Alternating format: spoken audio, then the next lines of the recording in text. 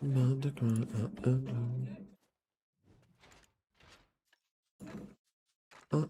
real. This here is stun stiffness. So isn't that what this is? Underwater apply. Does that feel like to be oppressed? Yeah. Stun stiffness looks good, right? I think that's fine. Ooh, damn it! I don't have the. God damn it!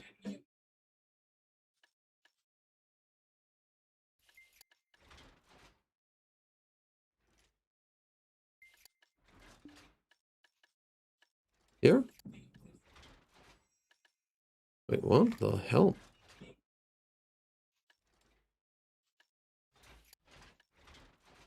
Watch your back. Okay, there we go.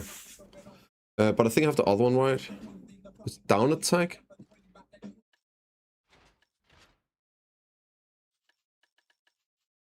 What is this here? Back attack. And this is critical hit? Why the fuck do I have critical...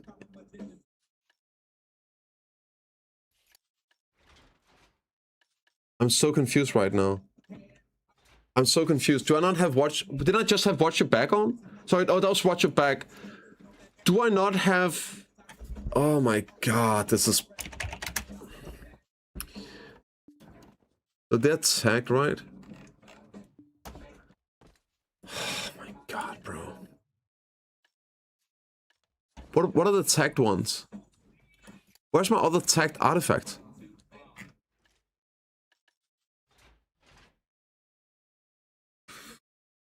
I'm trying to find my... But I think I changed them. I think I changed them because I was doing golden stuff. No, it's right here. Holy... What's... Oh my god, never mind. I'm actually just cooked in my brain. You have to on... Yeah, okay. I'm actually just stupid. I don't have the down attack one, but it's fine. We'll just grind a little bit here. It's just today, right? Sorry. Cook it.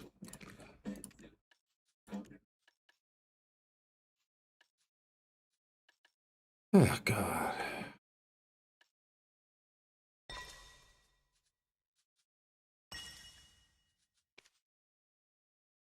Let me refill stones. Oh. For over a year? No way. No way, dude. That's crazy, Avel. Well, enjoy the games, I guess.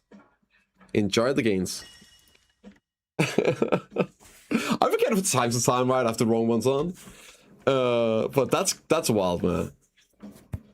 It's like right inside. Yeah, the mobs are hit so hard.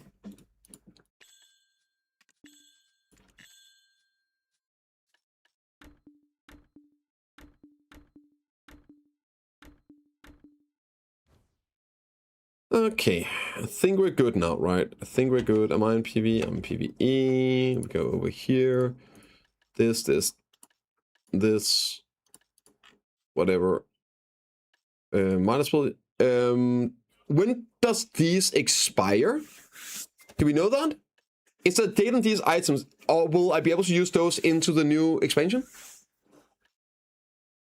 In artifacts. Window. I asked like why you can't do it, Silbert. I don't know. They should do it like the reforged system. Yeah. Do we know the stats? Yes. But there's a bit of a yeah.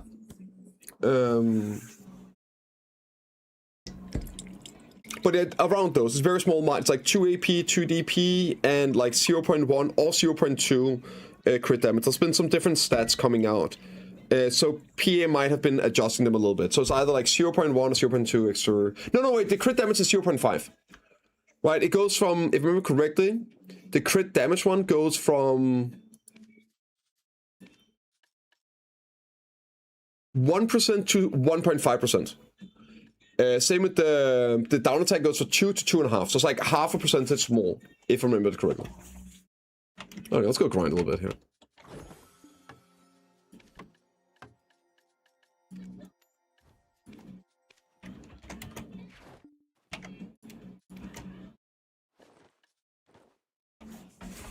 You want the circle? Yeah, I beat his dick off. And then afterwards I just told him that he could stay grinding, man. I felt bad for him. I felt bad for him. You guys saw him. Man, he needed it. He needed it more than I did. So I was like, you know what? You can have it. You can have it.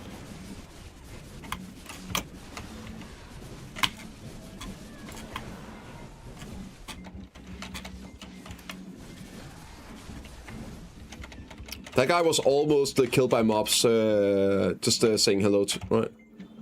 Oh my god, I'm stuck. I'm stuck!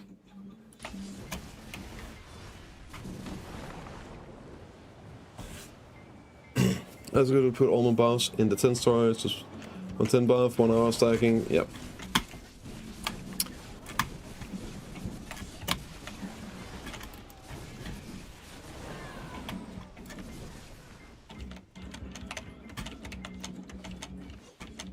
I wish you could just save your buffs.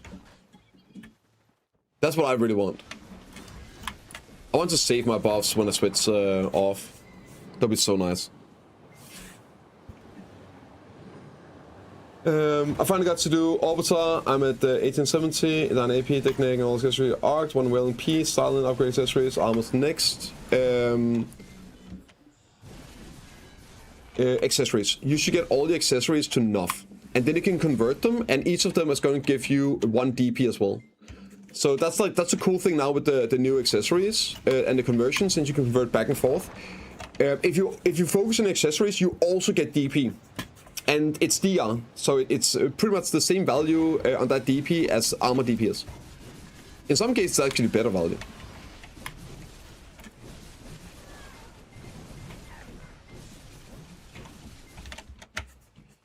And now once you are, yeah, and then you can also move on. I mean, yeah, like maybe, but I don't really care.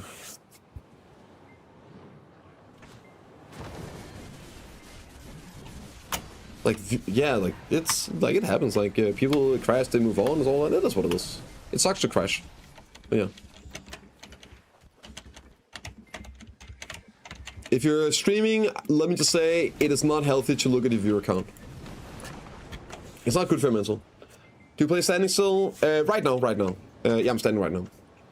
I need to get better at starting the stream standing. And then I can sit down once I start getting lunch, right? But in the beginning, it's super healthy. Ooh, Debo! Huge. Humongous.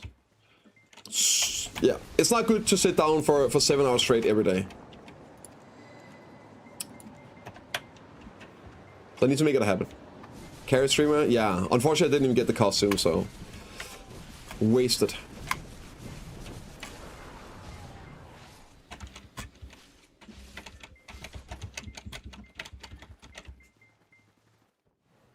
I hope Warrior's good at the Dynapad too. It feels so fun PvPing on Warrior. Sorry, not PvPing, PvEing on Warrior. I hope it's also good.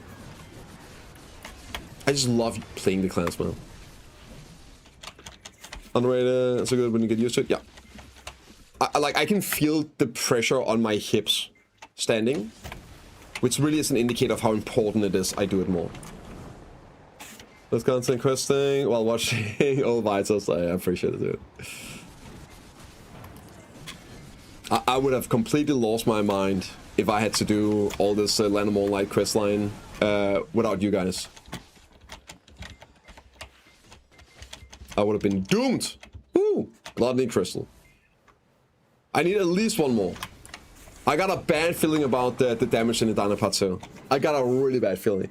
So my average goal rate for carry right now is 20 or 25 with 2 full PDs. Oh my god, yeah. That's really bad. Hopefully you get lucky and something else done. It is so bad. Yep. Me too, Lars. Me too.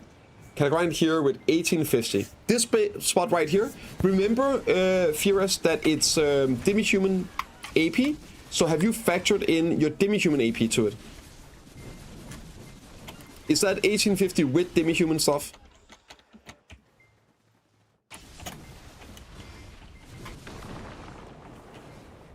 What's the spot? It's like 1920. Yeah, you should be able to do this with 1850. Yeah, yeah. If you have it depends a little bit on class for this. You have the DPS check here on the mobs. If you can kill the mobs when they're on the ground, make sure you have all the down attack stuff. Yeah, oh, so is that 1850 route? You're gonna be fine, brother. You're gonna be just fine, right? If you're 1850 without even using the demi-human, you're good. And yes. This place here is only really dangerous if you are doing what I'm doing and you're pulling mobs to you. Okay, let me try and grind this, and I'm gonna risk a crystal for you guys. I'm gonna try and grind this with without a piece of DP. Alright, I'm gonna take off my armor. So that's 360 DP, 700 DR, right? 720 DR. Okay, I'm gonna try and take a piece off and see if I can grind it. Let me just quickly get the death resistance pets on. I'm stupid, but I'm not that stupid, right? Okay. Also, we will. So I'm just gonna try, and I'm gonna try and grind this place like it's intended. Okay. Okay, I'm gonna try and grind this place as is intended. Now, obviously, I have a ton of AP, and this helps. It's very important. The AP helps so much. I just want to see, like, how much damage I actually take if I grind this place as is intended. Right? So, this is what you do, right? See, I'm not really taking any damage right now. And then you kill the mobs here. This is where you normally take a lot of damage, is if you pull the next pack, right? Oh, fucking boss spawn. Oh, rip. Oh my god.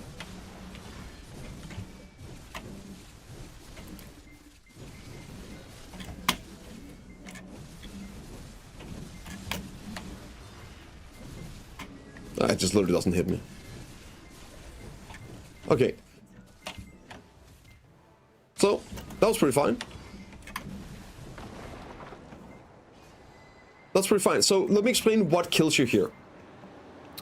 The stuff that kills you here is whenever you do this. I'm going to show you what not to do. If you have low DP, you do not do this, and I'm probably going to die. Right? You do not do this. Look at this. I'm just fucking looting right now. All these mobs are grouping up, and then move on to the next place. This is how you kill, like, fast. Because, look at me now. I got my back turned, and I'm about to get absolutely backshotted by 2 waves of mobs. This here is what gets you killed. Now, I know... Oh my god. I might have... Okay, I almost died there. So, I'm constantly dashing, constantly moving, and it's also going to hurt my grind speed. So, that's what I did. You don't want to do that, right? If you just clean up the pack here, if you're low survivability, you kill most of the mobs, and then you move on, right? Then you should be okay. Like, I got 700 DR right now. 700 DR. Like, I have, like, 360 DP or some shit, right? And Warrior is tanky, and I got good survivability on Warrior. And obviously I'm using all that. Like my total DP is not that relevant, but it's still with 700 DR. Right? Does this make sense? Don't do the high clear speed tactic of pulling mobs into the next pack.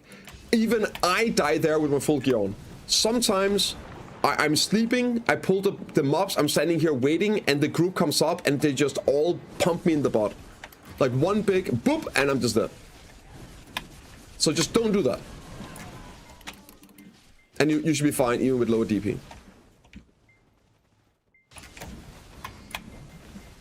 What's up, Heavenly? Just don't get hit. Yeah, I know. But I guess depending on how you get hit. See? Now you see like they're coming in here. You saw how much damage I took, and I got my gear on again.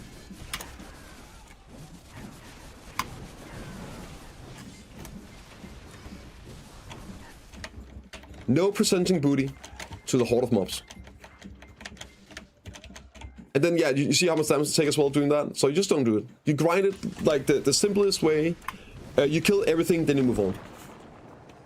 Can you show DPS meter? How do I do that?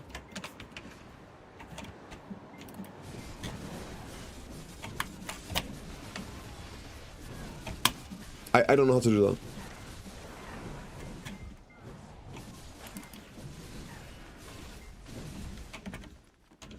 Money combat analyzer, okay.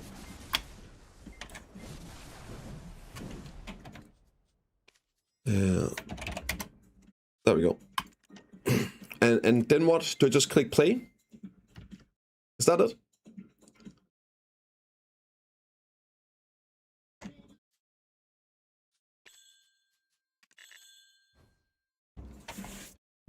And then what? I just click play?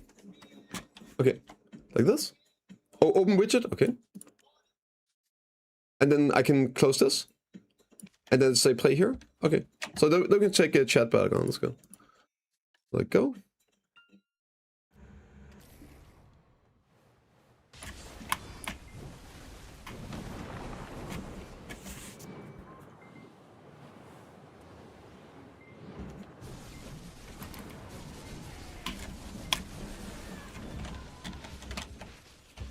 And then we will know if this is good numbers or not. All right.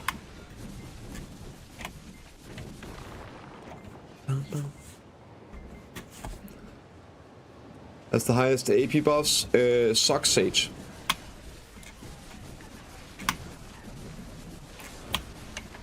I think it's Sock Sage and then like Sock Wizard, maybe?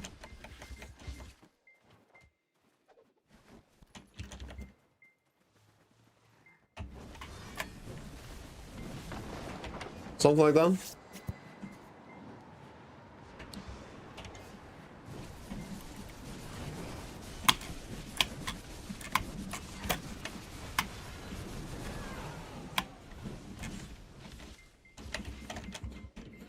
I just got the season gear on EU. I'm still on season on EU. So yeah, quite a little no gear.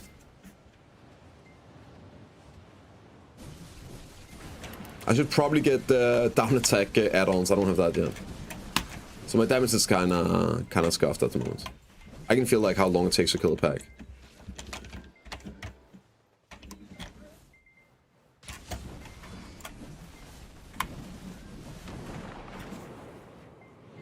Small dance does, and no, it does not. It does not. It's just whenever you have the AP to do Star's End, you have better DP as well.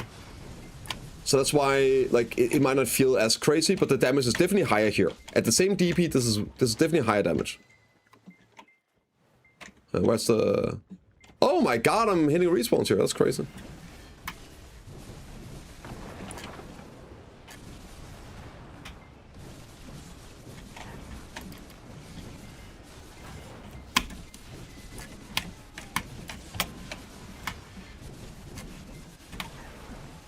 Yeah, this is way slower. Normally I will kill a pack here. Well, one second, I'll show you guys. Right. So here, this, and then these two, and now the pack would be dead. Anyway.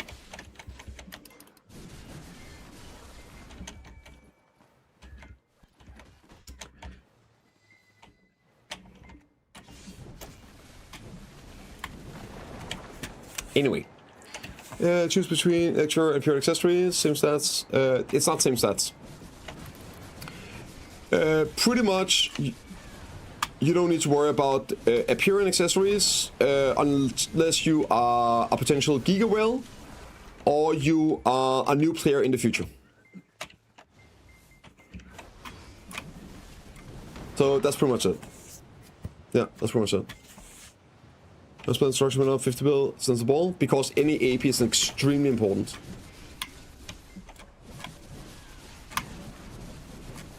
And people got a bunch of gear from all the freebies, all the tabs, all the crunch stones. So they got to a point where it just makes sense getting an alchemy stone. Potential new Giga, true. Yeah, future Giga Wells. 8 years, and I was thinking Awakens better, so I guess I need better random spots. Maybe. I don't know enough about that. But I'll try showing the devs.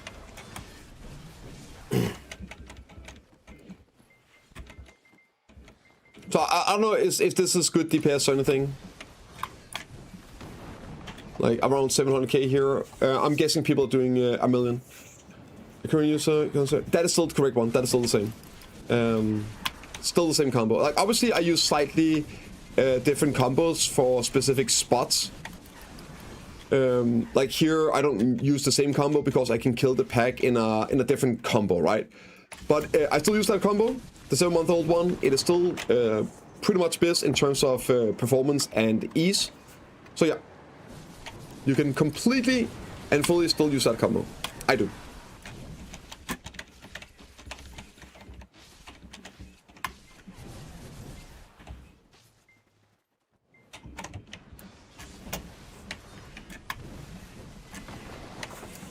Attack slides don't anymore. You can. Well, you can't remove them out of it if that's what you mean. Then they break and explode, yeah.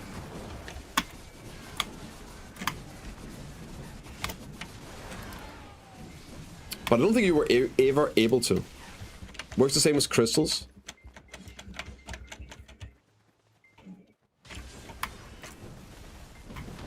Use combos, just roll a phase, how to kind of hope for the best. Yeah, but you learn like the order of which you roll your phase, right? The optimal roll pattern.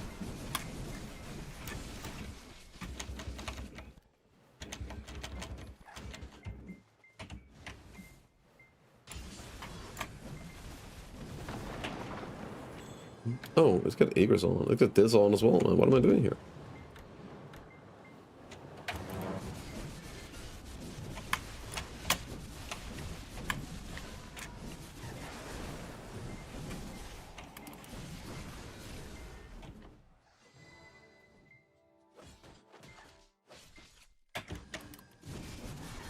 Could you imagine 2 pain and we pull an olden piece?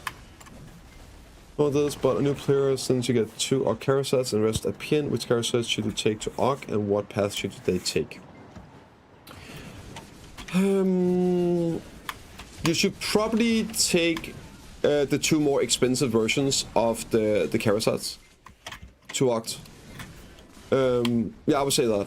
So just look at the debos, right? Assuming that you're going to buy, you take the debos that are more expensive versions. So not the necklace, right? I would recommend buying the necklace at deck. Sorry, buy the pin necklace and then convert it to Nuff. So potentially build ring earrings, right? Sorry, what am I saying? Build rings. Oh, I said that correct. I said correct. Yeah. It actually doesn't matter because to get the same stats from pin to Arc does the same stats on all the character sets except necklace. But I would definitely be buying necklace at pin. If you do grind zone, why? Why should you do that?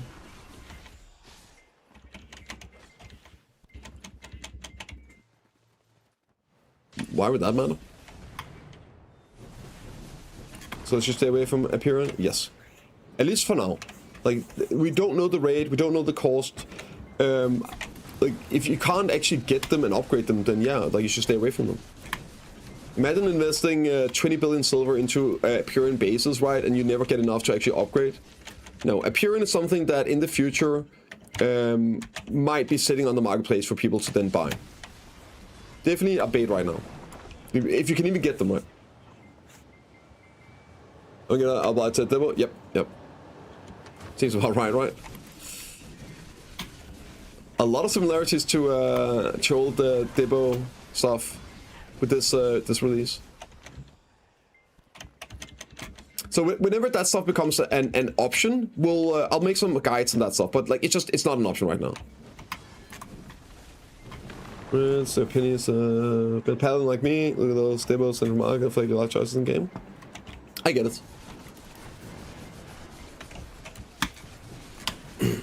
But it's just because you see the totality of the cost. Alright. Where you don't see the totality of the cost of upgrading the character sets. So I'm a big supporter of upgrading character sets, but only within reason, right? Only within reason. Yeah, Travesty is amazing. Got some amazing mystic content there. And other things as well. It does a lot of math and stuff. He did some testing on the DR breakpoint for PvP. It was pretty amazing. Pretty amazing stuff. I mean, is everyone viewbotting now? Explode. He's just set through after 800 max. What happened? No, we didn't. What do you mean? And also, no, it's not. I don't worry about it. It's not coming. It's a completely understandable question. So like a couple things. First off, we did not we weren't running 3 to 800 viewers. Hydration redeemed. Like realistically, remember to remain times, hydrated, like everyone. Less than 3. So I don't. If you go and check my analytics, there's been a long time since I didn't have like at least a max view of around 800 plus, right? But yeah, I still like your point still stands. The numbers obviously way bigger right now. Like why do you think that could be? Like what's going on right now in the game and on Twitch that might affect it?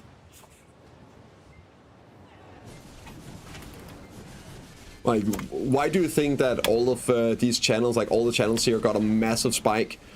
I don't know, like 1 or 2 weeks ago?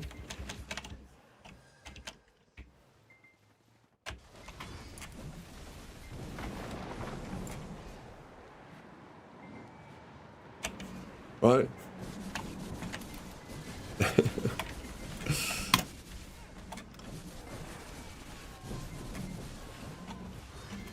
Is it adjustable? No, it's not adjustable. But more people playing the game, more people coming back to the game because, well, the ball and everything. Obviously, that would be an indicative of a higher view count on Twitch as well, right? People that don't play video are probably not gonna spend time watching content of video. So more players, yeah, obviously more eyeballs. Plus, there's then drop events and everything, right? Legal view botting. But it's not bots, it's actually people just farming drops. That's a huge part of it, right? Huge part right now. We got really good drops been going on for a hot minute, right? So that always increases it a ton.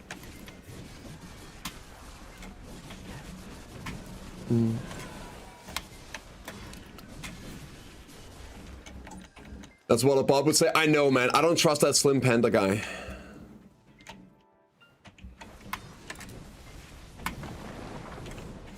When the balls are good? I mean, go watch the video, man. Like, bro, what the fuck?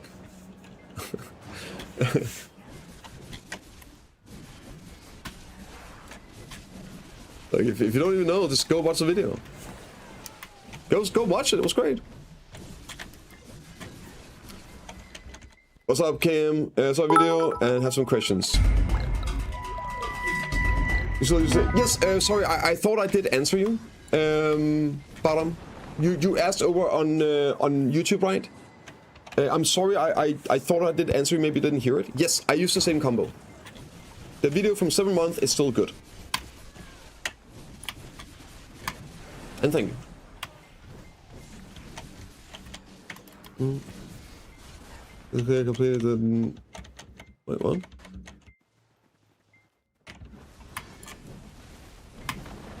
Why did my BSR clear completely if you didn't use it? I probably used my 100 then. Yo, Pendragon, Jesus, dude, with the 1,000 biddies. Oi, oi, oi, oi, oi.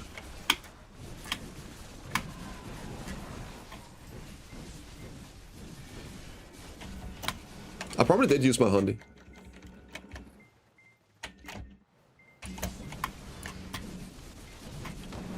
C-buff, nah, I normally don't C-buff, use my 100. E-event's going so far. It's going pretty good. 2 new videos. I put one out yesterday. Got another video coming out on Thursday. We're gonna do an episode today as well, and then we're probably not gonna be playing it for a little bit because of Idana Part 2, right? I'm gonna Giga log in, but I figured I would get one more episode done today. So we'll keep it up, like going, but it's going really well. The hyper boost is amazing. I finally finished that annoying Lanamore light stuff, so I'm actually just done, right? I'm ready. We can Yeah, I think I've done everything. I just need to finish off my infinite potion. And I don't think I'm too far off. I might actually be able to do it. Yeah, and then finally done questing. Yep. Finally done questing. Only missing my infinite potion, and then we can graduate, and we can upgrade gear, and we can start playing video. Hell yeah, bro. What the event will be? I hope it's some grind event, right? A steal event. I don't think we'll do a drop event, which I kind of agree with.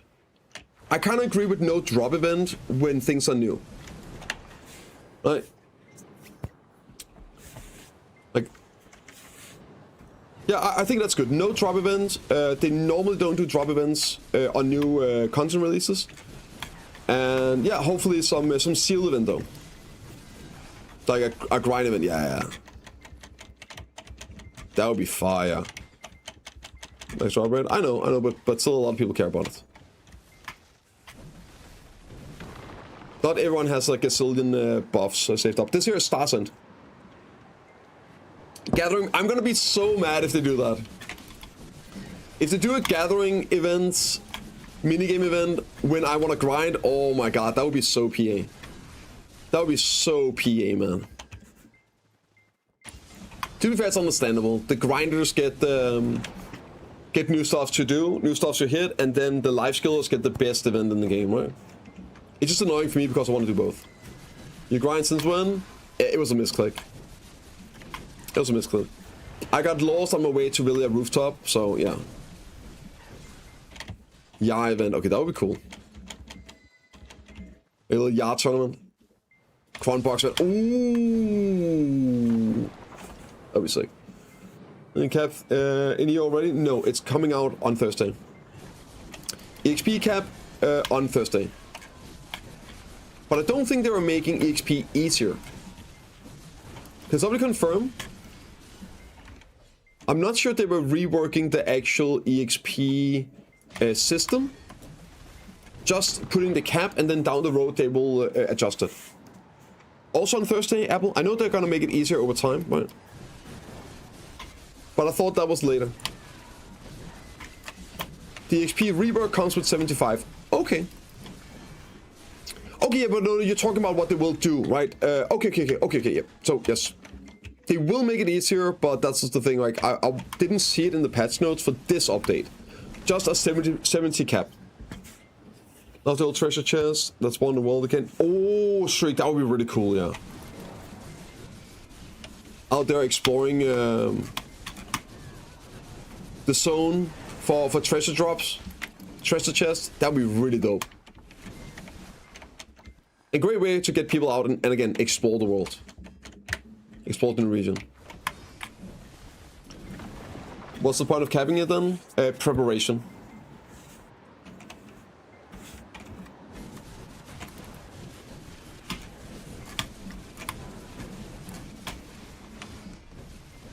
Maybe because what they're going to do is they're going to apply all of the changes, like all the values of 75 right away. Like, that would be my guess.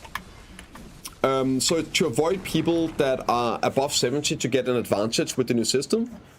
Again, I'm just speculating here that they're gonna do the I don't know if they're gonna level reduce people above level 70. Do you think they're gonna? I think they might do that actually. Yeah, I could see people that are 72 become level 70 with this update. And maybe it's simply because they're just gonna apply the entire thing, but they don't want people that are ahead of 70 to get the AP bonuses yet. I don't know. And Debos on the price recovers? Yeah, I would keep them. I definitely think Debos are going to go up in price again because they don't drop in new region, right? And people still need them. That gets into the game. So no, like yeah. I expect Debos to go up in price. Not anything crazy, right? But yeah. Level down feels so shit. Yeah, it's gonna hurt. It's gonna hurt. A new question. I play Awakened Wizard, but I know Suck is stronger. Yeah. But smart way can I play both? This cycle I want to before I get tired. Awakening and chill. Can you switch between? Yeah, you can. You can just make a setup. Yeah. Like if you don't mind that, and you want, like honestly, I would say just keep playing Awakening. Awakening's still good. But if you want to mix it up, then for sure you just like make a preset. You just have one here, Awakening PvE preset. You make another preset that's Suck, and you just switch between them. Yeah, that's it.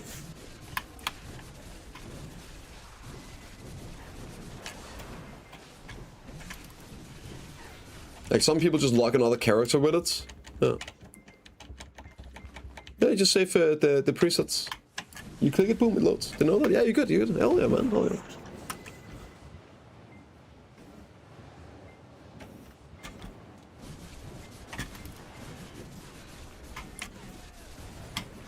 It's super nice.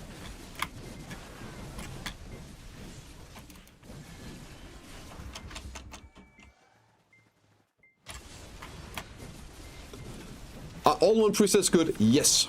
They are good now because you can hotkey them. All one presets is just a combination of all the different presets, and you just choose which one it is. I started using them now. You can hotkey them. It's also very nice that they are right here. You just click, and now you have it. So yes, there are still some stuff that needs fixed, mainly with artifacts. Artifacts are a bit annoying if you have them tagged or whatnot. I use them on multiple characters.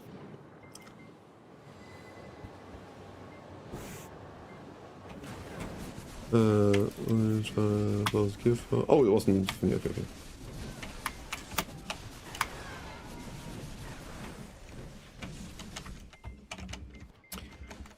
Yeah, it's a good point though, right, Wolfenheart? Triangle Spot I wasn't geared for. I only did it twice. Didn't grind much. Didn't bother taking notes. Or an hour. Whatever. No current though. Yeah. This idea that grinding spots too low of the caps, just because you can do it doesn't mean that you should do it, right? There's a big difference between people that have everything min-maxed as well, got the right crystals, all that, and also don't mind like a bit of sweat grind, and are feeling super comfortable on their classes as well, playing tanky classes, all of it. And one thing is AP, another thing is a DP. But I will say places like Orbiter, and then moving to Tenenbaum, that's gonna be easier for most people. So that's one of those where I definitely recommend get in there. And if you have like enough AP to move on from Tenenbaum and you want to do it, like these endgame spots are kind of nice too. Some of them are not hard on tankiness. But I know people like, sometimes they wait until they're hard capped for the AP spot, and other times they go way too early and forget that DP.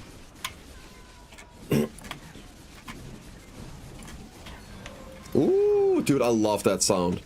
That cheer sound is making me so happy. Thank you, PA, for adding that back. Oh my god, my brain loves it. We're getting good in Dania. I don't know if you answered already. It is. Postman knocked it all. Oh, I did not answer it, so thank you for asking again.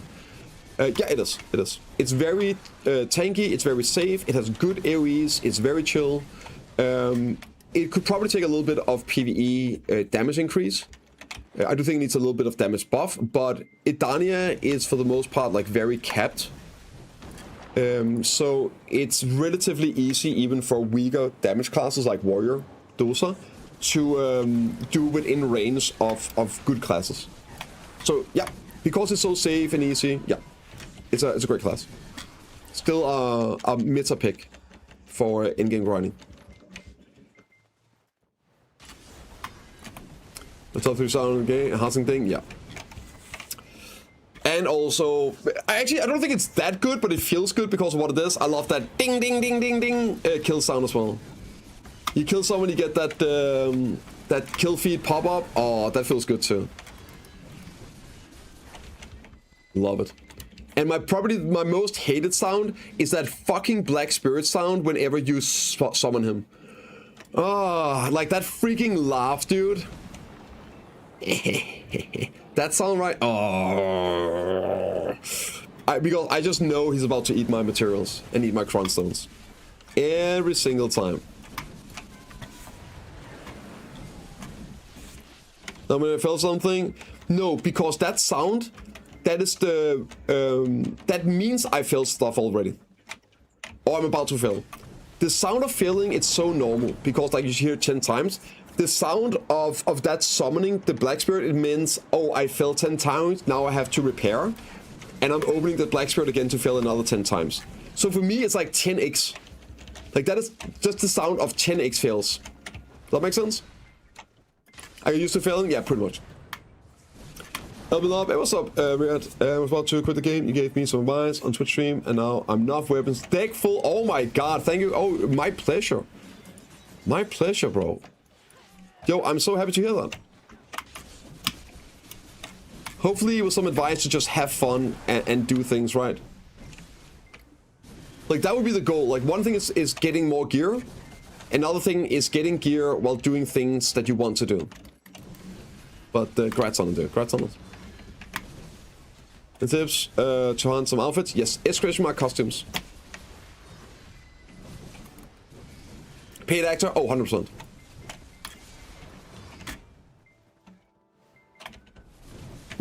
Orbital's going to was hurting.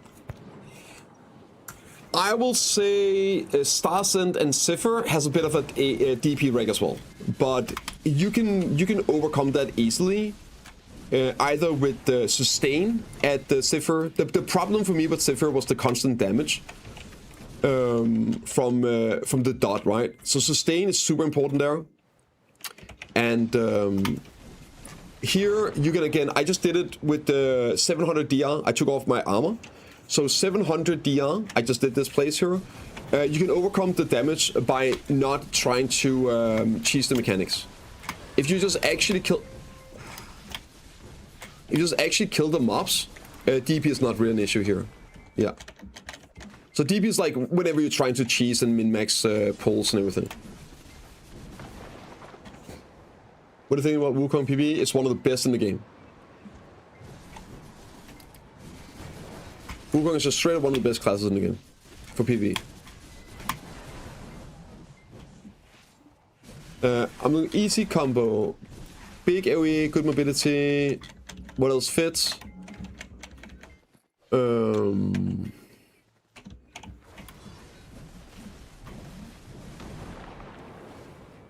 It sounds like Wukong, man. Which I don't know about the good mobility. But yeah, like Witch Wizard could fit as well. Like Awaken Witch Wizard if you want easy grinding as well. Easy combo, then that could. Sock Surger, right? Sock Surger has pretty good AoEs. Yeah, maybe Sock Surgers as well. Sock Woosa. Sock Lan, I guess, yeah. But honestly, Wukong sounds great for what you're asking. Just tap the carousel at 6. Let's go, Vahamika! Congrats on the bonus AP and 3 DP, man. Holy shit, you guys are gonna be so geared. You're gonna be so geared in 2 days. Whew. This is a good PvE, honestly. Damage is so mediocre. Yes. We've gotten to the point where I fully agree that Awakening Witch needs some PvE damage buffs. Not a lot. Maybe just like 5-10% PvE damage, and then maybe some cooldown reductions. Yeah. Yeah.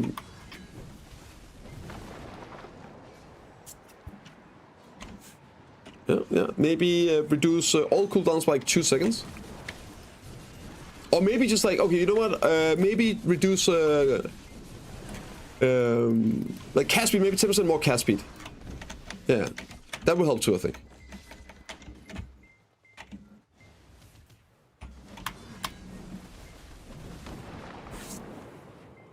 And be 385 on my new account in under 100 hours. Wow. That's crazy, man.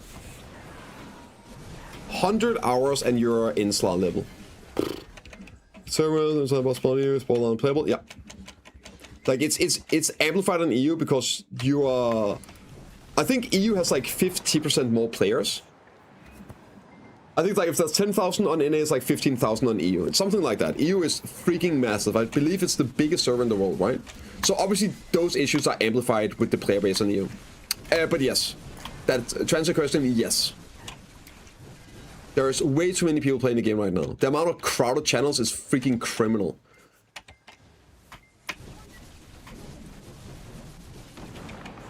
I wouldn't be surprised if we see some overrun channels here this next weekend. We're not going to resume class buffing for PvE again. There's... Oh my god, what the hell? Oh my lord, what was that damage? There's no data on it, there's no information on it. The only thing they did say, which is big news though, this is important. They did say that since they are now making new classes being Suck and Awakening, and they're doing Suck and Awakening at the balls. So yeah, we're gonna awaken the balls and we're gonna suck at the other balls for new class, right? Then it gives them more time to work on more class balance for older classes or other classes, right? So I would hope that maybe. Wait, let me see. What are the isn't it just the next? No. Maybe a couple weeks after Idania release, they can start going back and spend some time and resources on working on class balance following Idania. That would be my hope. That would be my hope. Yeah.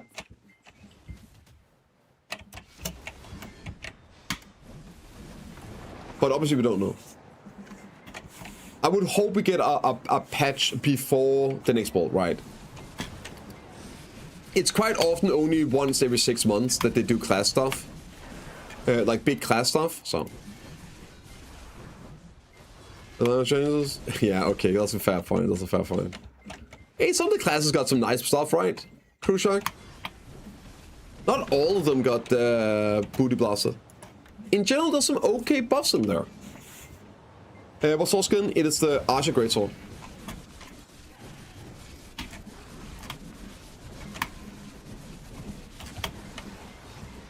Glorious Archer. I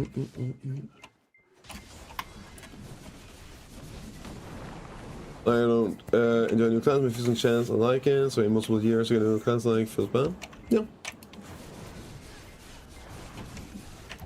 But it's about finding the balance between too much new stuff, right? That's your struggle at the beginning. Time has gone insane. Warrior.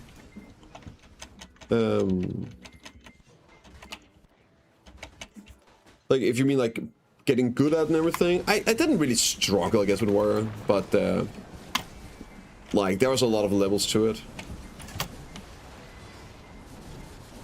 Most classes have like a pretty big level or depth to classes, even stuff like Awakening Witch, right? Oh, nice +1. So many earrings today, I love it.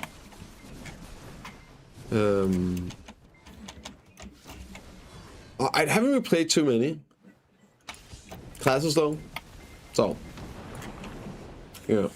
I guess Sock Drag too. It took me a while. Like Sock Drag was very linear, very slow and everything, and I did play it a lot when it came out. After it got nerfed, I did not play it when it was Giga Destructive busted, right?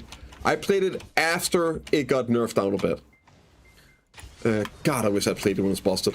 But anyway, yeah, it took me a while, and then I was like, oh, wait a minute, okay, got some stuff going and everything. And yeah, just got so much better, rotating the protections and the movement, all that, yeah. But I think that's the case with all classes. Like even something that's some of the most simple to play in the game, like Awakening Witch, I see a big difference between different witches. Like the timings, the positionings, all that, lingerings, yeah. Standing, yeah, I am. And I'm gonna sit down soon because my hips are busted, which is why I'm standing. What the high treasure? Oh, the fish. What's up, Raphael? Remains untouched. Yeah, that's also crazy. It definitely needs some love, right? I was sure Awakening Dose was gonna get some PvE buffs. It needs more damage. I don't think it needs a lot, but it needs something, right? So does Witch, honestly. I think it should do Witch and Dose like 5-10% damage in PvE. And we'll be cooking. Maybe, honestly, maybe 5% is enough. Maybe just 5% damage in PvE is enough for Awakening Witch and Dosa. Maybe 7, yeah.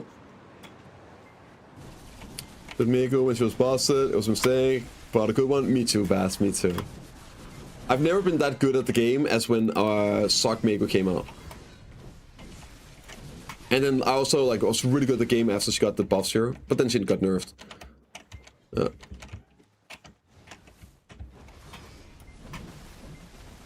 Almost is very easy to see DPS differences. Yeah, but there's more to it than just DPS per pilot.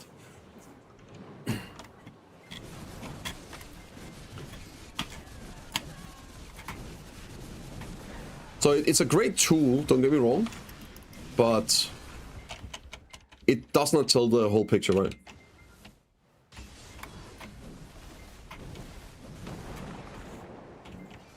What's up, Groot? 2 questions.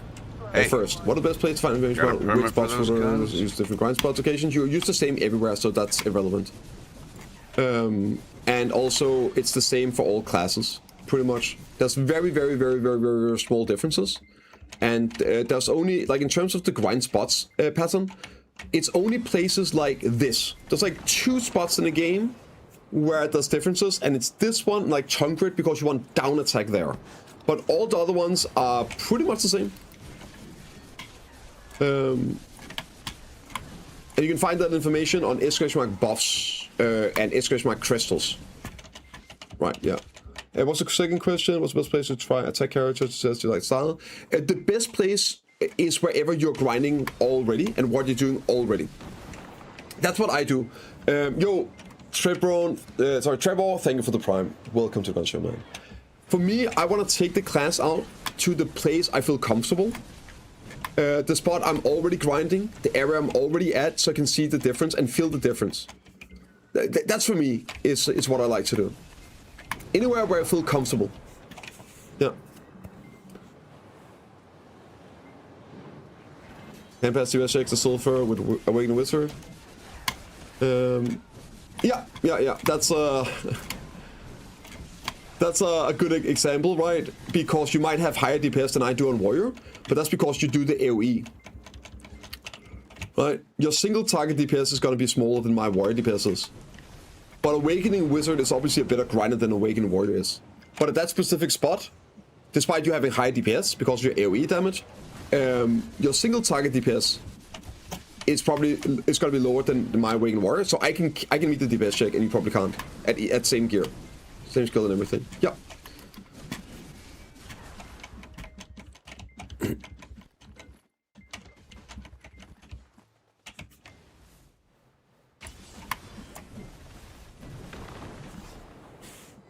Doing crossness crest line of selling so slow in the ocean.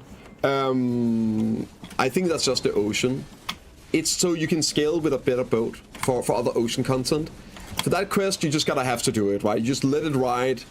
You turn off your brain. You let it do what it gotta do, right? And you just get there. That's pretty much it.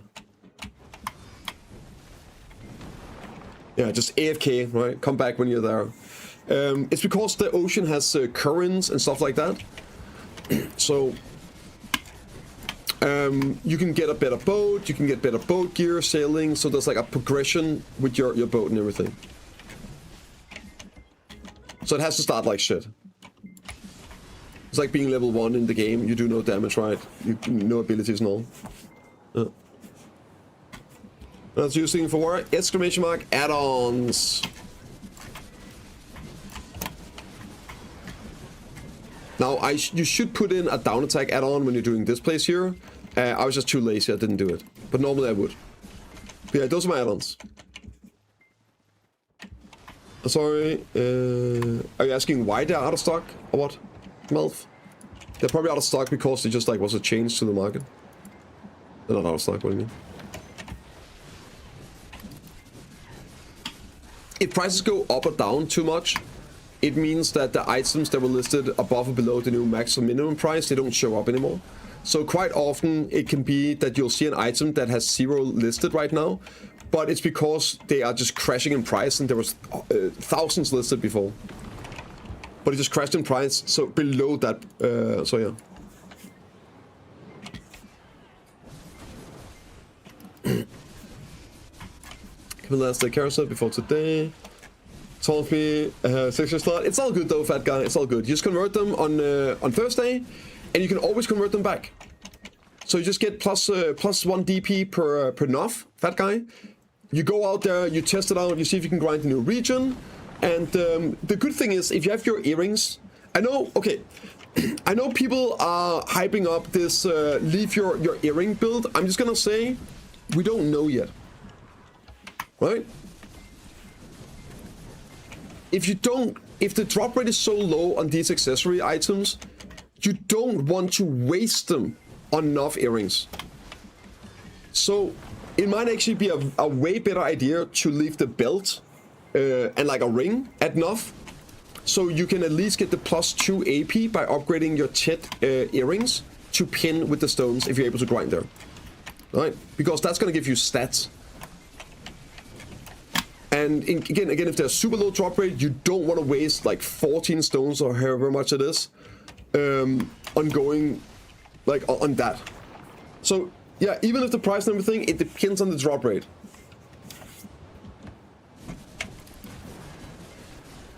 Maybe it's going to be way better value to just use whatever stones you can get, try and get that pin upgrade for the +2 AP, right, 1 each, and then use silver to then start upgrading the other ones to deck, right? Otherwise, you might have to sit on some of these upgrade stones. Well, Pity and Karasat, they need to lower it, I think. They should lower Karasat, Pity. Oh yeah, like, right, Steve, you asked that on the YouTube video as well. I don't see why they wouldn't. Right? Correct me if I'm wrong, Sibot, but doesn't Pity share between Karasats already? Like, if I fill one of my rings, the other ring also get a Pity. Right? It's not like this one has its own pities and my other ring doesn't. Am I right in that? So I don't see why they would have a pity that is tied to the item. No, nothing else in the game has that.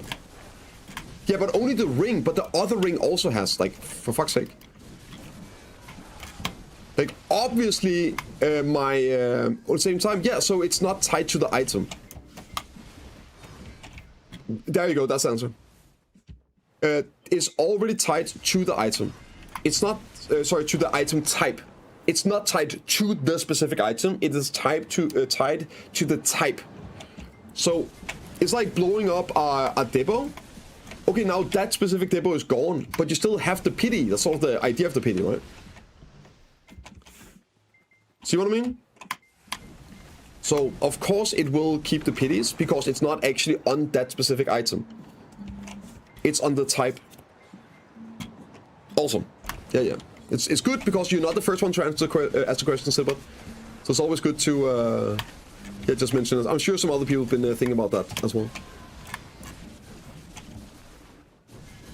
Title slot, yes. Like that's... And even then it's not always, right? But the idea of it, it's type to the type.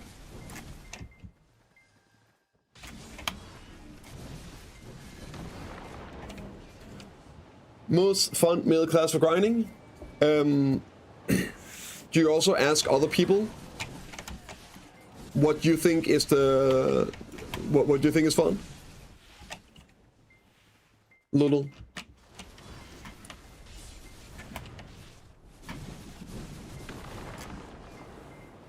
You know, my favorite type of fun is having a dummy mommy step on my penis with high heels. Is that now also the most fun for you? Like, I don't know, I play Warrior. That doesn't mean you like playing Warrior. Hey, listen, guys, it was an example. It was an example. No. It was an example. It was a hyper. It was to illustrate how silly the question is, guys. Guys. No, I wasn't being serious. Guys, I was just making. It was a joke, right? To illustrate.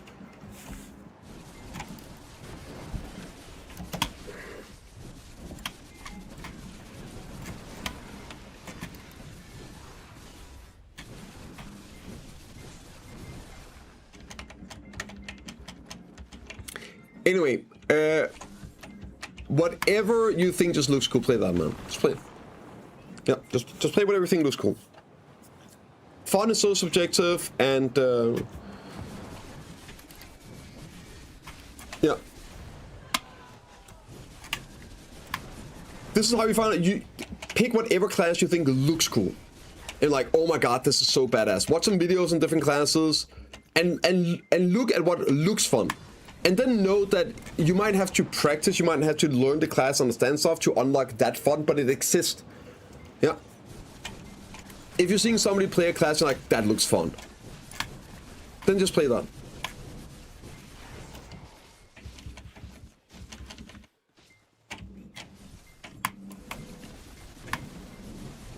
Of course, it's thirsty. Thirsty AF. It's gonna legit now in PvP? Yes, it is. It's very legit. Very legit. Even Awakening Maver? Yeah, even Awakening Maver. Awakening Maver is completely playable in PvE. I mean, it has issues, especially some grind spots. Awakening Maver out here is pretty good. Awakening Maver in Sequoia. Right? It's fine here. PvP, however. Ooh, yeah, never mind. Never mind. That's a I like dummy mommy stepping on me angle, right? This is what I mean. Some people like being stepped on. So some people actually like playing Awakening Maver in PvP. That's what it is. This one up here, medkit. Also, what a great meat. Oh, meat hit. Okay, okay. This right here is DPS meter. I know. What? Yeah.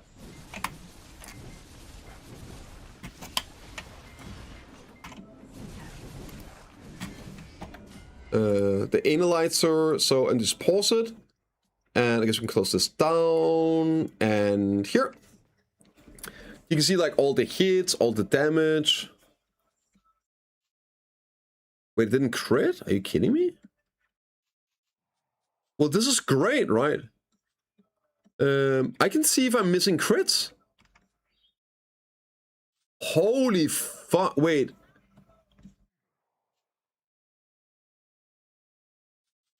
I love this! Ooh, I love this! I'm screwing up some crits. Right? I think that's... Am I seeing this right? Yeah. That means my add-ons are not proccing proper. So now I have to fix my add-on setup. See? This is why I love this stuff.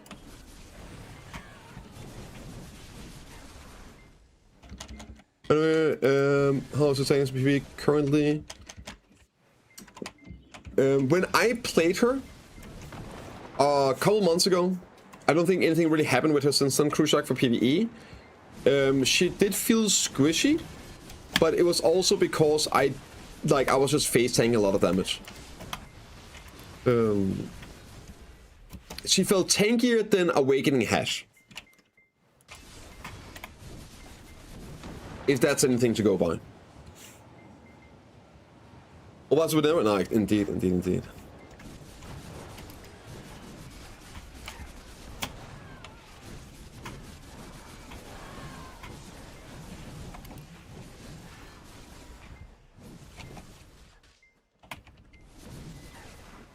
What? Do I not have an add-on? Quick hit rate. Holy shit, dude! I'm just not proccing the add-on. And then everything is dead and like, outplayed bitch. Oh my god, yeah, like the combo, the add-ons works fine, but it doesn't work here because I'm using a completely different combo. So I don't. Okay, you know, let's fix this. Let's fix this. Yeah, this is huge. Like, and crit rate is the most important thing. Like, straight up, crit rate, #1 priority. But I find that I feel shit on some grind spots. That's why I can't commit to main for. It doesn't though. It doesn't. It feels good everywhere. I remember when Osika came out, it was like the #1 grinder at Osika, and I was so confused. Yo, Jana, thank you for the sub. Social, welcome to Gun Show. Yeah, no, I don't think it feels bad anywhere, honestly.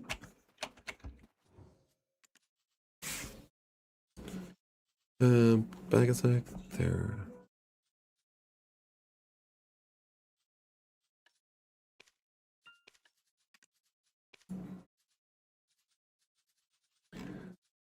Down attack and crit rate. There we go.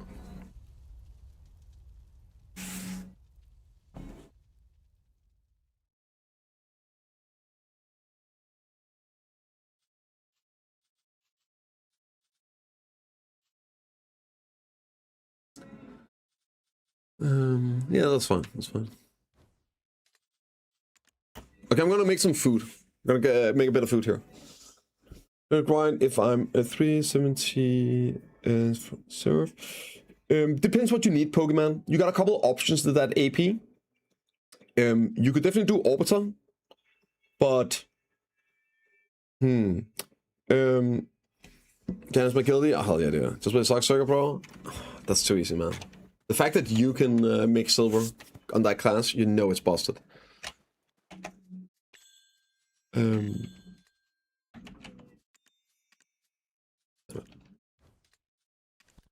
So you could do Osika if you haven't already.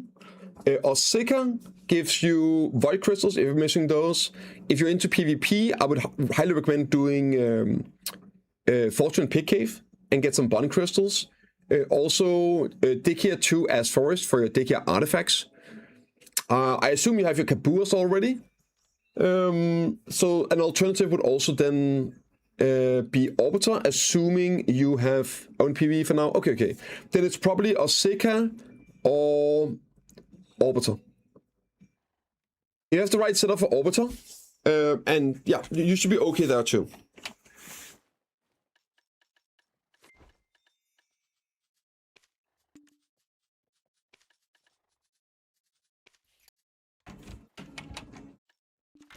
Yeah. Any other places like 273 AP? That's good. Hex, right? Oh, Hex is really good. Also, on Seraph, Hex is kind of crazy. Huh? That could be an option. I'm definitely not a hater of Hex.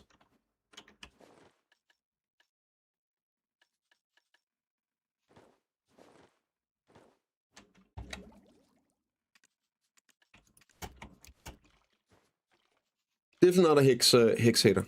Okay, I'm gonna go and grab some food real quick. I'll be right back, guys.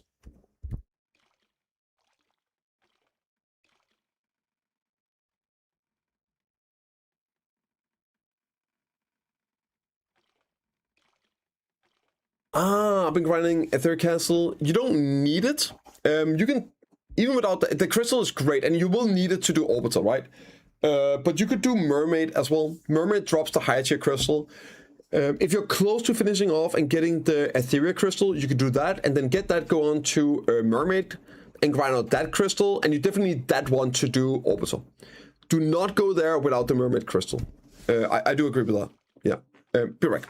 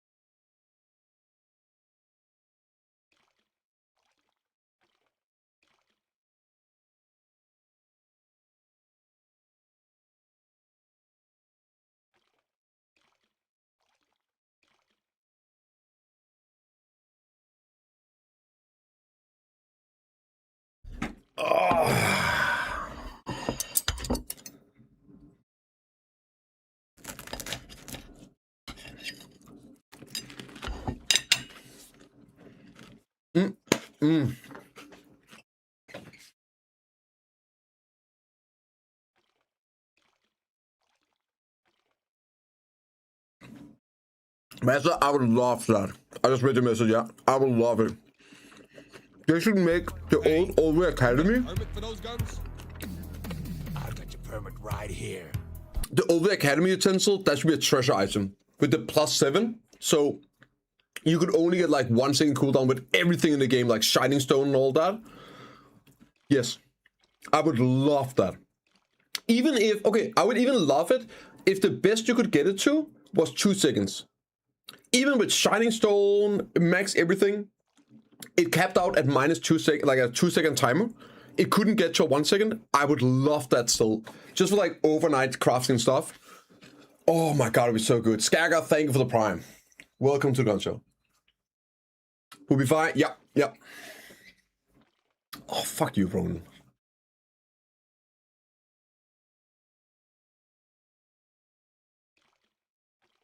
This goddamn guy. Oh my lord, yeah. How do you just sneak it in like that? What's up, Val? Can this morning? I'm good, man. I'm good. Still super tired, but the kid woke up at like 7. So we got some sleep today.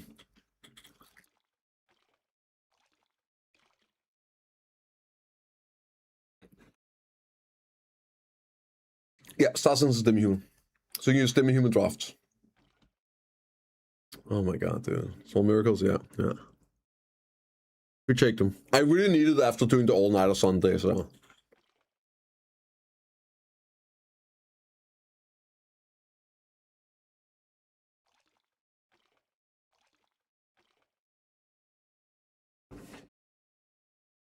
Well, Sockwar has like 70 DR on other classes.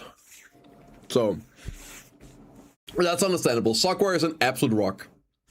But let me actually see. I'm kind of curious how much. I think it's like 70 DR. It is an absolute brick wall. And 70 DR. Bro, that's like. Actually, let me just look. I'll take a look at it. Where is base stats there? So let's see the difference between a witch, right? No, witch is really tanky too. What's a class that's like a whatever? War 15 passive, 40 for shield, 60, 75, right? Yeah, yeah. But like some classes have some other stuff as well. Yeah. Ninja, Mego, Tamer, Paper. Yeah. Agent, okay, maybe agent, right? Character info. Is agent here? Yeah. Let's go agent, passive, enable, gear, all that. Yeah, that's fine. 30. That can't be right. Does it have a self buff? It does not, right? Can you confirm that I don't believe agent has a DR buff? Is that correct? You're not sharing anything? Oh, my bad. Thanks. Is it correct that agent does not have a self buff? It does not? Okay, so it has 30 DR. Right? 30 DR on agent as a base. Let's check Sockware.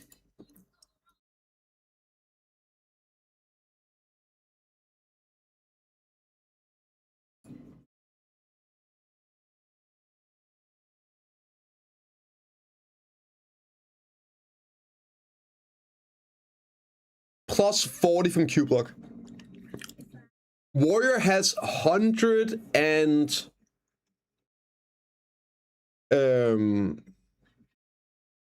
17, is that right? Plus 40. Plus 40. So 117. So it has 87 more DR than as a baseline. Just 87, man. 80 fucking 7. Wow. How much DP is that like in gearing? Let me go in here. Let's try something. That's me here, right?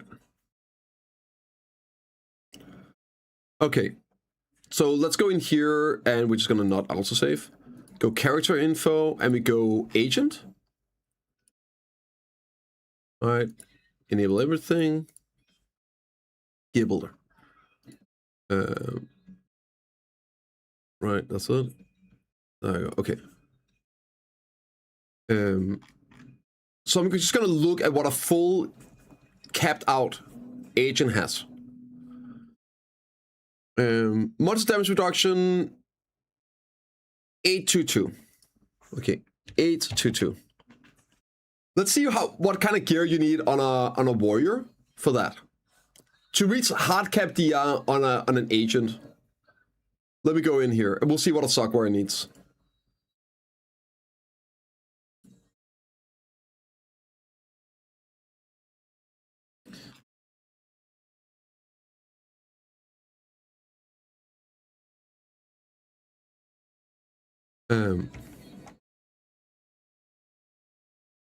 So remember it has an AP buff as well, so that's plus 40. Holy fuck, dude. It's 3 off.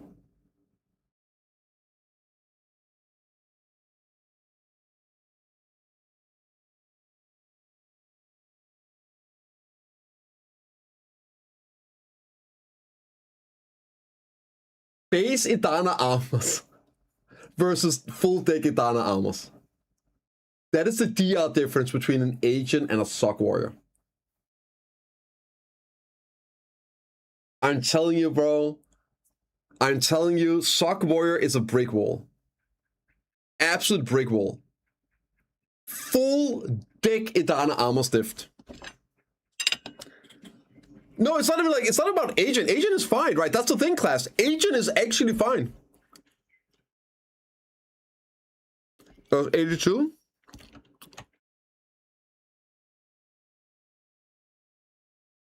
Wolfhard, it was 822. All right. It wasn't 882, it was 822. Here, I'll show you. All right, unless I did something wrong. I don't think I did. It was 822. Okay, thank you. Yeah, so Wolf, it was, yeah. No, you're 60 off, my man. So it's 3 off, right? 3 off.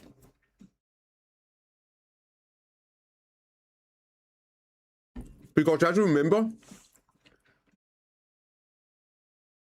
that you get plus 40 DR on your Q block on, and that's not showing here.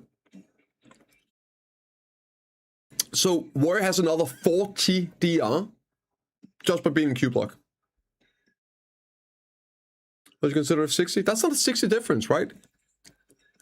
481 plus 40, that's 821. So, like, bro, your number's just off. It's 41 difference, and the Q block is 40, so now it's 1 DR difference. It's 1 DR difference right now. Yeah. It just doesn't show up, that's why. Yeah. So it's actually real. Sock Warrior has the equivalent of full deck armors in bonus DR.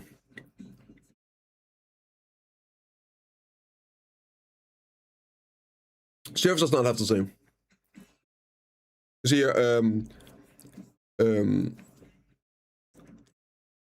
481, right? 481.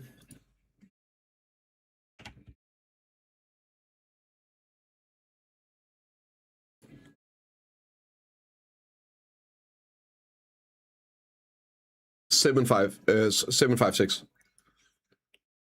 That's like way less. Yeah, it's way less. And she does not have a 40 Q block on top. She only has a 20 Q block. She has around the same as Awakening Warrior. She also has the 20% DR, like Awakening Warrior does. So I believe she has identical stat to Awakening Warrior. And Shock has 35 more DR.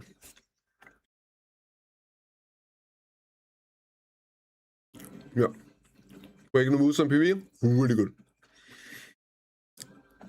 Really good. In PvP, it's hard to do really good on it. But a good Awakening Woozer is some of the most infuriating stuff you'll ever fight. Sock Nova, it's about the same. Let's see. Sock Nova is around the same as Warrior. Sock Warrior, notice.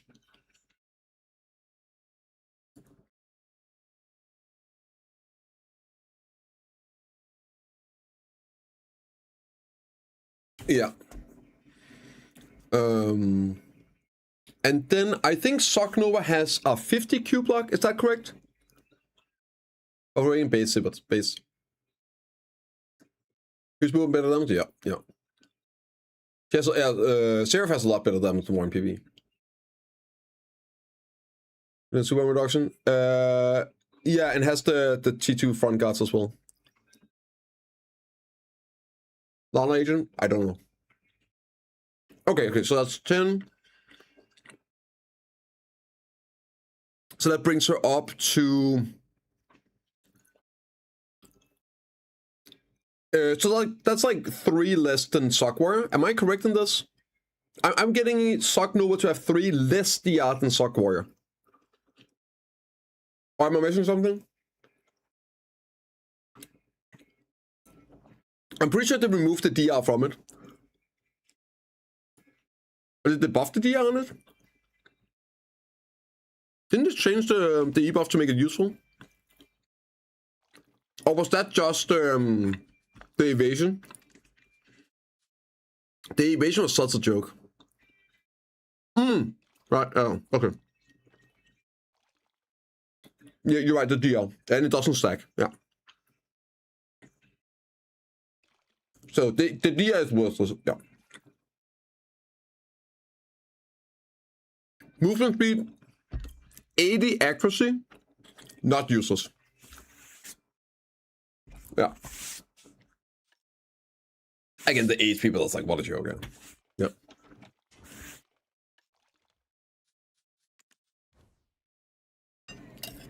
It's like the AP on the Warrior E-buff is like 4 AP or something like that.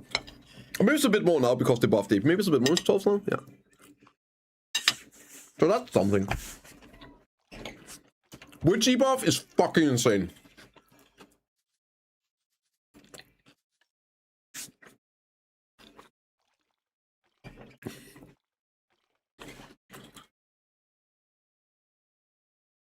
This E-buff is so freaking crazy. The catching speed doesn't do anything because that's the same as Shift F and all, right? But the crit rate and the 20 AP, she doesn't have a single AP buff or accuracy buff in her kit. So she get full value of the AP and the accuracy, and evasion for that matter, right? It's so nice. It's so nice. This one chunks. You're out there, you're fighting some evasion dude, you pop E buff and just watch them disappear. It's like a full hand crystal, right? She pops on. Oh, not quite, not quite. I guess it's like a bond crystal. That's what you want. It's so good. Yeah, it is. You really feel the power. Same with the C buff, right? When you don't have any AP buffs. Oh. Yeah, AP buff and Sock? I think so. Sock has more AP. Yeah, it's the same.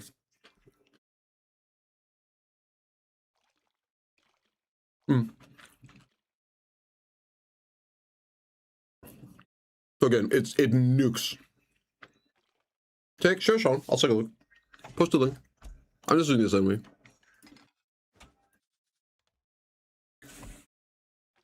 Even better on those points. Let me see. What aging on? Ooh, 30 AP and 100% crit? Yo! If I remember correctly, the agent does not have accuracy buff, right? In his kit either. Does he have an AP buff? He does, right? I think he has like a 10 AP buff.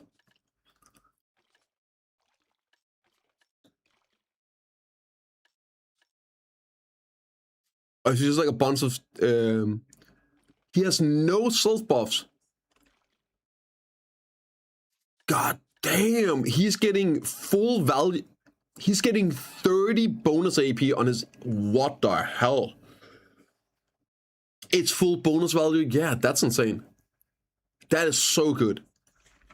People sleep on not having self buffs. If you don't have self buffs, your other stats are compensated. Right? That's the thing. You're gonna have high AP regardless. Like, Witch has a 20 AP passive here. So Witch AP is really good, and she does 24, I guess. She does not have an actual AP buff in the kit. Which means every time you have party AP buffs or stuff like that, like Sorg buffs or what, or E buff, you get full value. Like, if you go in here and look at Warrior, Awakened Warrior E buff, plus 45 all AP. 45 AP! It's 12. It's a good E buff, don't get me wrong, it's really good, but it's 12 AP. But it looks crazy. And the stat budget is so high for this, but it's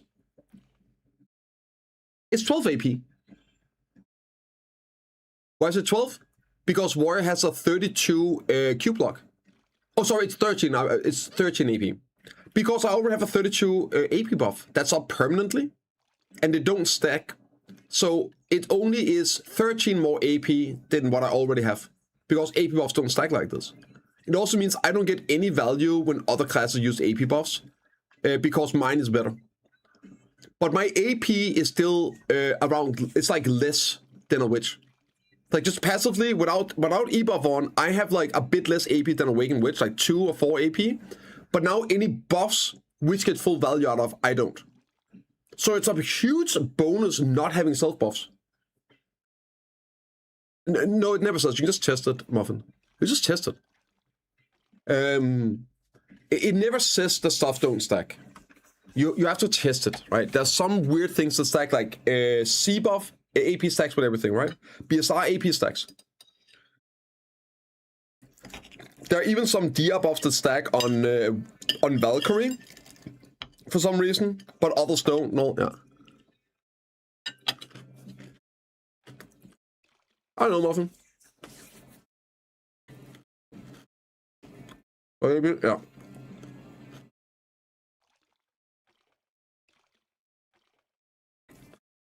That too kills Rust, that too. And you don't run off while you're comboing.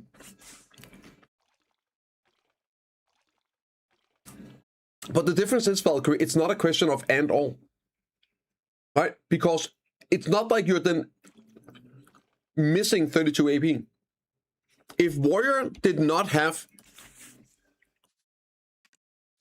a 32 AP buff on Q block, Warrior would probably just have 32 more AP somewhere, or like 30 AP more, or whatever, right?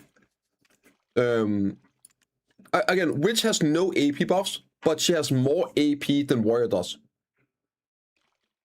So she has more passive AP than Warrior does with my 32 AP buff on, and she gets full value out of the E-buffs. So that's the difference, right? It's not a question of and all. If it was, yeah, I would agree. I would agree. But sometimes you have more AP and you get full value. It's pretty good. And people sleep on that one.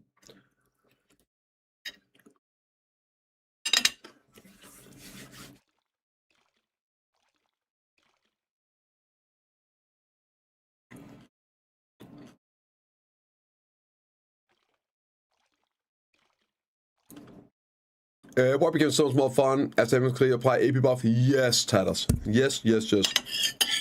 No longer having to do that fucking SF Gravedigger. God, I'm so happy, man. I hated that. It was an unfun interaction. Are you eating again? Yes, I eat food every day. And it just so happens that I eat food every day around the same time. It's a pretty crazy concept. It's called lunch. And I like to have that every day if possible, so I don't die. Is that okay? I should mute my microphone when I'm eating, though. I need to get better than that. I do want to say that. Yeah, I should be muting because nobody wants to listen, and my mom would not be proud of me. So.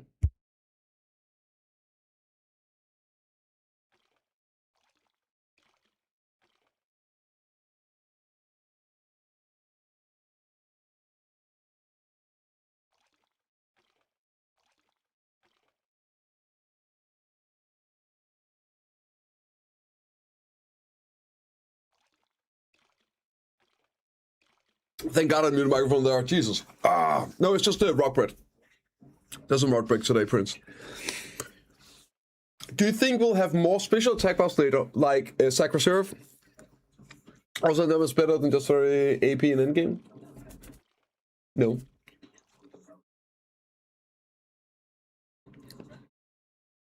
Raw AP is way better than percentage damage, Cappy. And also, the things are balanced, right? Are supposed to be balanced out. If you're under AP cap, you want AP. So you're going under the assumption that endgame means you being able to grind the hardest spot in the game over the AP cap. That's not really endgame, that's the end of the game. Right? Dino Part 2, this is endgame. And I'm going to be starting in the first zone. And I'm going to be under the AP cap in the first zone. I think. Actually, I don't think I am. I might actually be over. Maybe we don't actually know the AP cap, so maybe who knows. No, look. AP is just better. Which is why you don't want to use Deep Sea if you're under the AP cap. Eating some African kids starving? I know, dude. I assume that the AP cap is going to be like plus 20. Aren't all AP caps plus 20? Even if they were arena, that doesn't mean that future caps will be as well. Right? Because especially now when 1 AP gives you 16. So again, people are operating under assumptions, but things change. 1 AP is currently giving you plus 8 AP. So that means it's 3 sheet AP to go from recommended to hitting AP cap. Currently. That's 1 AP with the update. Because you're gonna get fucking plus 16. So I don't see why it would be that. That doesn't seem logical to me personally. Doesn't mean it wouldn't be that. But it's now we're talking 1 sheet AP difference from being recommended to hitting the AP cap. And also, even if that, like, it doesn't mean it has to be the case. It doesn't mean it has to be the case either. They can literally just do whatever they want. Also, don't think it's always plus 20. Here it's 30, right? Right? Cipher is 30 AP, for example. So, yeah, no, like, there's no rules on this. And even when there are rules, 30 AP difference, right? PA can just make shit up. They can just change. There are 5, well, okay, so it's plus 9 AP across all of them, right? I think what his, wait, that's not even true, it's plus 2, so we have 6 across the board, right? Yeah. 3x3 is 9, yeah, but it's only 2 because they're 3 at the moment, right, Ken? So I understand that's probably why you arrived at the 9. But they're 3 at the moment, going to be 5, so that's 2 times 3, so that's 6. Assuming the number we saw are correct. Right? Maybe they're gonna be 6 and you're gonna be, but yeah. We'll see. There's some different numbers. I just want to say that, Ken. There are some different numbers out from different things and sites and all that. Some say it's 10 stones, 5, so wait and see what happens, right? Wait and see what happens. 6 or 7.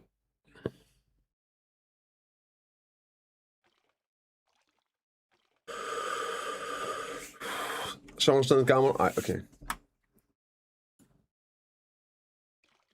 I see it here. I see it here, bro. I can't get RBF crystals. Why can you not get RBF crystals?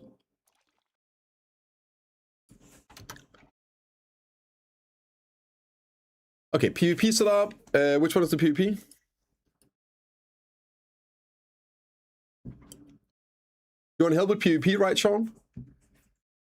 No one does RBF? We should start doing it. Can you not buy them? I guess you can't. They're so loud. Yeah, you're actually fucked.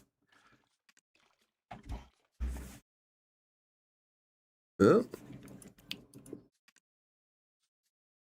Guess we gotta start doing RBF, guys. Somebody should make a video about the silver power doing RBF.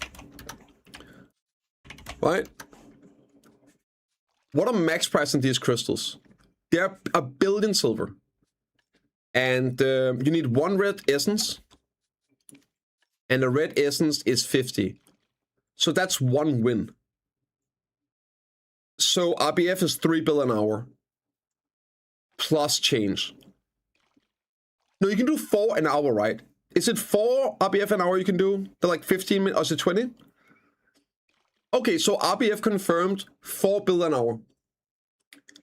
Print it, ship it, let the people know.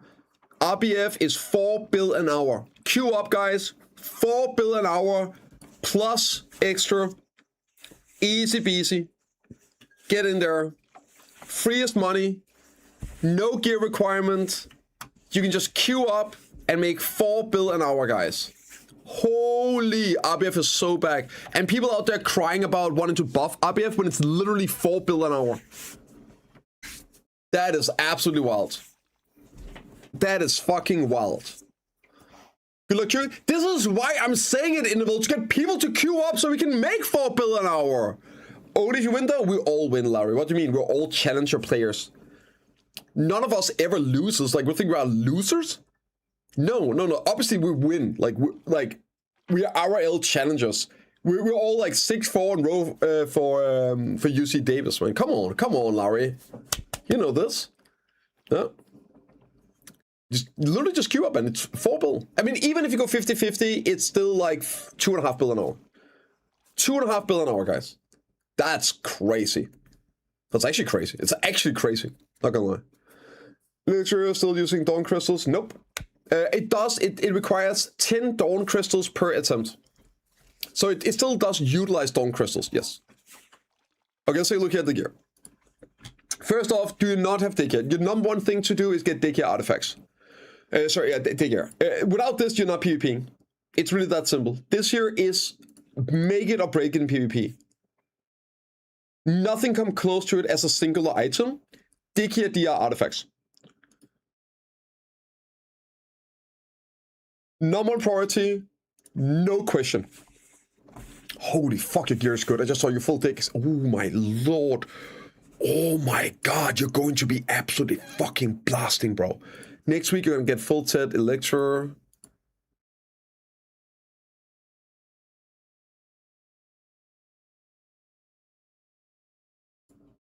I mean, gearing you're probably fine on, right? Gear looks good. Electro stuff here. Depending on drop rate, you might want to prioritize enhancing those over the boots. But like wait, are you playing Sockwire, right? Sean? I haven't been so much. Get in there, just go back. Explain now too. Oh, legend.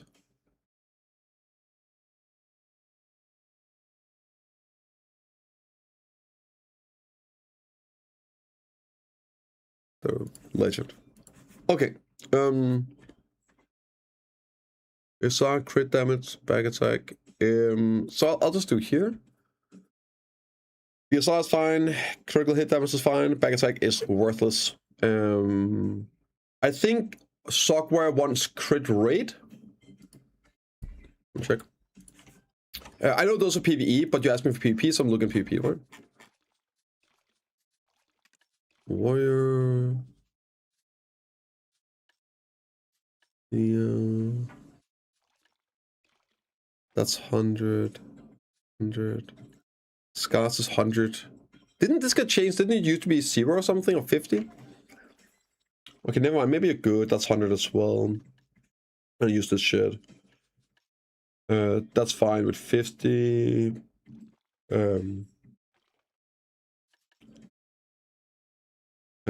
Shield strike. You can do that with spinning. Even then, use this for the KD, so the damage is kind of. Probably 1.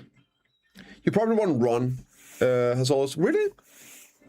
What was it got buffed or something got buffed? It was super. What's the super? Maybe it's the super armor. Maybe it's the super armor. Yeah, I know you have lingering crit. Yeah, for the ones you're missing. Okay. You could use 1, but honestly, just use down attack then. Down attack for PvP. This is the setup I run for PvP myself.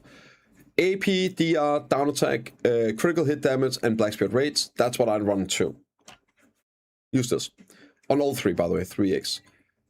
This here, you want rigid, right? You want rigid shield, amplified, like best value. Your crystals.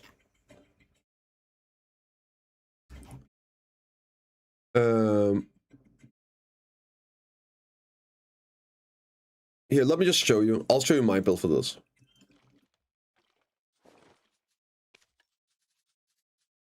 This is the setup I'm running at the moment on Warrior. I messed around with a couple things, Sean, and I really like this. I really like this. Now, you play a Sock Warrior, so you do have a privilege of being able to forgo a lot of DR and still basically be tanky as fuck. You only want pretty much like one, unless you want to play tank mode, 1 or 2 DR crystals, and you should be good. This is on Awakening I run this. An alternative setup is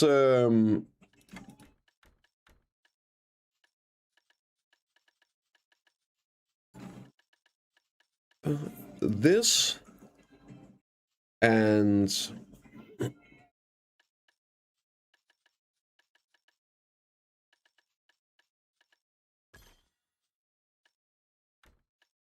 oh yeah, that's why I was wrong. 2 of these, and then you go in here, you go with the 8 AP.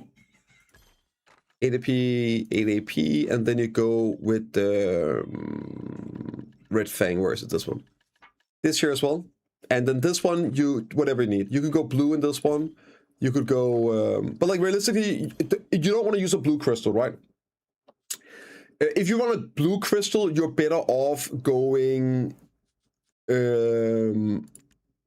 What the hell is this? Oh, that's my Node War. Goddamn, dude. I forgot I'm... Fucking hell. I don't even have my... Also, IP builds with whom's. Yep. That's what I do as well here. And I love the whom's on Warrior. Again, this is my setup. This is what I run right now. I used to run this, but I really like the...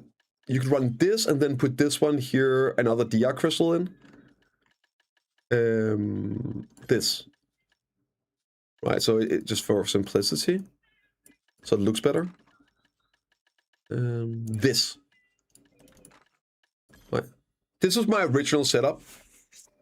But yeah, like then you just put in AP instead if you can. Put AP instead if you can, right? Instead of the RBF ones. I guess you could use whom's, honestly. Oh, sorry, Macas. Yeah. Macas. It's really bad Macas, though. The fucking suck ass. The point about these builds is you never use DR hands unless you're already using like a full tank setup up here. Like, this is just always better value.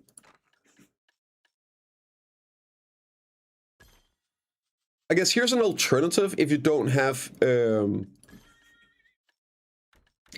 any RBF crystals. I guess, yeah, I guess this here would be an alternative. This. I think this here is a good alternative if you don't have RBF crystals. No, yeah, you don't put on the hand unless you are already using like a tanky setup up here. How to get hand dawns? You make them. You need a Jin, and then there's like 100 essence, end times. Yeah.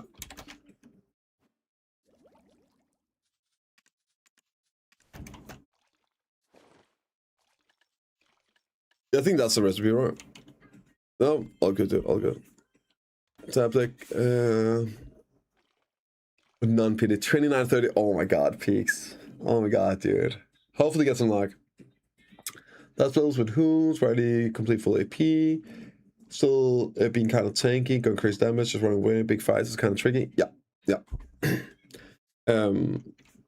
And it's also about like how much damage you can do in the abilities you have available, right, Ronan? If you're playing in a 1v1 setup and you can do a full combo, you can potentially go for a down smash reset or whatnot, you can just put in more tankiness, right? Then you can just put in more tankiness. But if you are if you're playing in a setup, you can't go in there and do your DR shreds. You have to use your full protected stuff and everything, and you do need a bit more damage. So the few abilities you pump out, they do some damage, right? So it's about finding that balance.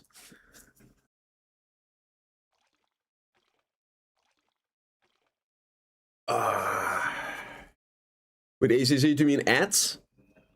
Break with accuracy? Huh? Oh, you mean bad RNG?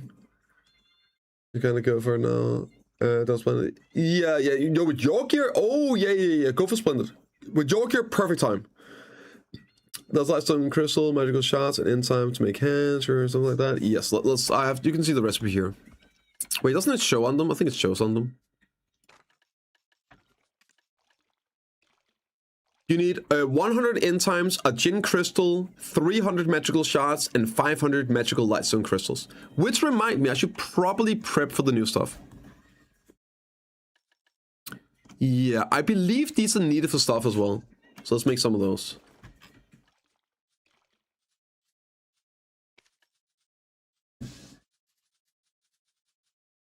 Then we have some all stuff here. We just nuke. Yeah.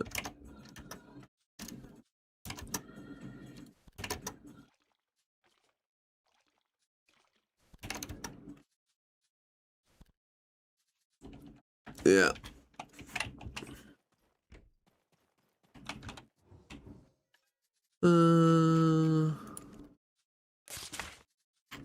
It's so nice you can turn them in now. I don't have to sit there and heat them. That was just the absolute worst. Okay, what else we got?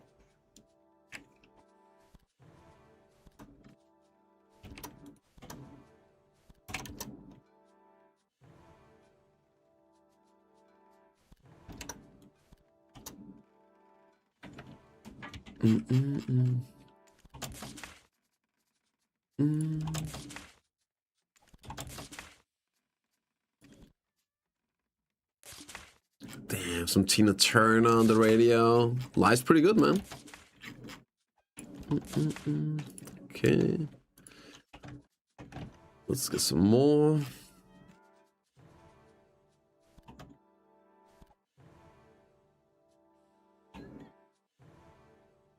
Slav. Yeah. Also turn in per florist. No, I don't think so. You get the orbs. Golden seals? Isn't that from Borges?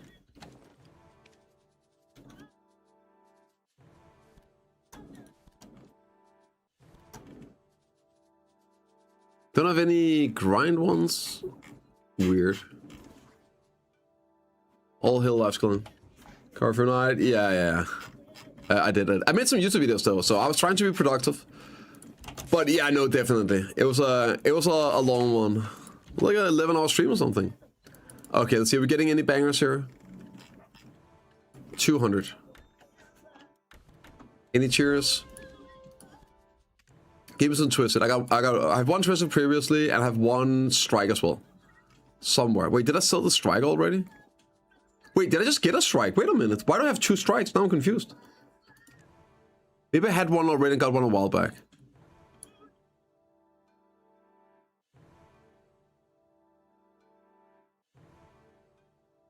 Nah, we didn't get shit. Okay, I guess I had that strike already.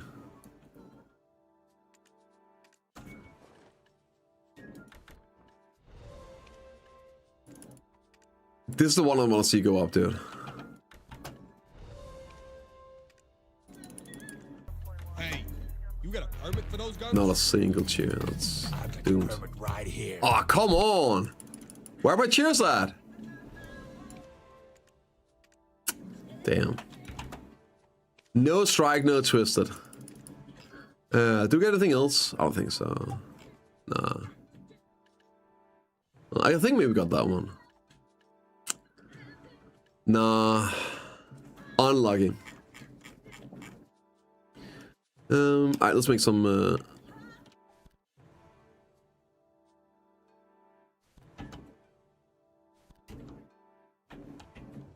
just trying to get some stones here.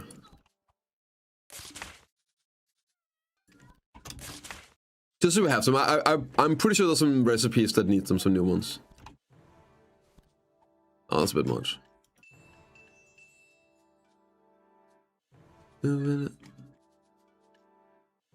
Easy money, easy money.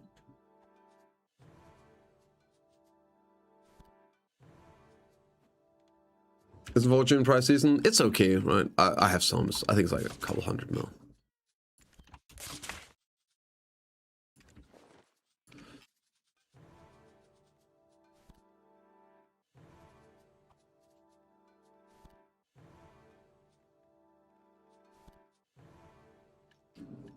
Yeah.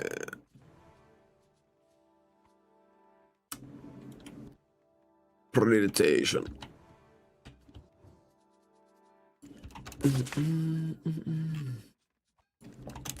I think maybe we're good now, right?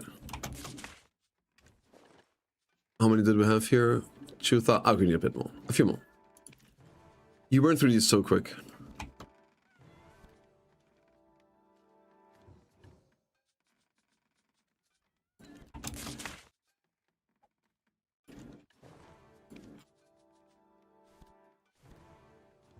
Alright, that should be good. It is okay to not be productive all the time? Yeah, but I wanted to do it anyway. I wanted to get the videos done. Okay, that should be okay. And how are we doing magical shots? 2K. I have like 4.5K. That should be fine, right? Maybe we'll hit some. Was it an Ola Kitsa? Wasn't it an Ola Kitsa? What? Wasn't it an Asparken? Am I blind? Where's my BMCs? Oh, it's Sanctuary. Sorry, it's in the... I didn't see them. Ah, they're up here. Okay. And here's a little trick. It's one of the few items you can heat mass produce with BMCs. With 10x. It's freaking amazing. But it's like the thumbnail of the news percentage video. Do you have an infinite silver trick? Yeah, I just need to make void crystals. Easy money. Easy money. Can't wait for all this grinding down too. Me too, Mick. Me too. We're actually just gonna play the game, dude. And thank you. Welcome back, Goncho. 60. Wait. Dude, that's 5 years, Mick. You've been subbing for 5 years now. Think of all the bubble gum you could have bought for that money. That's crazy, brother. Thank you, man. Okay, let me go microwave my coffee real quick.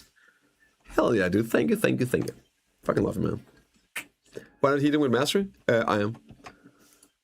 I'm 3K mastery.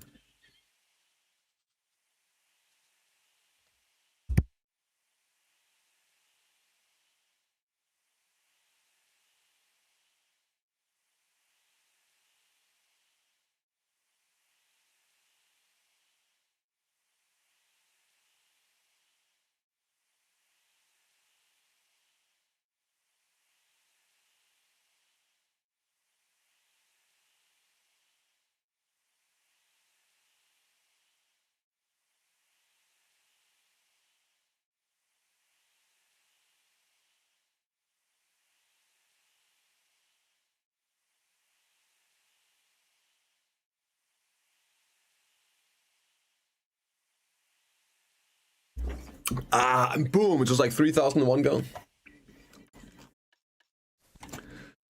Throw that in here. There you go. Right. Looking at the currency tab, scroll down to Golden Seals Worker. Oh, you were asking about it like that. Like these here? No, that's a boat. These? No.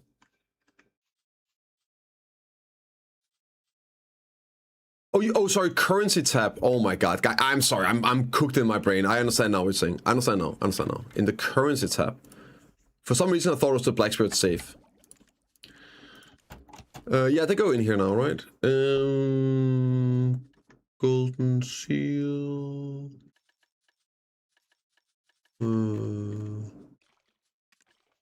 Yeah, I don't know, man.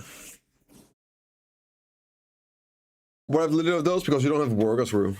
Every time your workers collect stuff, they give you this.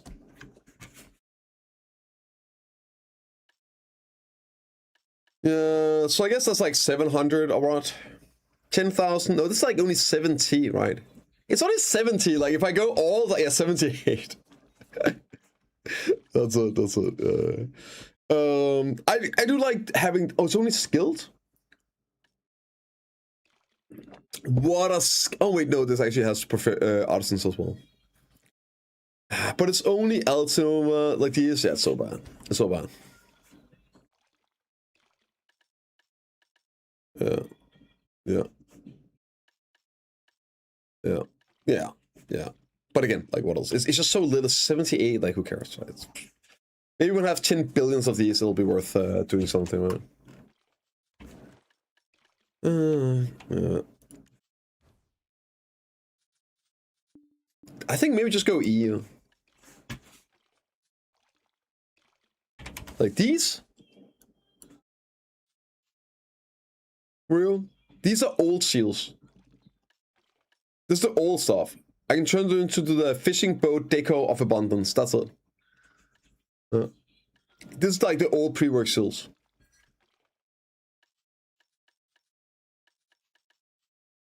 The old stuff. They don't make them like this anymore. What's like fishing boat deco? What's it called? It's called fishing boat deco of abundance.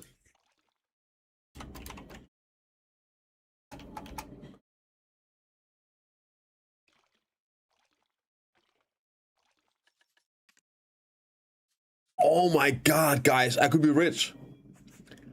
I could be rich. Okay, let me see how much I have here. 86,500, right? 86,500 each.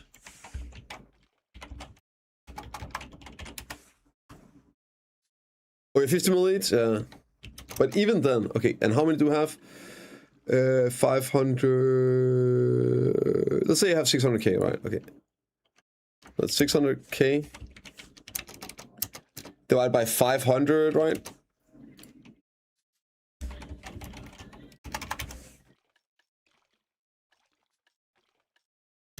And then x 68500. That's 82 trillion silver. Or million. 82 million. That's still a lot of money, dude. That's a lot of money. Just having laying around like that. 82 million? That's what, like, 160 hours of grinding back in the day.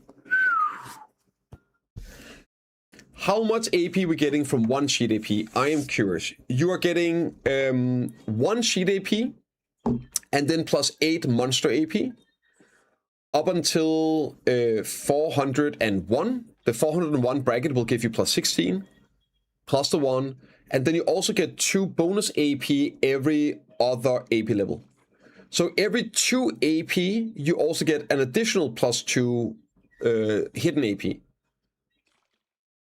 So yeah, if you want the average, one sheet AP is going to give you 1 sheet AP, 1 hidden AP, and 16 monster AP. So that's going to be a total of 18 AP. Now, that is like, it's either 17 or 19, right? Depending if you get the 2 hidden AP. So it's 17 or 19 AP once you're 400 AP. It's only for the 401 first AP you get the 16 bonus, right? And also the plus 2 every 2 level. So, does that make sense? I understand you're asking that question because, yeah, it's getting... that's like, you know, a lot of numbers going on. But it's really cool they're giving AP value again. The fact that you get a bonus bracket of 2 AP every 2 AP instead of right now when it's... Oh my god, like... Can you see AP brackets in game? I think you can, right?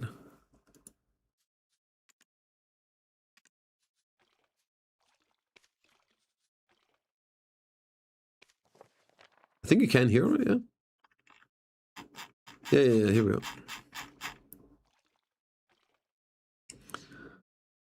Yeah, now it's 5 AP, 5 sheet AP jumps.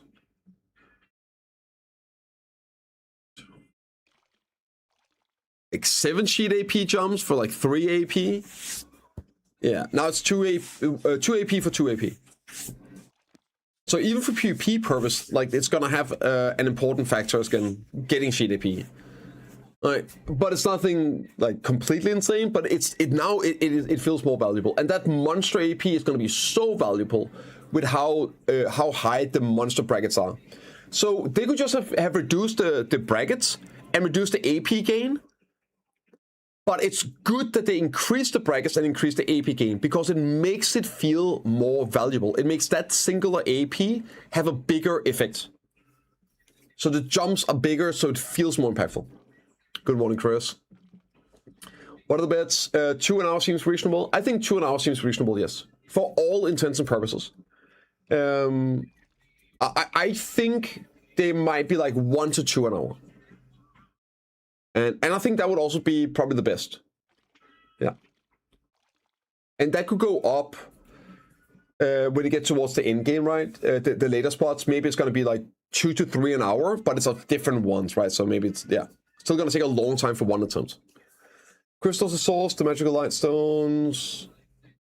I need a reference for that translation. Accuracy. Do you have a link to where that translation is the case? If it's one of the creation things,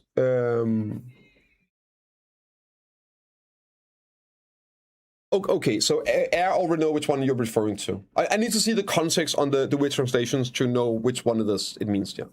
But I guess that's the one, yeah. Should still revamp mid-game for other players to make other spots more valuable instead of ramming into Idana.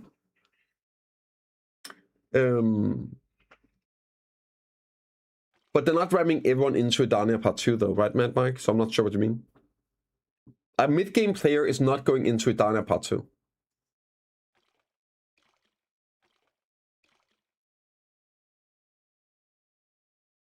So. Will I be able to grind new spot with 395 after the patch? If everything else is maxed out and bis, and you got the good crystals, right? If this is important, do you already have the Sakria crystals? Assuming we need resistance, that's a lot of AP, right? Do you have the upgraded Gluttony crystals? Do you have empowered Twilight Lightstones? Do you have envy crystals? Sorry, envy perfumes?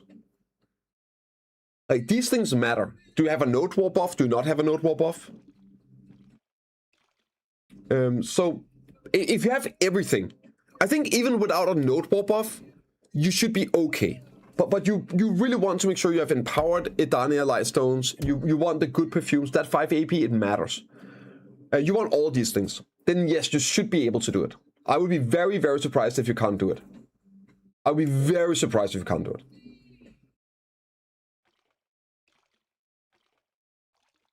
Okay, Mad Mike, now I understand. Okay, so that's why basically you should just ask the first part of the question. The second part of the question is just confusing because they're not really connected to each other. Okay, so the first part of the question, do you think they should revamp mid-game spots for people that aren't in Idania? Yes, I think so. Yes, I think they should. They should buff Etheria and Mermaid as well. They should even buff like some like those ranges. They should honestly buff Pig Cave again because people need the hand crystals. I think they should buff that, make that a great place to grind as well. Make it so people that aren't in Idania Part 2, they want to go when Pig Cave is open, they want to go to Pig Cave. They should buff those places too, yeah. For sure. Yeah.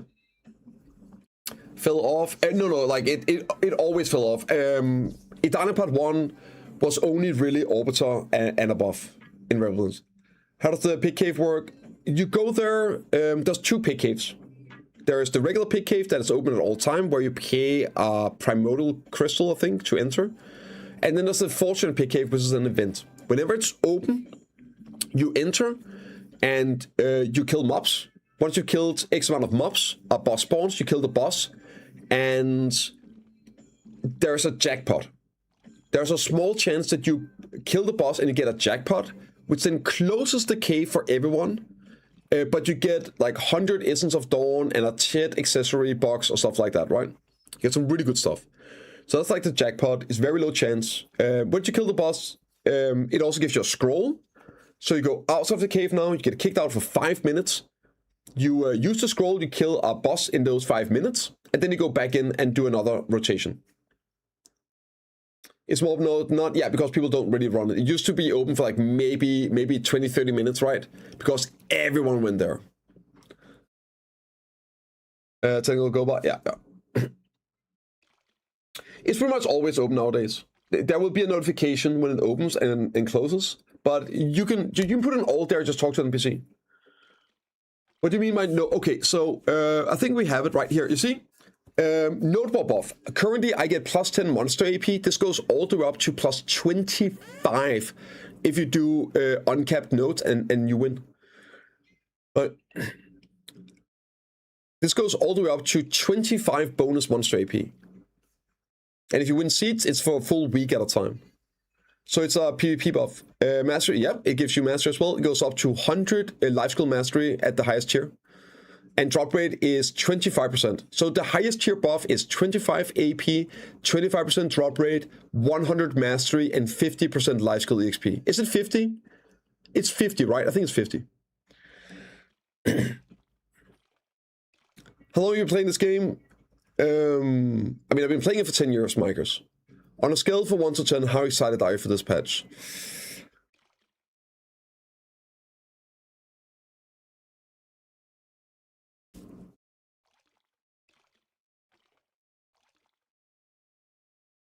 Very. This is the first time, Mikers, in several years where I feel like the game might be back to what I fell in love with. But I'm also nervous, right? Again, I'm nervous until I see it. I was very nervous with Heidelball because of the potential of the time gating. I was very nervous with the global lab at the potential of easy progression. But like and I'm also a bit nervous that it's now we see that when you see the drop rate, it's gonna be too easy. If this drop rate is actually low, it might very well end up being my favorite expansion since Valencia, right? I don't want this stuff to be over in a couple of months. I miss the time of them putting out an expansion, and we were playing that for years. Meaning power 2, 3. I hope it's like 1 to 2 an hour. Of the PDs, right? 1 to 2 PDs an hour. That's what I'm hoping for. I mean, I would personally like it lower. But I also think, like, in terms of like realism, maybe like 1 to 2 an hour is probably most people probably gonna be happy with that. But I hope it's less. Do the stream tonight? Will hit like crack today? No, it's tomorrow, right? Agilities, they get it tomorrow. Oh wait, no, it's yeah, you're right. It's gonna be tonight. He's gonna be on to. You're right. It's gonna be like tonight to get it. Yeah. He's confirmed that Jay got fired. No. Realistically, he probably got promoted. Right. A lot of times this is how it works. That he just got promoted. Maybe he got like higher promotion in a more senior leadership role, higher up at PA, or he got moved over to another project to spearhead that. That is, we don't know, right? There was no information. It was just that Vansu was taking over Jay's role at BDO, but Jay was just the head of BDO. At those positions, you only fill upwards. Exactly, Darth. Exactly. So, like, I think the likelihood of him being fired is gonna be very small. I think he probably just got promoted or got a similar position at maybe Doki V or something.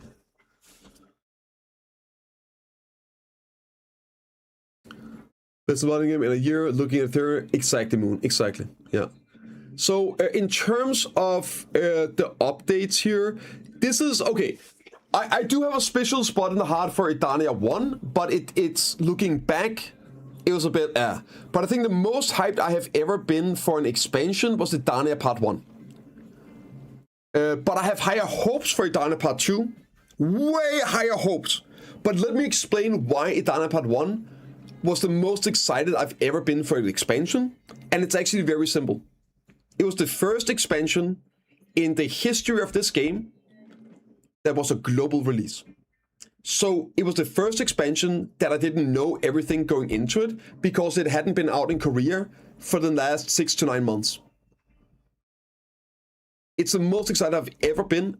And then obviously it was great, it was cool and everything. And also the throne was new. A lot of the stuff in this expansion is not new content, like the throne is the same. But this year I'm way more excited for because I have an expectation of being able to play this and progress in this. Hopefully, at least until the next piece of content is coming out, right? Whereas with the Idania Part 1, it was a case of how fast can I clear this? Will this take me 2 weeks or will it take me 2 months to be done with this place? And then spend the next 4 to 6 months accumulating more wealth and complain about nothing to do. This here is the first time since, I think, Valencia expansion where I'm like, great. Just get me in, right? Let me play. New work? Yeah, I love that too, yeah. Yeah, that's before, wait, yeah. I'm talking, it still sucks. Yeah, like, we can always, like, look back, Darth, right? But the question is, like, going into it, I was the most excited ever for Idania Part 1, but I have way higher expectations for Idania Part 2. In terms of, like, my favorite expansion, looking back, I could see this being number 1. Yeah. Other than maybe Valencia. Valencia has a very special place in my heart. That's when I started taking the game serious. Before that, I was just fucking around. But the Valencia expansion, that was like, you know what? Maybe we just go hard in this game. Like, even before that, I was like, yeah, maybe I'll just start playing it for fun, right? Valencia was like, okay, fuck it, you know what? I'm gonna lock in. This is it for me. I love it. That's also when I started playing Warrior and stuff like that. How do you feel 3-4 Peters out? I think it's too much. I think it's too much. It would lower, but drop in German positive sides. No, right. Don't get me wrong. No, like even here. I'm just looking at hours. I'm just looking at hours. And also I'm looking at scaling a bit, right? I think that's something to keep in mind as well. Are we talking like 1 to 2 at the first grind spot and then 3 to 4 at the final Hadoom grind spot? Fine, right? Are we talking 3 to 4 at the first one? And then we're talking 5 to 6 late, then, you know what I mean? But here,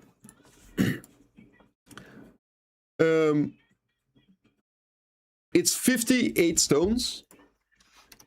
Okay, let's see here. It's 58 times 6 times 5. So that's 1,700 stones. And I guess like from chat, so it's a bit less, right? That's like 14. Okay, so let's go from this. Okay, so it's 59 minus 14 times 6. And then times 5 for the pities. So that's 1,200 pities. And let's say you get 4 an hour. That's 350 hours of grinding. That's 315 hours of grinding for the stones to max out all your gear. It took me 330 hours of grinding just to go from Tet to Pin Debo Necklace.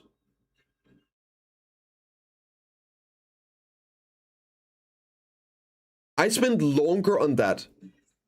If you factor in silver grinding, I spent a factor of 2x that on just my Debo Necklace.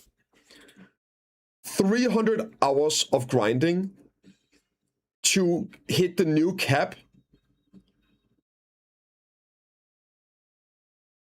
And that's not even factoring in, you get some from probably events, you get a few from the bosses every week. So maybe that's like 200 hours of grinding. If that's the case,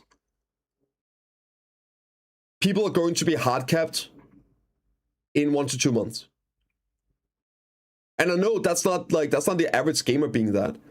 But like, yeah, I'll probably be hard capped in 2 months again. And I don't want that. So yeah. So that's why, like, I hope it's way less. So you log in, you grind, and you construct your grind after what you're going for. Right? Maybe these other things also low chance. Some places drop more, and you actually make like a decision on what to work on. That'll be cool. Debug was pain. Yeah. That's good. So what to make for silver? I make harmonies. Yeah. Currently I'm making 40k harmonies, right? So just like over Troll at the moment. I mean, I need a few more on the last one. But yeah, the current, I just make harmonies. It's good silver, but it's very slow and it's very time consuming and very, like, lots of stuff. You think we'll hit some kind of inflation values since people are gonna make a lot of money from new zones but won't be able to use it on crunch. Max out, waiting on clicks. Well, that's the thing, right? Inflation is just like more silver in the economy, right? But inflation is used very differently in the game. A lot of times when you make more silver, Chris, prices still drop. Like, things become cheaper despite you getting more silver power. Because it's not just raw silver, it's also the value. But yeah. Yeah. If the drop rate is low enough, you won't be able to spend the silver you make, even going for the upgrades. Yes, I do, Francesca. I have everything. I have them all, yeah. Well, don't worry. In a couple days, I get to use them, Francesca. In a couple days, right? That's going to be new notes. So I am curious. There's no in-game silver sink. The in-game silver sink is sovereign weapons. I guess I should just like rephrase this a little bit. The in-game silver sink is sovereign weapons. It's Nuff and Dick sovereign weapons. But because of the wait time that's been going on so long, a lot of people have that already. And the people with that have no real silver sink. Yeah. So, for example, Seth, right? Me as well. I have crunch stones, I got silver. If the drop rate is low enough, and the only thing I can spend my silver on is crunch stones for the new accessories. But if the drop chance is low enough on the stones, there's a very real possibility that I will make more silver grinding those areas than the crunch stones cost to attempt. But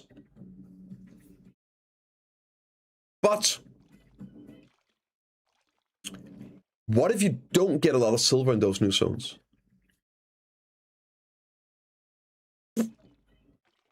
I don't think that's going to be the case, but what if you don't get a lot of trash loot there?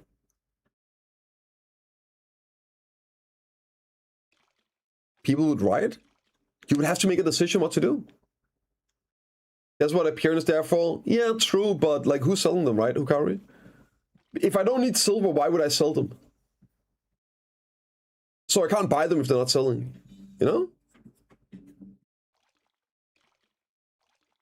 I would riot. Why?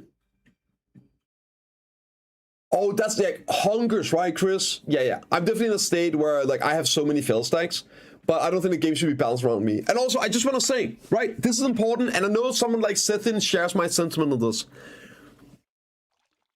Like, for me, and someone like Seth, we don't care that we can't spend our silver. I don't give a... If I had... I do have a couple trill, right? I do have a couple trill. Once I sell my alchemy and everything, other stuff, I have like 300,000-400,000 crunch stones. Like I think 400k Cronstone stuff. Realistically, I won't be able to use any of this. I don't care. I do not give a fuck. I don't need to speedrun and use my previous value. I just want my current time to also have value. Couple Trill Pro, I am. I don't know if you've seen my RNG. Yeah. I am poor. And I know Seth feels the same way. He doesn't need to be able to spend his 10 trillion silver, but he wants to be able to have his time have value. He wants to be able to play the game and grind and make progression and put effort into the game and get rewarded back. So, right, it really does not matter if they don't make a hard cap player silver sync. Because the reason that we are hard capped, the reason that people have trillions of silver and maxed out gear is because they love playing the game. The only thing those players and me want is to be able to play the game like that again. That's why we got to those positions. It's because we just, dude, give us something to do, give us something to work on. And the longer time I can do that, the better. I don't want to speedrun my progression by stuff I did in the past. Does that make sense? So I'm totally happy if like I will actually make silver, more silver that I can spend grinding for the new stones, as long as I have to grind a lot and play a lot and do a lot of things, and I feel power progressing. I'll be happy. Also, then I'll just, maybe I'm gonna work, fuck it, maybe I'll buy a shiny protection stone. Maybe I'm finally gonna take out all my gear.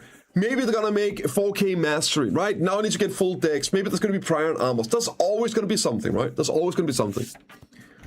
So I'm not even worried about that. Get for not pitting your weapons you've gotten with the program. True, Hukari, true. Yeah, honestly, it's my own fault for not getting completely fucked in that. It's the big dopamine hit into realizing you have nothing to do for next year. Exactly, Slim. Exactly. Yep. What's the exactly? No, yeah. Just and I try to do the same. Just take it nice and slow and do what's fun. To do ships. Okay, let's not get ahead of ourselves, Arena. Let's not get ahead of ourselves. Let's do some EU, baby! EU time! And this is going to be the last EU episode, guys, for the next couple of weeks. I guess I should say that like for the intro of the video. Oh, let me go make a cup of coffee while I'm locking in. Let's see. One sec, like, one sec. I did see you write that before, but I didn't read it. So let me just get my coffee.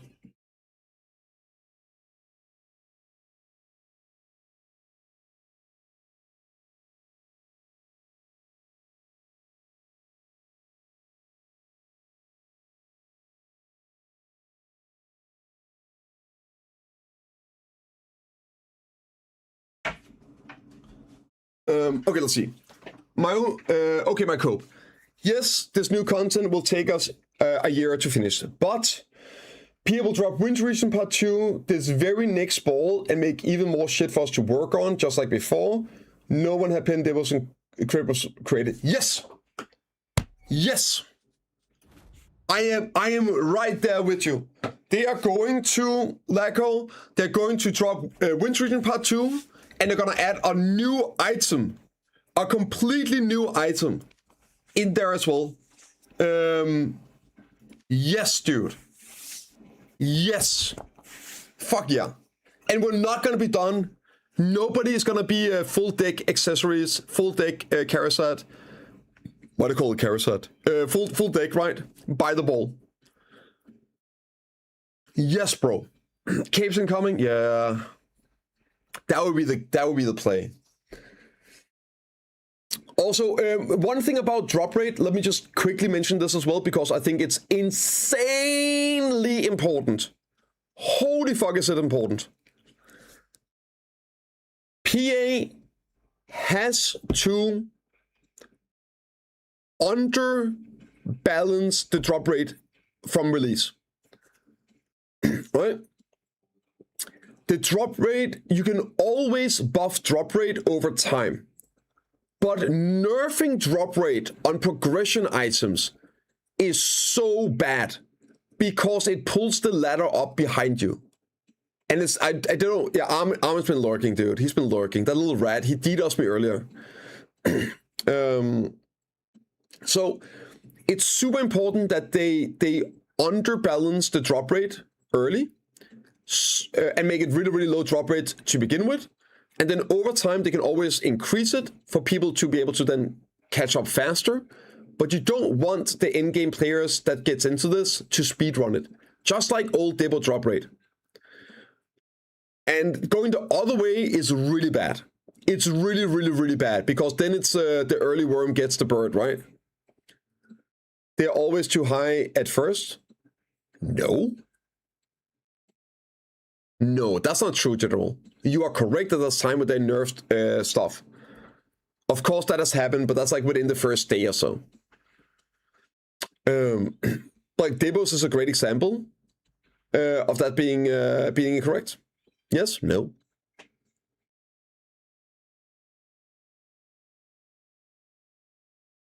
Well, they don't explain if that's a lower above people because freak out and that's one cipher.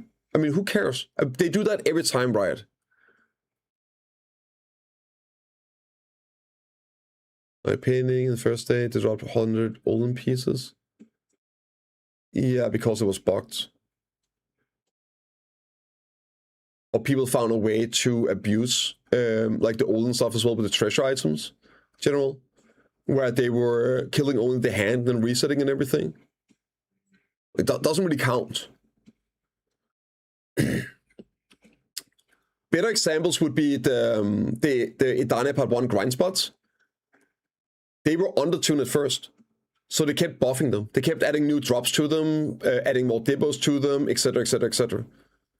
So, like, it's just not true that they normally have to nerf. There's been a few situations where they had to nerf because stuff was either, like, bugged or people found a way to bug abuse it, or the numbers were just too high.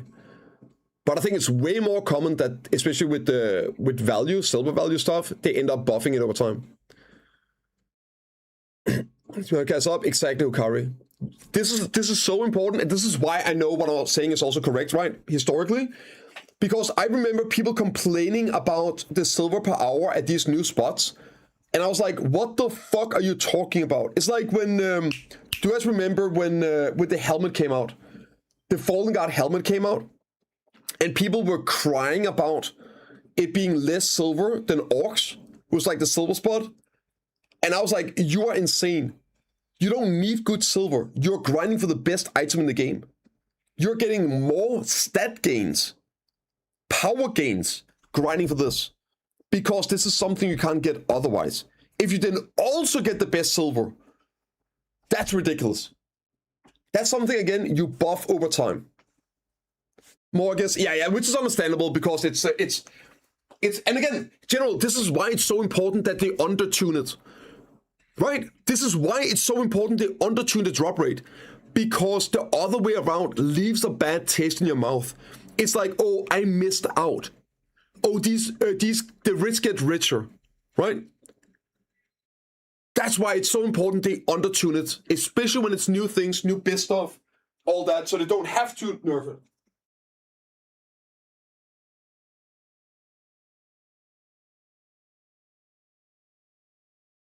Because, yeah, who the fuck cares that an in-game player had to grind 10 hours longer? Right? Who gives a fuck? So yeah, that's all the point. And it's actually a great example, like, that it stands out more. Yeah. Because it does feel bad to know that you maybe missed out. Unless we're talking bug abuses and all, but yeah, you know what I mean. It would be good for people to figure out, similar to when DSR was better than new spots. Yeah. Or when things came out that weren't better, but they were dropping stones, and then here's the riot, right? You remember this? And then what happens is, oh, people figure it out. It's like, oh, wait a minute, it's actually not bad silver power. We were just grinding it wrong. We had the wrong builds. Oh, wait a minute, it's kind of busted actually. Never mind. You know, it happens. It happens. Same with new classes coming out. Oh my god, this class sucks in PvE. A week later, oh my god, this class is busted and needs nerfed. Right? People figure out how to play it.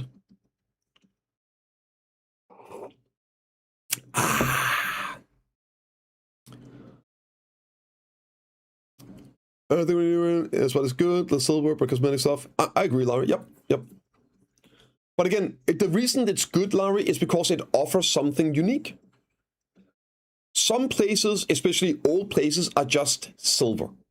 Unless, of course, you can't buy the stuff because they're like void crystals, then that offers something more than just raw silver. But a new place now coming out, it has a new piece of gear.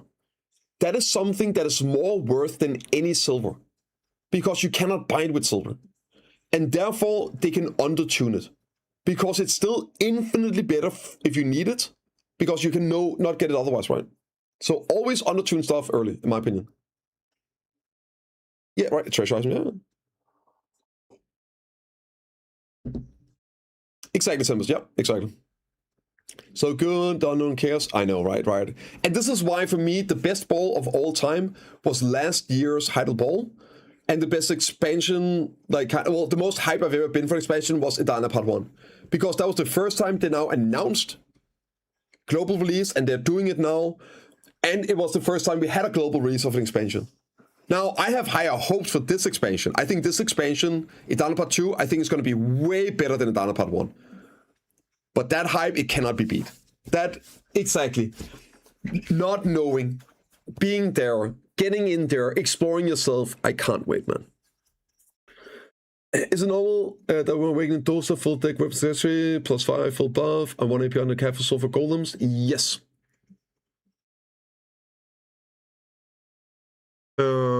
Yeah, that seems, yeah. Yes, that seems normal.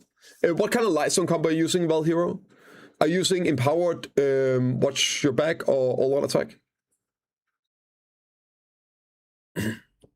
I'm pretty sure I'm not over the AP cap on my warrior. I'm pretty sure I need to use my 10 AP BSR to hit the camp. Hey, what's up, Seth? Yo, Seth, you probably, if you just tune in, go back like 20 minutes, half an hour.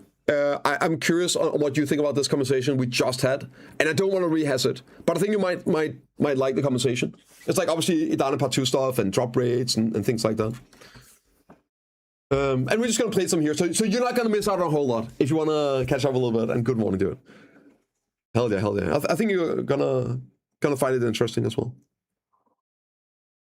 I mean, nothing new or revolutionary. It's just like my thoughts on things, right? But I know it's something that you also agree with. Like, it's the silver, like our silver as well, wasted, like you especially, right? But the waste and non-use, things like that. I'm curious if you agree. I did actually invoke your name to agree with me. So you have to come back and say yes, you agree with me, because otherwise I'm gonna look like a liar. And while I don't mind being a liar, I don't want to look like one. You know what I mean?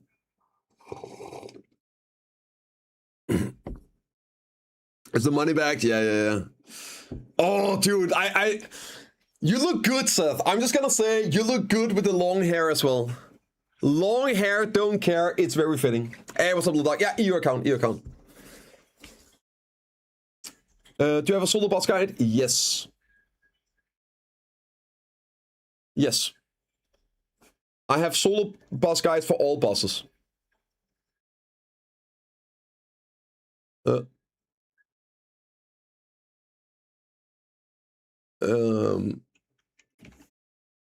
Here. Wait, that's not how I spell it. There you go. I'm actually missing 2, but I have the videos for them. I just need to upload them. I've been slacking.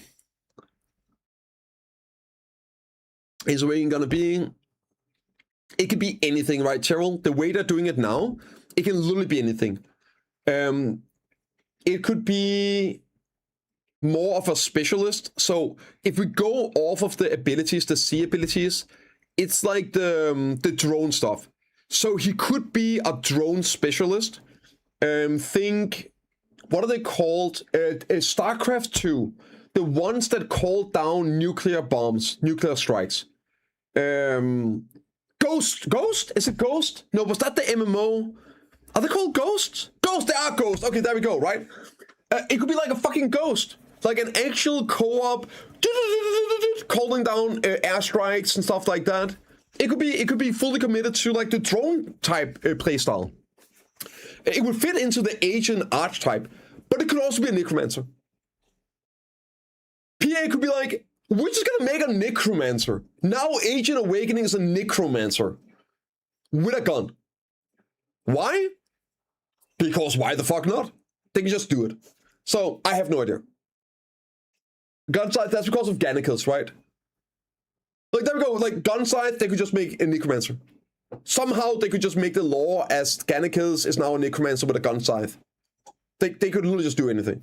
And they have the time now to do it because they're only doing one spec at a ball instead of a full new Ascension class. So they can go even more crazy in deciding this because they have more time for it. It's just easier to do. Sniper? No, for sure. Yeah, for sure it could be a sniper as well. He's called the Undertaker. Yeah, true. Why is my chair locked all of a sudden? Why can I not lean back on it? Did I? Oh, like that. Interesting. A shovel gun, yeah. The gun that races the dead. Hey, I think the other games do it, right? Summon robots, true. Do we know the DR for the new dino spots? If you're referring to the DR of the mobs, aka the DR breakpoints and knowing how much AP you need to actually be able to do damage, no, we don't. We know the DR, the recommended DR, if that's what you're referring to, like how much DR do you need? We do know those. Again, that's just the recommended, and it's surprisingly low. I think they might have fucked that up. Yeah, no, we don't know if you can go there with 100 AP this. Oh, the recommended? Yes, we do know that. It's insanely low. It's insanely low. So I feel like they fucked it up somehow. I don't think those numbers are going to be correct from global. I think they forgot some stuff. I'll show you what I mean.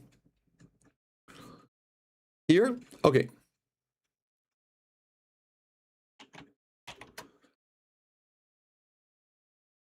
Do you want them to be stricter with the DR breakpoints? No, not necessarily. I think it's fine that if you want to, you can go there with less gear.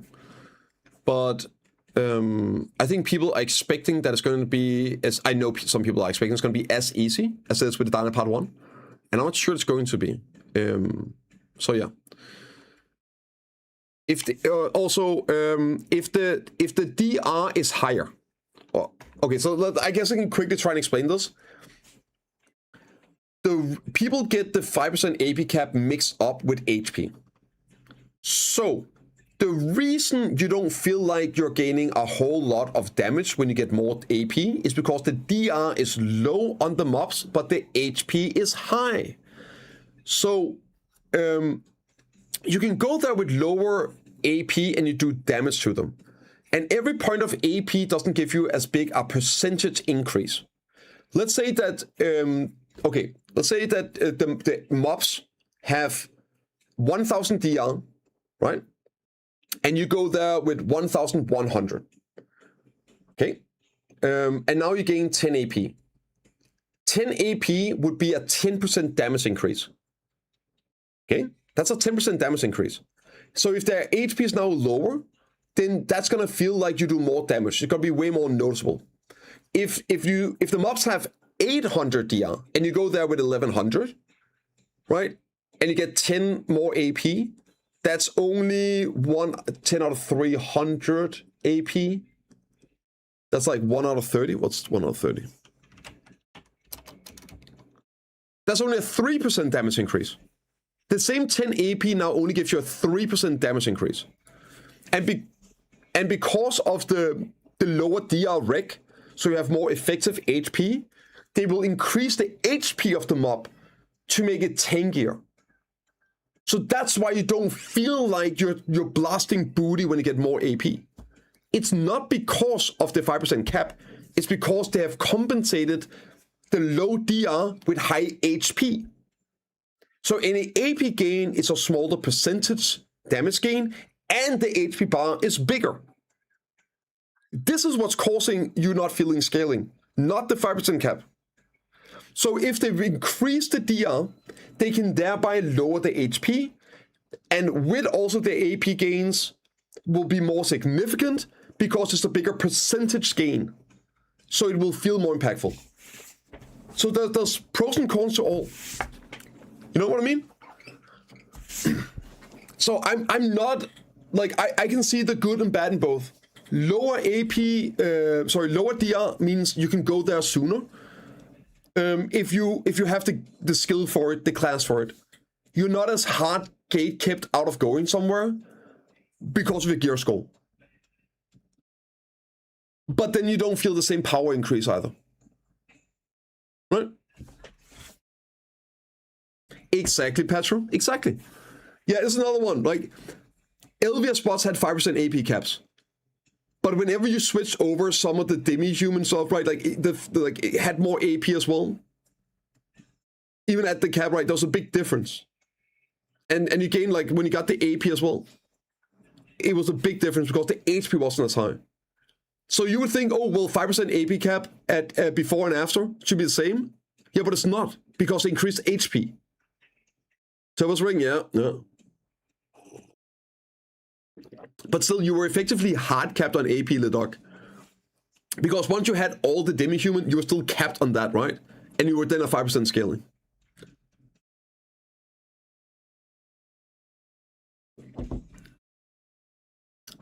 No, it was not. It was a 5% cap. LB was 5%. Okay, sorry. Here, this is what I wanted to look at. The DR on the new place.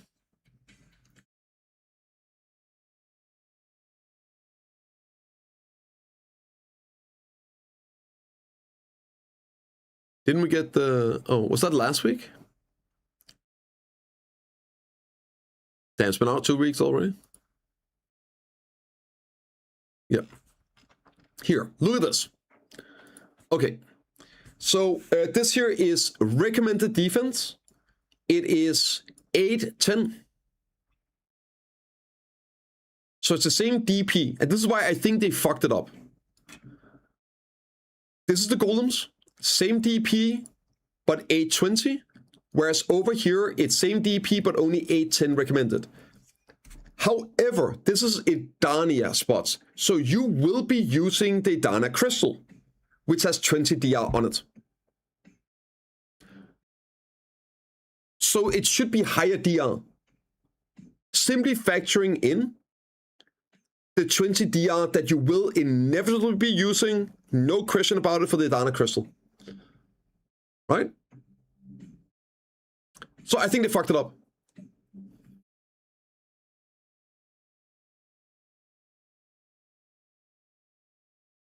Yep.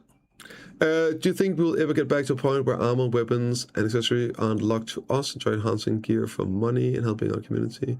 It feels like a high was limits. No, and also helping out the community. Shut up, bro. Shut up.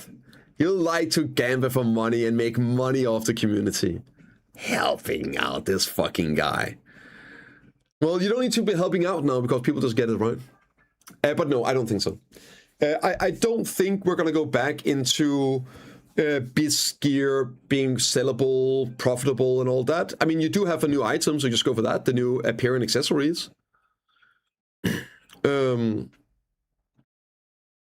Yeah. Understand your logic? Which one of them? The duck. Which logic don't you understand?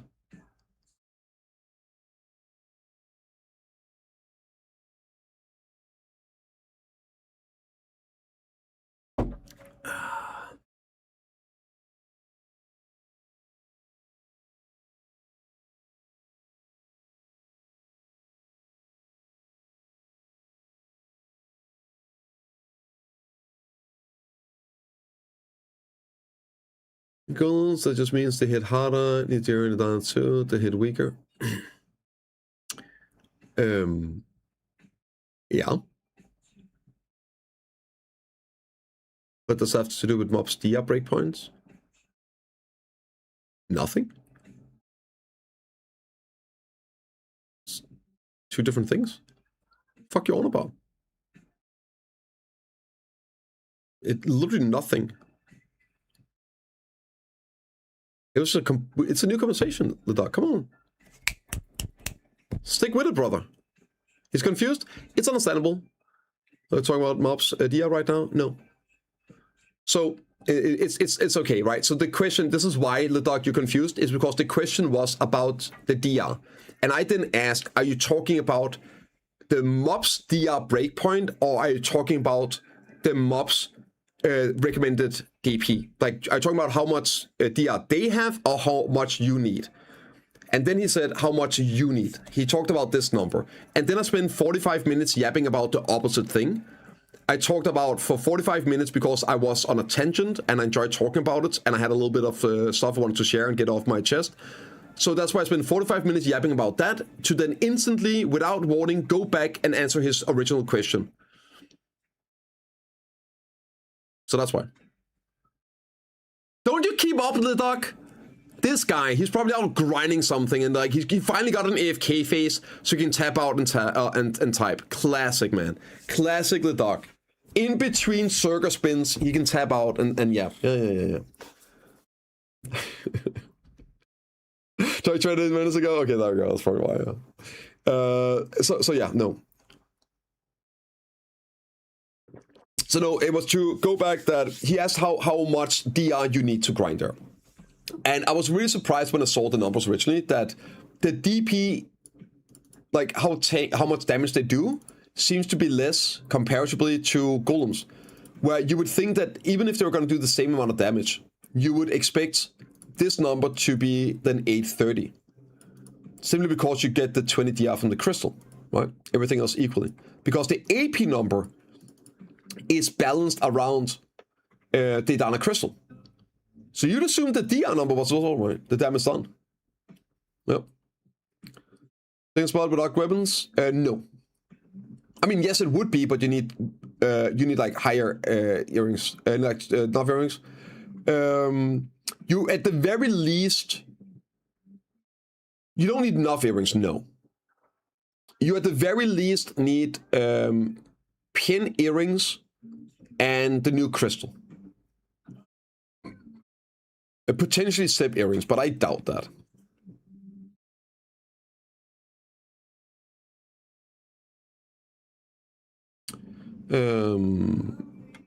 No, I think it'll be fine. Also over time, Massa, when we get the AP from Guild Fame, and you get some more AP from levels over time as well.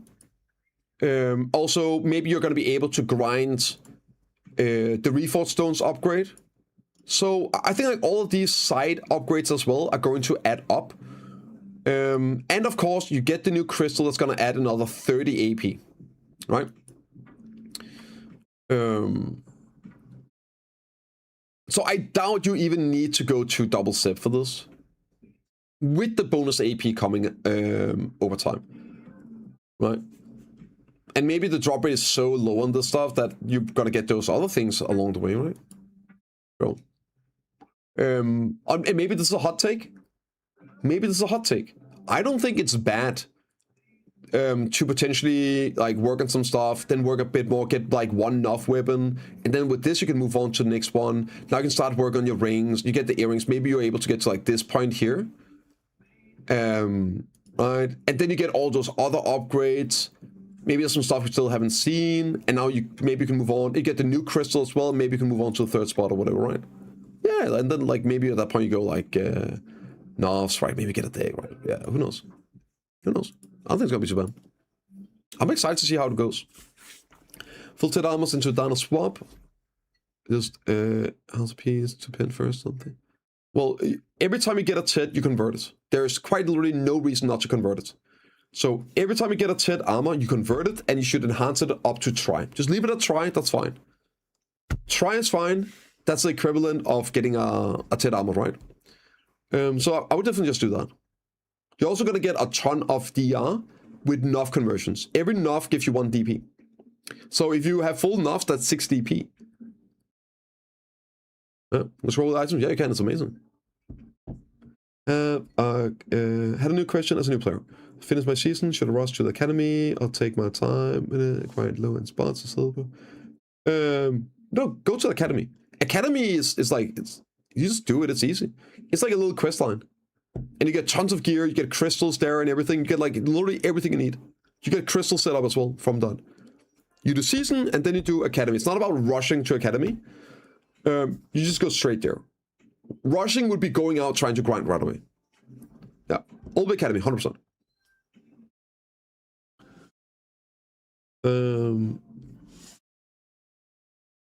You can invert it if you already did one. You can't invert it if you already did one. So weekly gated. What are you talking about? Like boss armors? Is that talking about the Dana armors? Yeah. But that wasn't his question. Yeah, you do one, of course. You do them when you get them. Whereas, but yeah, no, of course. But he's talking about getting full armors and then converting them. No, you get one, you convert it, you enhance the shrine. The chance of you getting a Ted armor every week, some people do it, right? Logins go Guild Link. It's not on, right, Nikki? Nikki, where were you this weekend? I did an all-nighter. Nikki, I was on from 8 p.m. until like 4 a.m. And we didn't get a single Guild League game before Node War. I was on for fucking 6 hours or so, sucking sap, yelling at people to get on for Guild League. Where were you? I was like, where is Nikki to shout at these people so we can play the game? But it's not exactly. That's fine. We got a game lands against family, so yeah. Gillet, you're Nova, an unkillable Gillet. Aegis Golden Corn, and what we should prioritize here for accessories are Nest for Reforge. The problem is, Micros, that you don't get to choose. You don't get to choose. You have to get everything to unlock the next shop. So, yeah. But you should prioritize the enhancing mats. Because that's sheet AP. So while the other one could be guaranteed upgrade, I'm gonna go for that sheet upgrade, right? But you have to get all the rewards in one shop to get the next shop. To then get all the rewards to get the next shop. So yeah, it's only the final shop where you really could talk about prioritizing. Yeah. It also, I guess it depends where you are in the game. For me, let me just real quick. Oh my god, we're never gonna do this shit here. Okay. So this is my gear, right? My goal on day one, it's not day one, week one, is this. So I can do the first boss. Right? And if I want to try and do the first week of... so I have to get this before Sunday. Right? I have a week to get double pin or like a quad pin. But if I want to do the first boss for the Dana fight, I have to get it before Sunday. You can't do second... I can't do the first boss. Who the fuck is talking about the second boss? I'm talking about the first boss, Micers. I can't even do the first boss. I need 4 pins to do the first boss.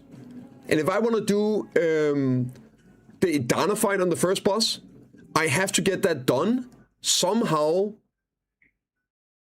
in 2 days. And we don't know the drop rate. DP is not an issue. DP is easy. DP is easy.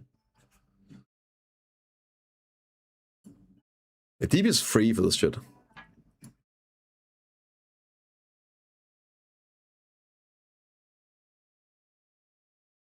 It's free.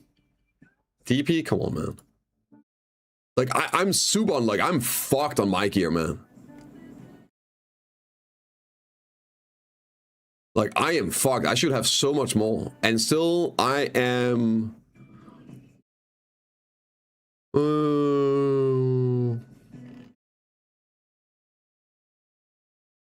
mean, I have the DP for Alien already.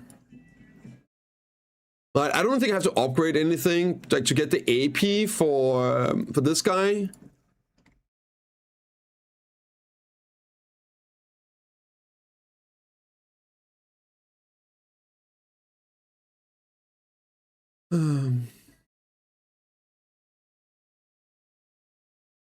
Yeah, I'm already over it. I don't have to upgrade any armors. Yeah, I literally don't have to touch my gear. Full oct. Well, full oct. I guess not full oct. You need one enough.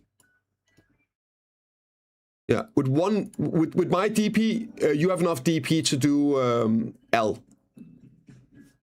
There's a good chance that I don't even need to upgrade anything. I can do a Hadoom when he comes out. Because of the AP and the accessories giving you DP as well on levels. Yeah. Yeah. And accessories lower than Debos and Kuridana, waiting for a long grind. It needs to be way lower, man. It needs to be like 1 to 2 an hour. To carry me 3-man tonight, I promise you a little more of Guild League. Actually, what day is it today? It's Tuesday. Maybe? Yeah, maybe, like, because I promised Chaos to do some 3-man spot as well. You're talking about I could like an hour. I need to get knowledge too. Upset hard? I hope so. Wow. I really hope so. I'm just saying that the DP number on them looks really weird. The DR regs on the spots is really low. Like, really freaking low. It's super low. Yeah. Which is the opposite. No, I'm grinding on War. I'm gonna go on War. I will only grind on Witch if it's unfun to grind on War. Yeah, that's it. I'm gonna go on War for sure. Going to go on Asha, of course. Duh. Like, if it's ungrindable and it's just constant PvP and I get to a point where, okay, now I want to do a little bit of grind, I'll just switch, right? No, of course I'm gonna go on Asha and see if I can get a grind spot. What do you mean? Why would I not want 50% drop rate on the PvE server? Why would I not grind on the PvE server? Come on, guys. Crazy work, man. The stalling is real talent. Thank you, Bilson. It's been like an hour since I logged on EU and I still haven't done anything. This is also why I have no silver. It is what it is. Yeah. Oh, god damn it. Alright, I guess we're back, okay? Also, if you guys don't want to watch ads, check out !GX. I'm gonna leave it. Comments down below. We got a month sponsorship, and I get money every time somebody downloads and install !GX. Thank you. Now let's go to it. Little segue there. We're back. An important note. Today, it is Tuesday, the 11th. I'm not sure when this video will be out on YouTube, but it will be the last episode on the EU journey for a little bit, because in 2 days, Edania Part 2 is coming out, and I'm going to be playing the living bejesus out of it. I'm so excited. So sure to tune in to the streams here on YouTube and on Twitch TV /BiceptimusPrime. But I am going to take a little break on the EU journey, but it's not over. Definitely not. I'm so excited to do the stuff now. And we will be back once stuff quiets down a little bit. And yeah. So anyway, let's quick. We did so much last time. We actually did so much last time. So let me just get a quick overview here. I think some of the only stuff I need to get done right now. Ooh, I should lock in more here just for the rewards. They're so good. Yeah, I should remember to log in. Okay, we're gonna finish this, right? Okay, yeah. We're gonna finish this one. We're doing the combat course. Finishing the combat course today. And at that point, pretty much done. And we're just gonna focus on the hyper boost. Ulva Academy, hyper boost. Doing this. And the big thing before I finish season as well is this. So yeah, that's pretty much what we're doing. That's pretty much the plan. Do I have pets? Yeah, we do have them. Okay, maybe we should put this back on. Do I have Alex Stone? I guess I don't. Ah! Oh wait, I'm full inventory. Carry the grinding on. Oh yeah, I'm gonna use my warrior for this. You're talking Idana Part 2 stuff. My approach is very simple. If I can grind on my warrior, I grind my warrior. I love playing warrior. The reasons I don't play warrior, or for when I don't play warrior, it is whenever it's so bad it's unfun. Yeah. So tower spots. I don't have the stuff in here. Yeah, tower spots. Or like Idania, sorry, Sakraya spots, right? Whenever I just want to drop AoEs and turn off my brain, I love playing Witch.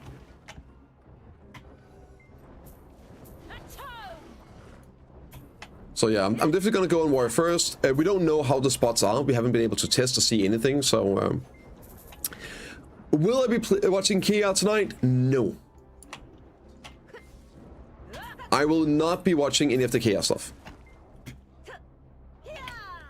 And personally, like, yeah, it's whatever you want to do, it's up to you. But for me, I only get one chance to experience this stuff for the first time. You only have one single chance of trying stuff out yourself and seeing all of this. So I just want to do that. I'm gonna jump in, and yeah. That's it. Gotta jump in blind to it. I don't want to know what's the best way and all of this. I just want to go there and have some fun.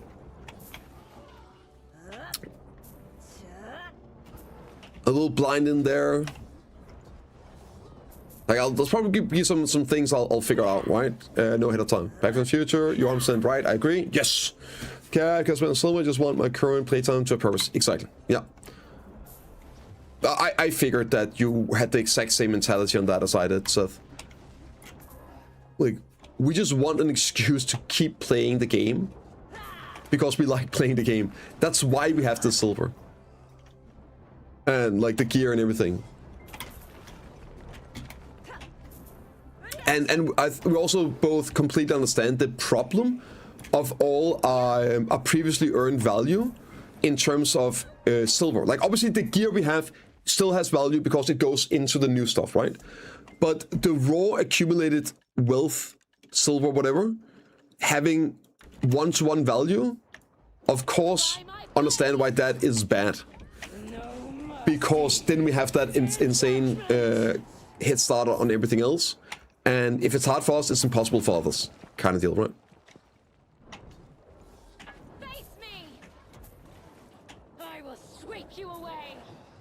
King, the spawns long way. Yeah.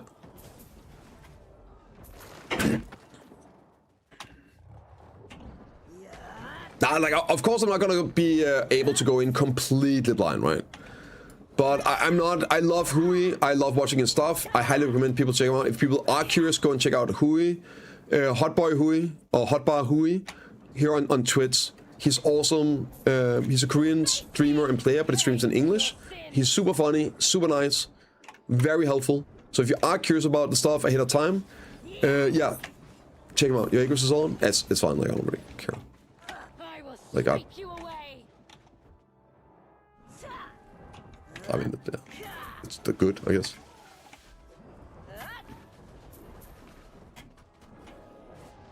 Oh my god, why do you need 600? He's online. Yeah, he's gonna stream it live. He's back streaming BDO since the ball, because lo and behold, there's things to do. Like, he's a guy that also just loves playing the game, and he just had nothing to do. He was capped out as well. The game for someone like him is log in once a week, do a tap, and then one, right? So he's been playing Aeon 2 in KR and going pretty crazy on it. Yeah, the game is back, so why wouldn't he be, right?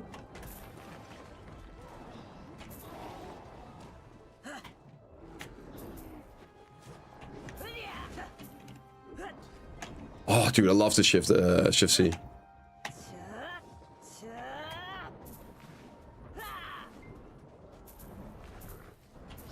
This we're playing on 2. Poor soul, yeah.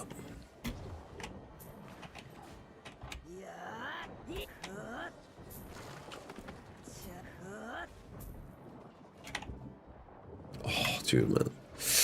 I cannot wait to get some gear here so we can do T1 Node Wars and play play Dark Form.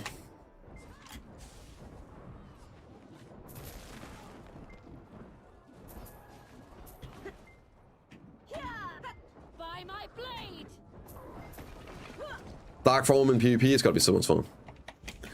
How's it going, you? I'm still just Tuval. I haven't done anything. But it's gonna be pretty good, right? With hyper boost. So that's the focus at the moment. It's the hyper boost stuff. Redoing Old Academy because they updated it, right? So gotta get the new things. Pay for your sins. Whoo! Shift F is my favorite. Shift C is probably a close one. Oh my god, that like angling and everything, I love it.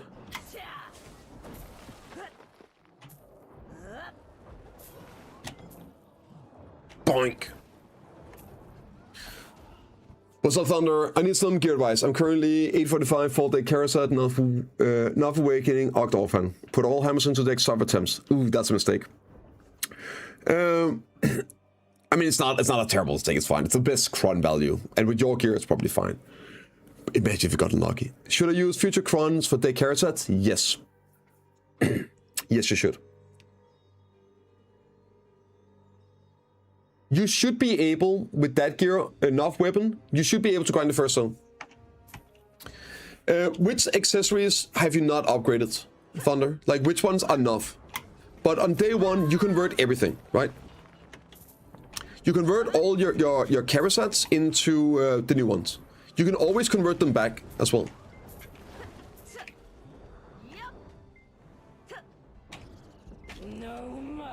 Exactly, which is why it's not a mistake. It's just bad stat value. It's the best silver value what we did Thunderlord, which is why it's totally fine to do, but it's not a good stat value. Because the probability of succeeding on the Karasat is way higher. The amount of average attempt is way lower. So the likelihood of getting gains is infinitely higher than using them on the hammer, on the weapons. Right. So it's just, yeah. And the cost difference isn't that much. Cost to change back? Nothing. It costs nothing to convert Karasats back and forth. You don't even have to extract cups. It costs nothing. There's no limit to it. There's no cost to it. There's no requirement. You can just do it freely, and you don't have to extract cups either. Yeah. So there's just no cost. It's perfect.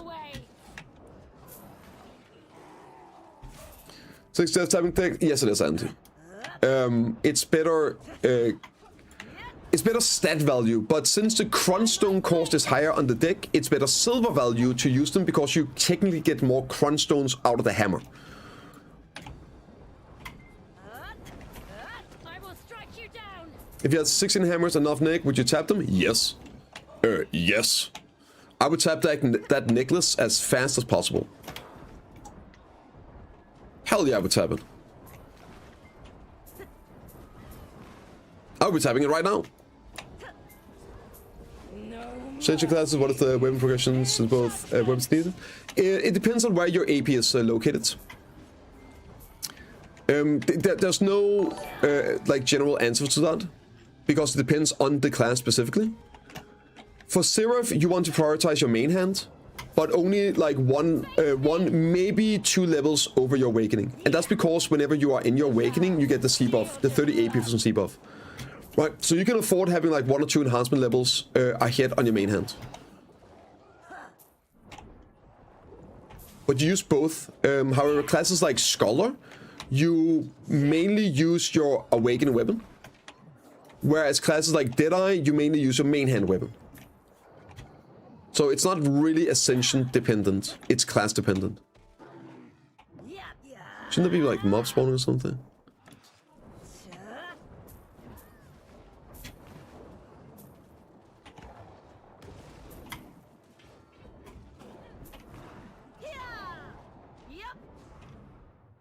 Didn't I get an event? Am I blind? Wait, where's the event mobs? By my blade.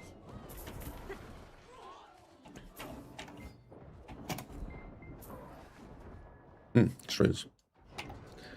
Seraph is better than Warrior, right? Because of boobs? Yes.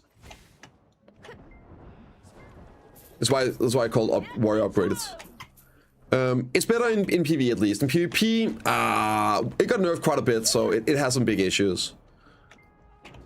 It's still good, right? It's like in the same ballpark as Warrior. No mercy. Run demons just for aura? No, I like it better as well.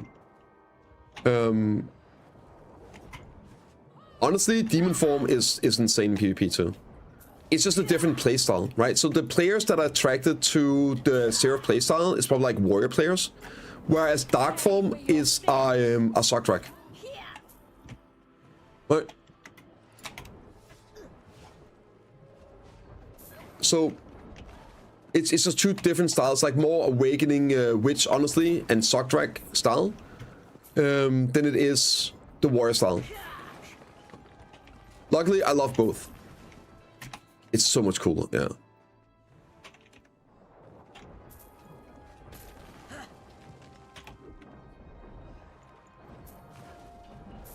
It's for large scale group PvP. Go in just like absolutely giga blast everyone. For PvE, it's preference. In PvE, they are like very similar in performance at pretty much all grind spots. So, but again, it's a break. Which is why I grind on light form, but I want to play dark form here, so I need to just get comfy with it. I don't like playing dark form in PvE because it's so different than the main hand form. It's a break in how I operate the class. It's a break in the feel, where light form is just more of the same. It's like having C buff, right? It's the same abilities, it's the same pace, the same cancels, whatever you want to call it. So it just flows naturally between regular form and then light form, where it's a very abrupt difference whenever dark form runs out or whenever I go into dark form. So it can be unnice, I guess. So I wouldn't personally grind. If I could be perma dark form for PvE, yeah, I would have no issues. I just don't like that.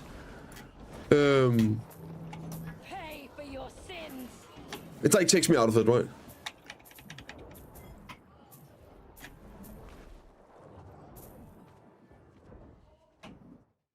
Didn't I do the event? I'm so confused.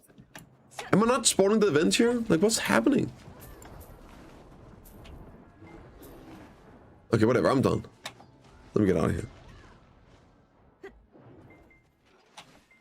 Let's go. Yeah, thanks.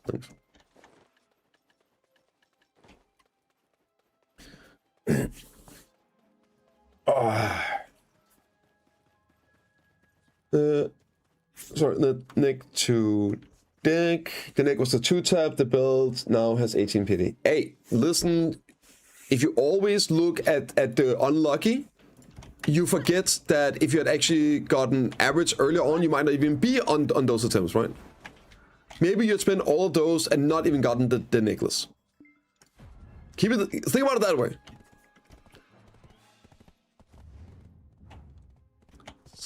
Sometimes we take the W's.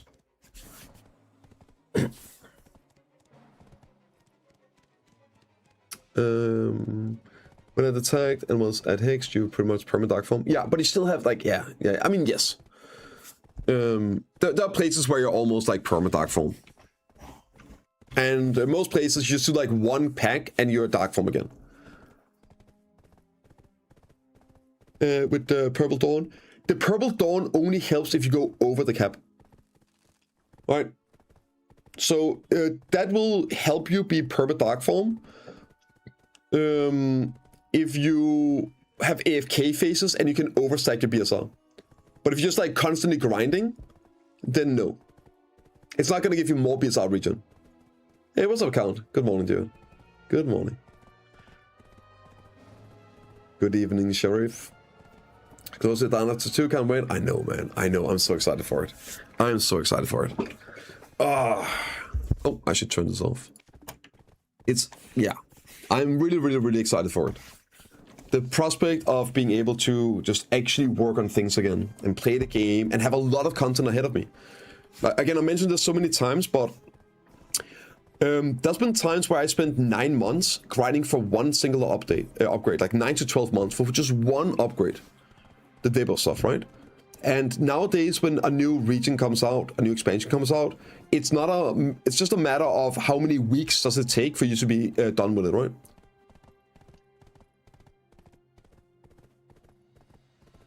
And it's definitely been a choice. Think about how many years, when Valencia came out, how many years were we playing in Valencia and using the Valencia region? And having relevant progression in that area, right? And there's nothing stopping them for making a new piece of content, a new area, new progression that will potentially take you years of just a slow grind, slow progression to get through.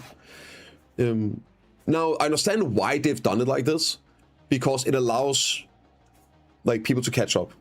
As soon as you open the floodgate and it's like, oh, now it's potentially thousands of hours, then somebody that can grind 1,000 hours versus somebody that can grind 10 hours, now there's suddenly a huge difference between it. Instead of the guy that grinds 1,000 hours, he gets done super fast and now it's just capped, and now the other guy can just slowly close the gap, right? But that's why they've been doing this, so we have so many people that are in that range now. It's really cool. So I'm optimistic that we get this more long-term progression. Again, lots of stuff to work on. And maybe, even by the time new stuff comes out, this current stuff is still relevant. So we're not just playing for 4 months or whatever, prepping for the new things, and then the new things come out and we speedrun that. It gets me excited. I just want to play the game. The Crubbles, yeah, I'm not doing that. No. What's this other stuff here? Buccaneers, Calvin. We can do Calvin. I should go do those actually. Wait, oh, wrong place. Football Savior with 920. That seems low at 1920.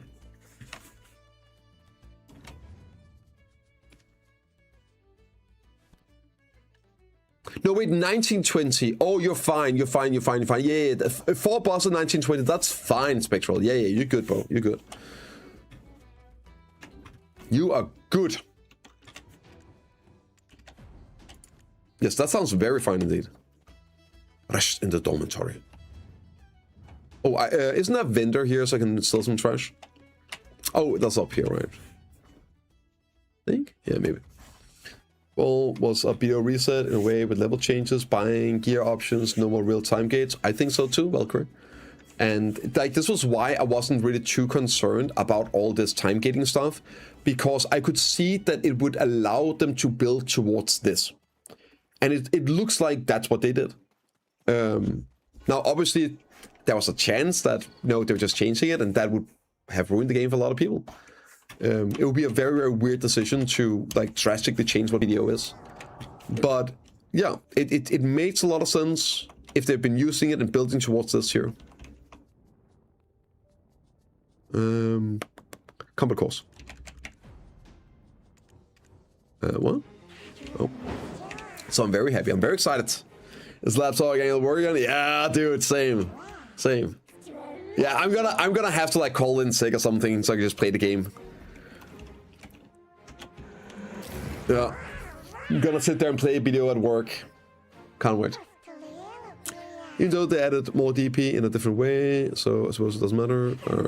Was there more ways to get armor stones? Oh, right, yeah, I don't think it matters, Arena. I said this as well. I don't think they should make the armor stones as long as you had another way of not being time gated on DP. And it should be a super low chance of getting, so you have to put in a lot of hours.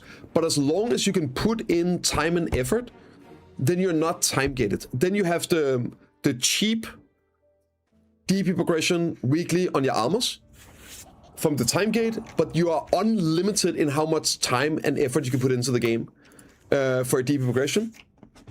It's just not a big payout.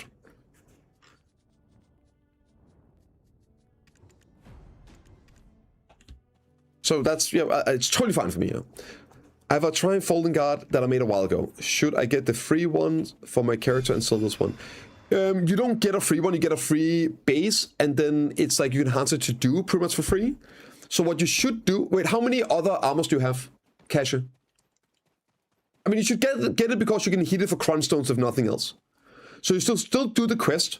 So you have it so you can heat it for crunch stones. But I would say this, it depends on your other armors.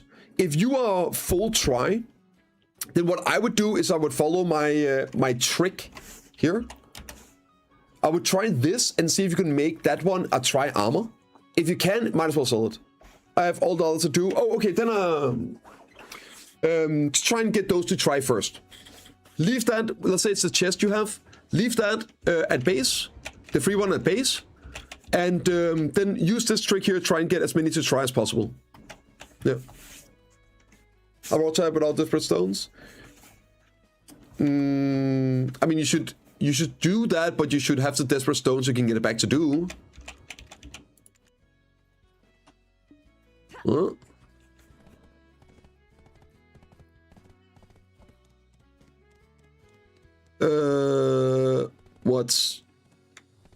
What system are you talking about?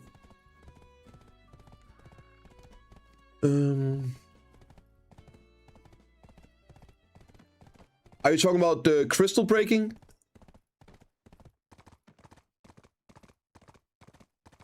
Remove crystal breaking. It's not needed for the economy. Yeah, no, remove that shit. No, it's just complete garbage. It has nothing to do with the economy. Like, absolutely nothing. Zero.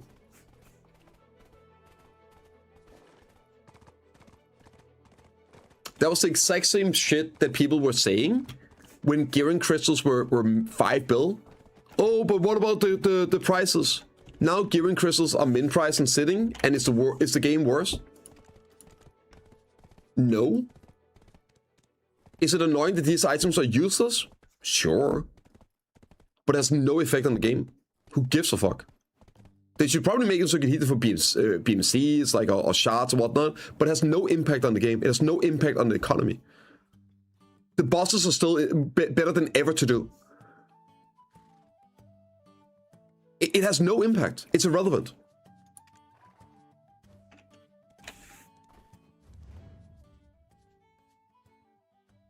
Same thing about consumable, fuck alchemists, make them immortal baseline. Well, that's different, Pyro. But still, you're not wrong. You are not wrong. But that's very different because that's something that people make that is part of the economy in terms of affecting other life skills directly. This stuff here is just drops. You can just compensate that. You can just increase something else to get the same value. Does it impact on how the economy works? So you buff other things like they do?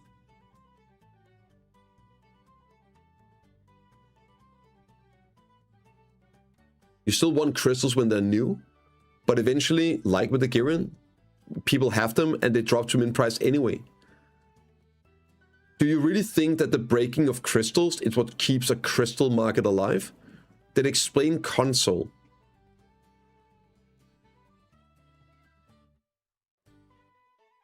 You're missing the point? No, I'm not. You are just wrong.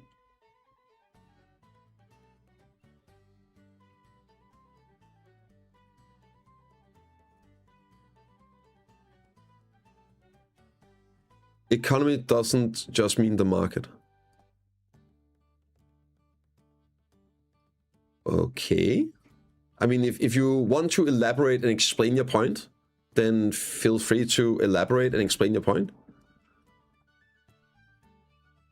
Then not everything is about the central market. Okay.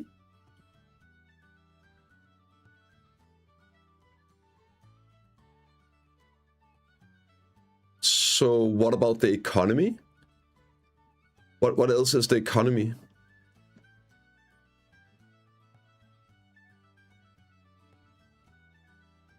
Yeah, things get banned. You're not getting banned. Why would you get banned for a different opinion?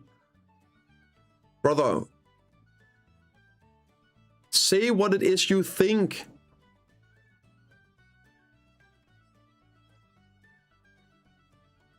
Why would I ban you for a different opinion? If you start like not wanting to actually like explain what it is, and then start calling people idiots for not understanding it despite not explaining it, right? Then yeah, you might get banned because now you're just fucking wasting my time. Like no, like just say it's fine. Just say your point. What is it like? If you the economy is, but it's not the market. Like then what is the? I don't get it. I don't understand the point. Like so, just explain it. You just explain it. Economy doesn't only mean the central market. It means all the silver removed from the game, just like repairs, etc. It's a non-factor.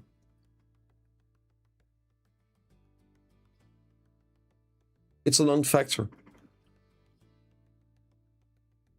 Okay, so I lose a gearing crystal right now. Okay, then what? I just buy one. If I don't already have...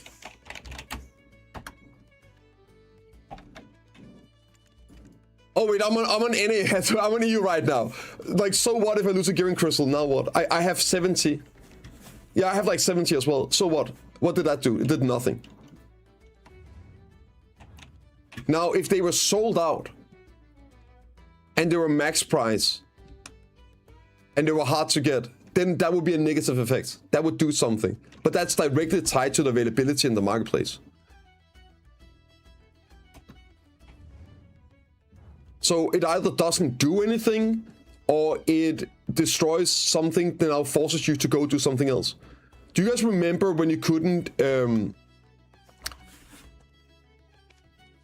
Do you guys remember when you couldn't buy resist crystals? And they were sold out, and if you lost a resist crystal, you had to go to Winter Region. And you had to go grind like 4 or 5 hours in Morovak, hoping to get a resist crystal. Yeah, that was fun, right? Great system.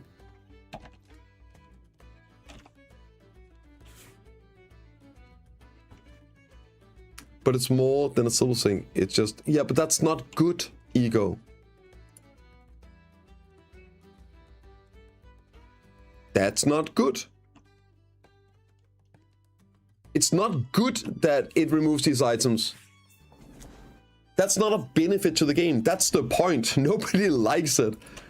It's like, oh yeah, you should downgrade your gear when you're dying. Yeah, by my blade. Like, no?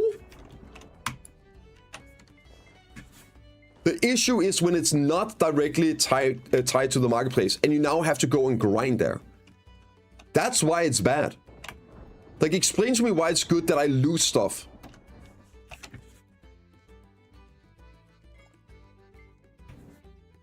Huh? So if it's not tied to the marketplace, that means it's because I can't buy it. And then it forces me to go do stuff I don't want to do. Nobody want to go back. Yeah, nobody want to go back to Osaka when you're grinding down part 2, right? No, it's terrible. Terrible system. Okay, shit. Let me clear out the stuff here. I need to sell some things. I keep yabbing and not doing anything. This is why we never get anything done. Isn't there a vendor here I can sell trash at? Shop. There we go. There we go. Ooh, good, good, good, good. Is there I guess we go over here. They really should put a storage in here. They're mostly, which in turn will be more silver in the economy, but the effect on the economy does not weigh how shit system is. More silver in the economy.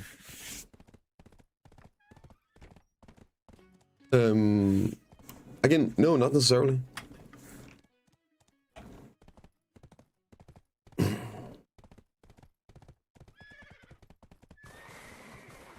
Again, here's an example, Raymond. I understand what you're saying, right? But I'm very hyped here. I'm so hyped. We've been talking about it like all day. Look at Girins.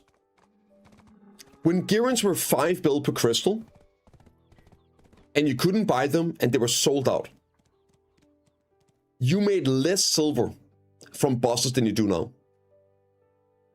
When a Girin is unsellable. How is that? They just buff it! They just buff the value! They just add new stuff to it when it loses value. And yeah, new stuff that's rare will always be sold out. Look at Dibbos. Look at Dibbos. They dropped in price. Why? Because you get more of them. Right? It doesn't matter if the concern is that and removing stuff. You just add other things that you sell and then you get taxed on it.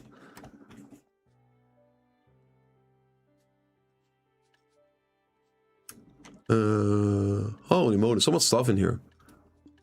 And so little I can actually move. Crazy. Let's throw these in here. We'll throw seafood as well. We need the maps, we need that. I still use those. Okay, that's probably fine. We got a little bit of inventory here. Oh, I should maybe throw stuff in storage? Oh my god, I'm full of everything. Like, all these arguments were the same Got a permit back for those then, guns? and they, again, I was proven right. No, it doesn't matter that they drop in min price. Like, they could just add another item that you can sell on the marketplace. That doesn't break on death. That isn't unfun to lose.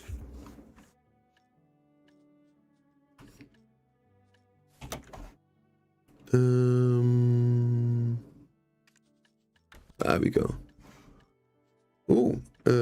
Oh wait, no, I don't want to do those because I don't know what this is. Put that in here. Oh. That's pities. Let's put that in there as well. Oh, what's all this here? No cheer? Classic. Classic. Alright, okay. We should be good now. We should be good now. Let's go on. Take a break. Yeah.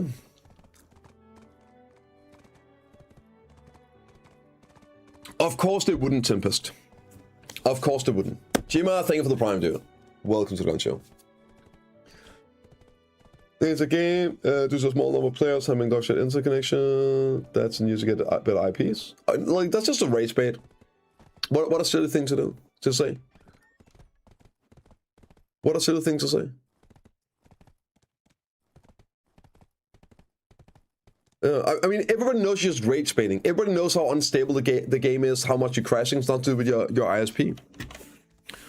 Alright, a million of clips of this stuff happening. And even then, right? Even then, still no reason to do it. Still no reason for crystals breaking. What a silly argument. Even if it's because of people's ISP, what does that have to do with the system being good? Nothing.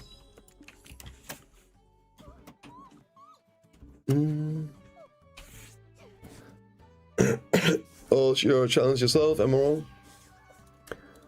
Breaking crystal cause you challenge yourself? No. There should be a punishment for death? There is. Brexit, there is.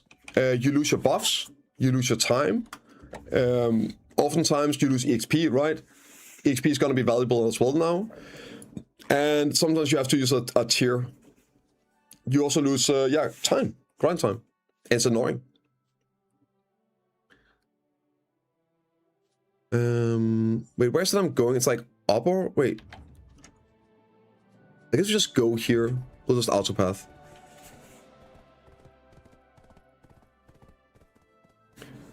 Bolton, Agents Awakening. It could be anything, Lobster. It could be anything. Enemies of pirates for years at this point, but he used to carry a stack of the coins to drop, so they would break a crystal gear. Yes, dude, yes. Yep. Yeah, you would do that. It's still a stupid system. Like, exactly, you're too scared to die. So you're trying to find ways to abuse the system, bug abuse, so you don't have to suffer for the stupid penalties. Yeah, I get it. I get it. You're right. The system is stupid. You can go grind it again and still make progression. If you're going from a Diner 2 to Blood Wolf, there's nothing good there. Exactly, Arena, right? It's one of those leftover things where, again, in the past, you lost crystals PvPing too. Yeah. If somebody killed you in PvP, you lost EXP and you lost crystals. Right? Hell yeah, dude. But you're right, you were getting those crystals while grinding good places. Now, if you lose a crystal that are sold out, right? The reason they're sold out is because people don't engage with that piece of content. Now you have to go back and you, let's say we're in Diner Part 2, I have to go back to a Seeker. There was points where you had to go back to, what's it called?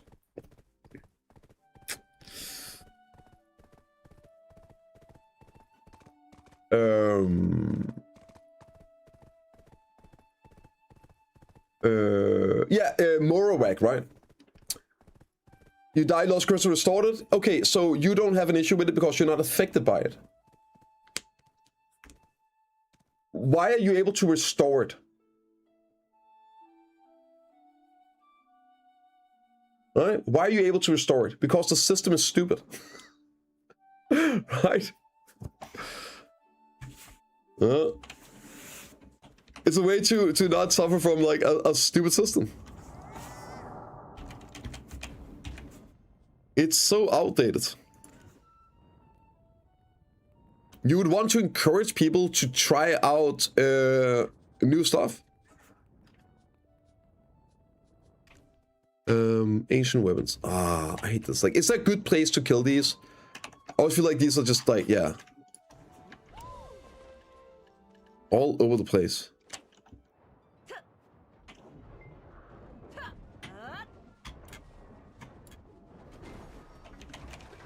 No mercy. Defending crystal destruction death? Some are, but some are just rage baiting. Like, it just doesn't provide anything. Go back further on the backside. Okay, up here?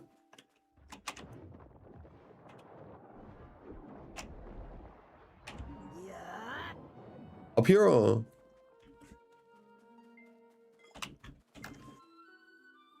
I mean, as always, system just needs to go. Yeah, exactly. All the way here.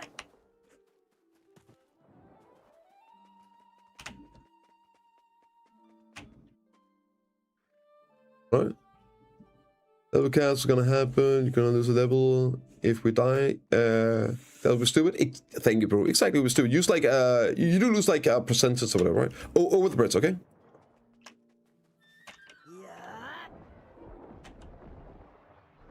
You upstairs, it's the best spot. Yeah. And then what? And then to the right over here. Up here.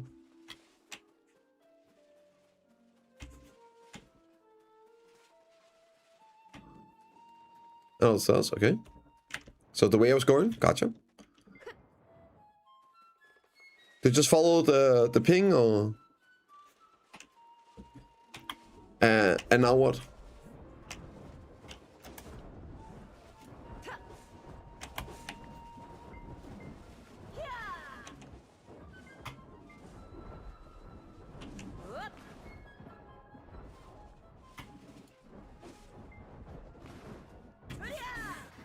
Oh, here? No, definitely not here.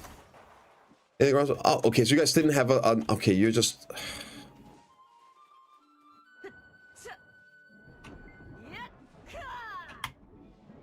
Okay, so you did not have a spot.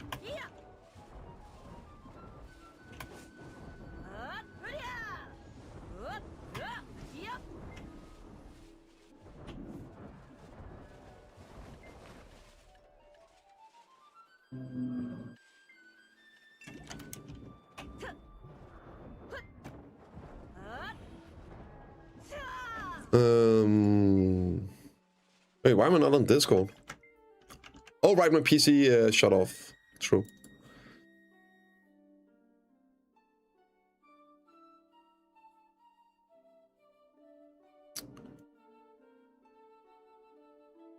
Where did you send the picture? Oh, it's you tagged on mine. Okay, what? Over there. Is that a good spot for it? Here. Okay. Let's give it a go.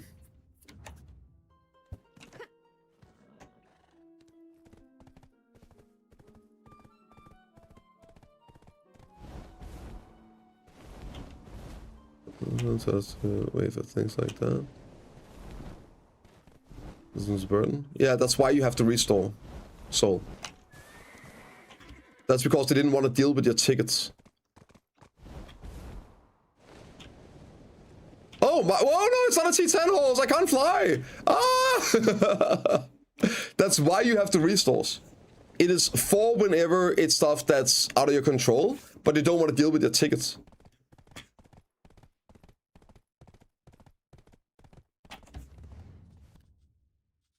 Is it all the way down here? Or? There's no mobs here.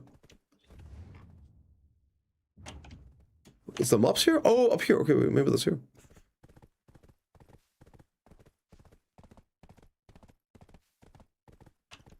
Like here?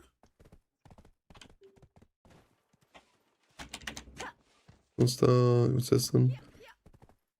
Giving you a grindable way, Chris, of getting cruels doesn't solve anything. Right. You have a grindable ways of getting voids.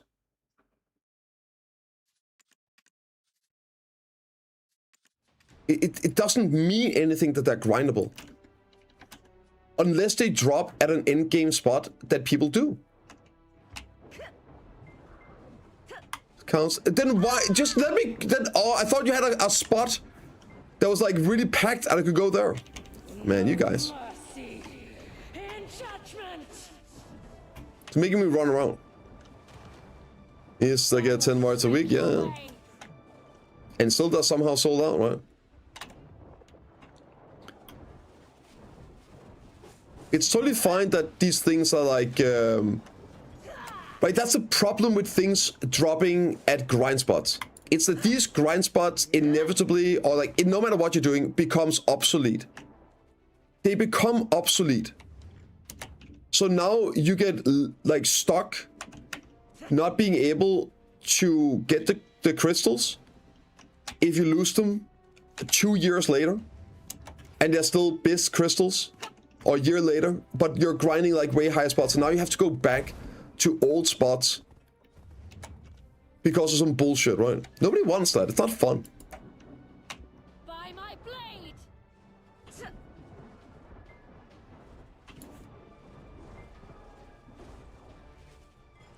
They complete with some good crystals? Exactly, Helen. Exactly. Like, tell me, okay, what is the economy of mechas?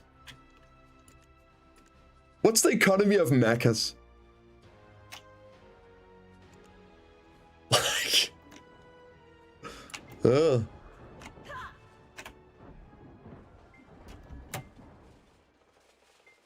exactly. How are you gonna do anything like that?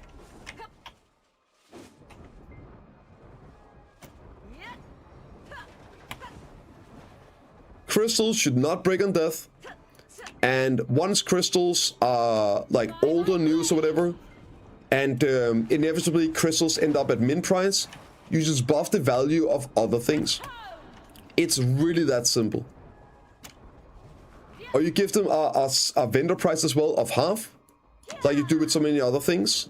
So you can just vendor them for at least some value if you have a bunch like Girins. But again, Girins used to be 5 bill a pop. Why am I here? Why am I here? Why did you commit? What go doing? You sent me here. Who is you? Fucking sent me here. You guys are trying to help me, and you're just making it worse. I was totally fine just going through those mobs. I was asking if there's like one spot where it was shitting out mobs, so just go there. And the answer is just no. Listen, I do know. I've done this like 5 times already. Oh my god. Now I can't get up the fucking cliffs. Oh my god, I'm so mad. I'm so mad. Why do I listen? Oh my fucking god. Why do I even ask for help? All you had to do was say, nah, just keep killing. Right? Instead you send me on this like wild goose chase to an area that's the same as the one I was at. Oh my lord.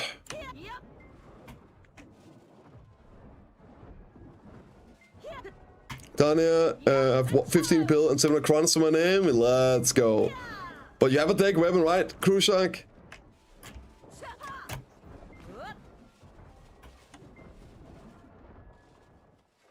Oh, nice like.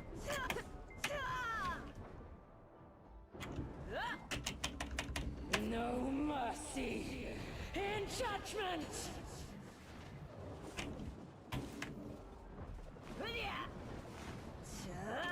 You're baiting me! What do you mean?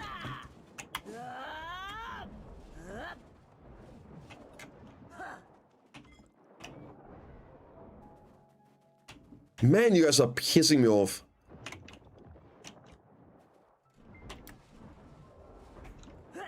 I will sweep you away. Okay, grounds on Bill Silver. Nice.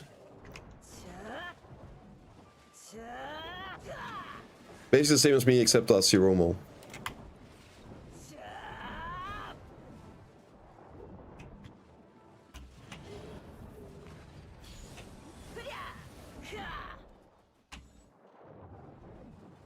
Like exchange, whatever. It's all good. You still get some DP if you have enough, right? The Nuff exchange is really good too. Not because I know some people also focus on the silver. I guess like I have a little point to that stuff here. I don't know how relevant it will be with this, but it's relevant in general in the game. But yeah, anyway, right? So many people focus on like the silver and everything and the stat gain. Just even having the Nuffs and convert those. And then maybe like reconvert and go for deck later. Gives you the DP, which will make it so much easier reaching boss requirements. People sleep on how much you're gonna save on armors. Reaching boss requirements. Right. That stuff's gonna be very significant. But okay. Classic phone ringing just as I'm about to make some crazy point. Be right.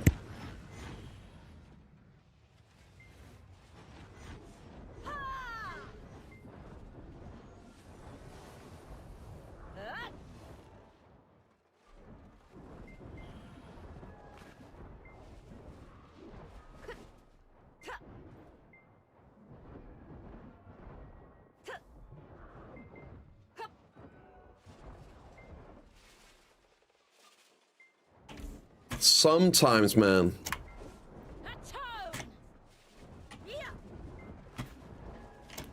Right, okay. I think people get hung up over silver value and silver cost as well. So much, it's crazy in this game. Especially like here with the conversation of the Nuff and deck stuff, right? People are making some points. And it's just, it's missing a very, very important factor. And it's time. And the value of that time.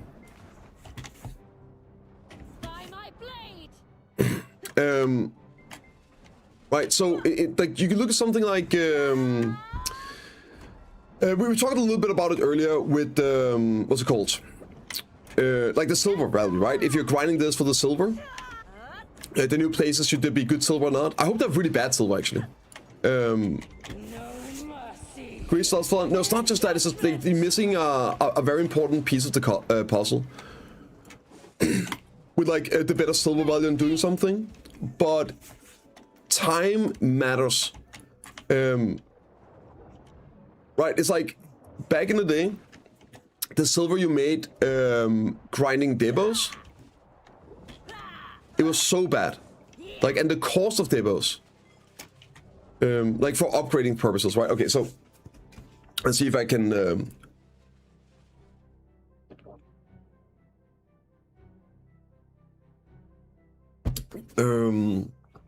I guess it's a bit easier when we get into that specific conversation to segue into it. Let me see, what the hell was my point even originally? It's like one of those when like off stream you think about something like, oh, that makes so much sense, I need to say that on stream, and then I just forget what the fuck it is.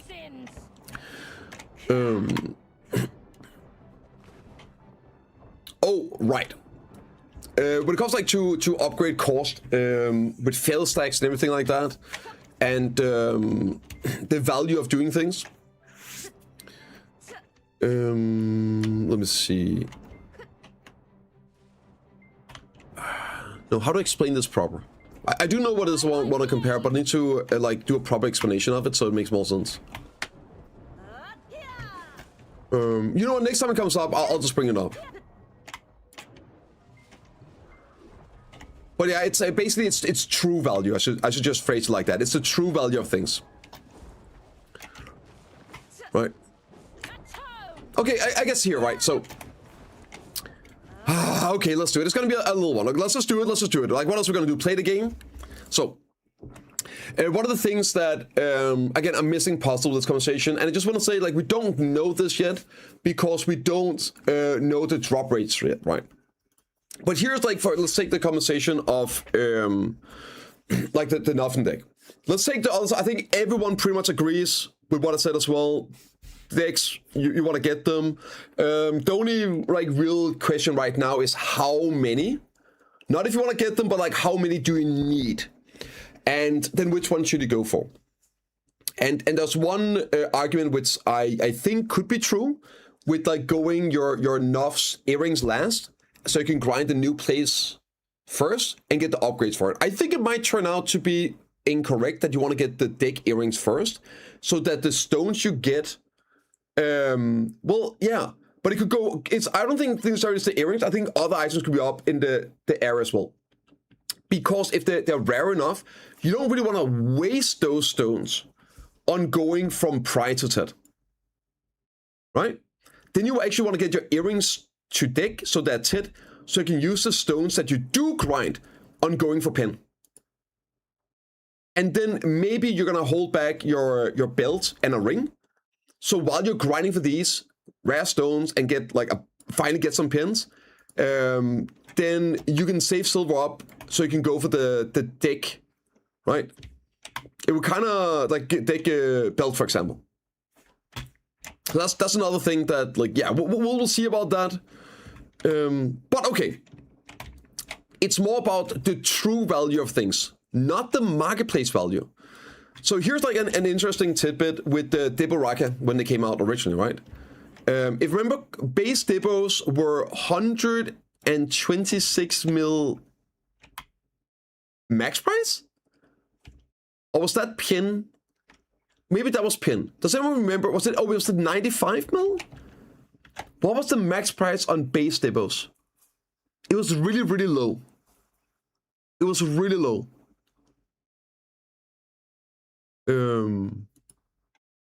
Right. It was really low. And it was like 80. Base was 850. No. 995. Ted was 95. Yeah, I think it was like 93 though. But yeah. No, I think it was 93 for Ted. Bases were definitely not 825. That's like the max price right now. When like OG, like way back, no, they were way less. They were way less for bases. Ted was 63. Yeah. Yeah, 63, right? Wasn't that what I said? Yeah. Let's find crib. Yeah. 120. It might be 120. I think it was like 120. I think pin was 126. Anyway, the point is that you would look at that, all right, and you would look at the upgrade cost. So the base earring, also the base necklace was very low value. No, it was way less than 450. It was like no, that was like after it got buffed, guys. It was after it got buffed. It was very low. It might have been like 120 more. Regardless, right? The point is that the price was very low and the crunchstone cost was extremely high. Now, they actually increased the prices of the Dibos. And people stopped using crunch stones. Even though the price went up. Because the availability went up. Now you could buy them. And you could actually look at the cost. Back then, you didn't look at the silver cost of enhancing this shit. I mean, some people did for like TED profit. Was like a very niche that people like Biohack could do. But the rarity of these Dibos meant that the true value was so much higher. So much higher. When you factored in the time it took to grind them and the value and the alternative values and everything. So this is like an important note about this stuff, which we'll see in the future, right? That sure, if you go and look at this stuff here with the cost, can we just do here?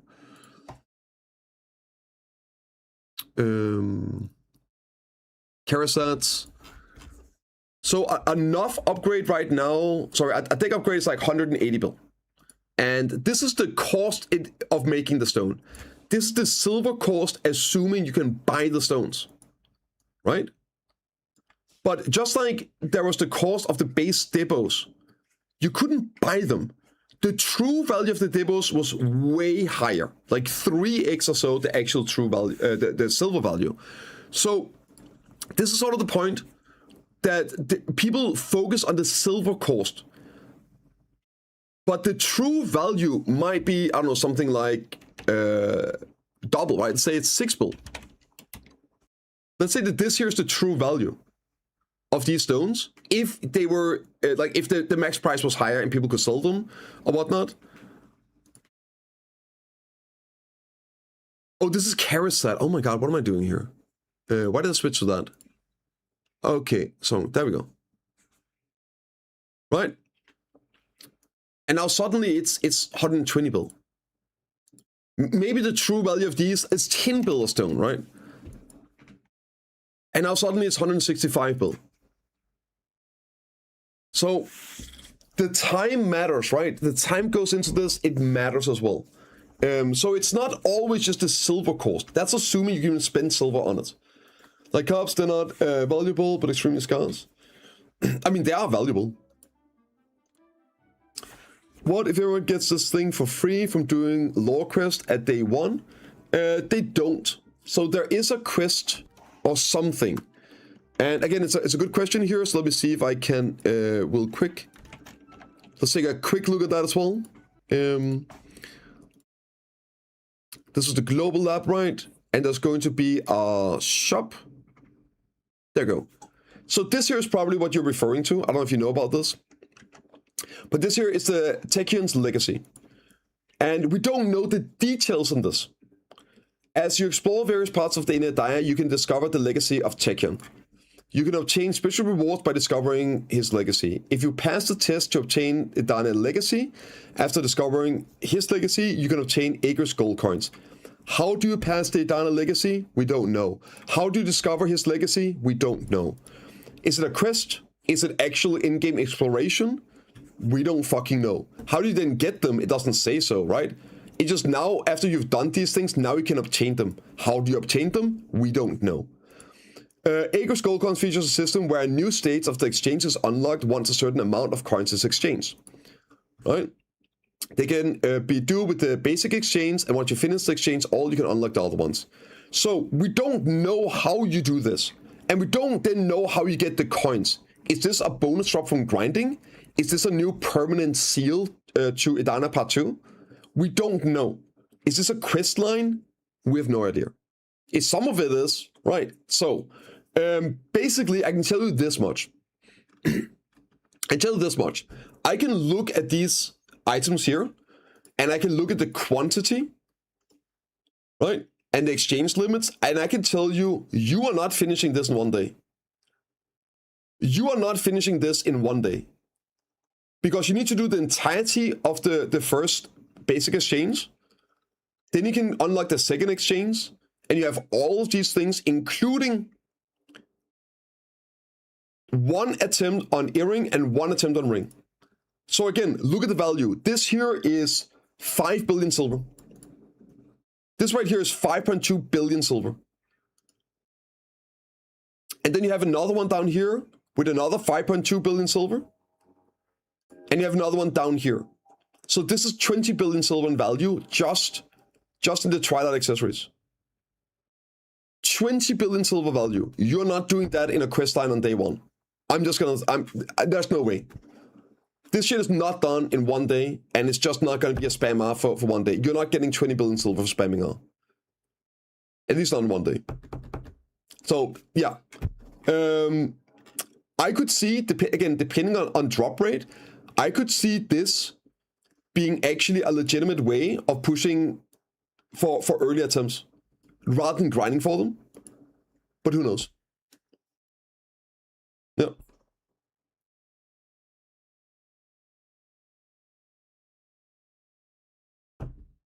You solve puzzle and find chests to get the knowledge. Yeah. So you're referring, which is, again, here, this is the important thing, right? The Dana's Legacy, this is why people think it is an exploration, right? But here's the kicker. So the Dana's Legacy they're referring to, Razor, is the chest that are in Dana Part 1. You get all of those, you get some knowledge, right? But that's to obtain Dana Legacy after discovering Tekian's Legacy.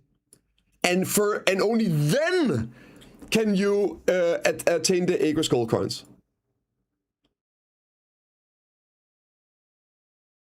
Or maybe it's a reference to the Dana Legacy gives you the Aegis gold coins, right? This could totally be what it is. I think this is the most likely from reading it, is that you do some quest line or whatever. And then you can do chests all over the world. And from those you get Aegis, these Aegis gold coins that you can then spend on the shop. But we're talking in totality here, the value is like 30 plus billion silver. 30 plus billion in value. I'll be very surprised if you get that done in a single day, no matter what the system is. Right? So, who knows? On quest chain? No. It's more about Edania 1. Why are you screaming? Just turn down the speaker. Like, what are you talking about? Just turn down the volume. You don't know you can do that, right? It could be, yeah, it could be. Better just use gold coins for grinding? What do you mean? Oh, it's not Aegis coins. I guess it's a bit misleading name, right? It's like called Aegis gold coin. But it's not Aegis coins. Right? It's a seal item. Yeah. Okay, viewers. Test. That beep boop. Beep boop? Why am I overweight all this? Oh my god, this stuff is overweighting me. Crazy. Damn, how heavy is items, man? By my blade. Yep.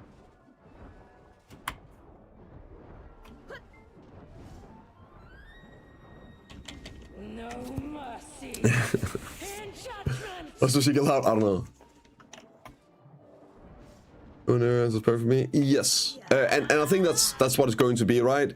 It's gonna be something that people can also do, potentially without grinding there, to get some attempts in, for maybe getting some of the stats, right?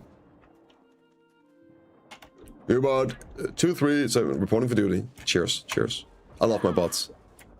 The vow sealed in blood.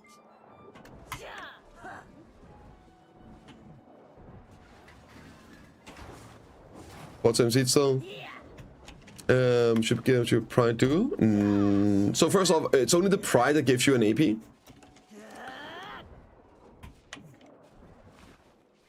And I think average is 7 attempts, right? No, it's 3 attempts. It's 3 attempts. So with a bit of luck, and of course you could go higher, right? You could go 250. So if you go like higher on the stacks, you could on average get some, right? It's 4 attempts each if you clear everything out. Yeah. So that would again be on average, you should be able to potentially, yeah. Then you should be able to get like I just want to say, okay, and this is important. This is really important. I just want to say, wait. If you do this early on and you get these attempts and you have enough earrings and rings, please wait with tapping. If these stones are so rare that it's a bait going for base to Tit because of the amount of hours, then you're locked in if you upgrade to Pry. If you upgrade your Electro accessory to Pry, you cannot get it back into a Karasat.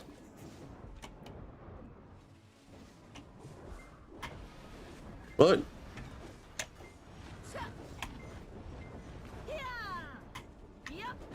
So you will pretty much lock yourself into that, and if it turns out that that's a bait, then you don't want to do that.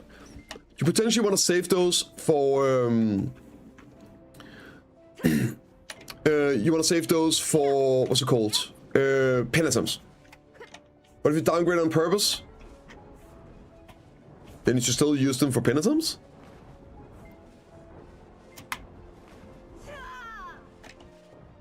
Huh? Oh yeah, that's not. You can't downgrade if you can't tap. True, I forgot about that. Yeah, that was somebody else that said like yeah. Oh, but what if I just raw tap Pry? It's like, yeah, but how are you gonna raw tap if you can't get the drops? It's like, oh right, like so we yeah, true. Yeah, it's not even an option. It's like the good old Pry Vahas, man. Couldn't get a base Vaha to downgrade, so you could go for penitence or whatnot. Yeah.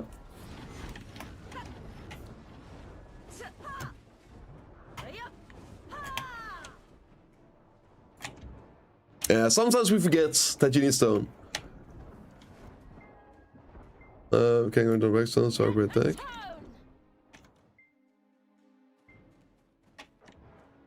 You can't go into Dawnstones to upgrade deck. Yeah, but you get those every week.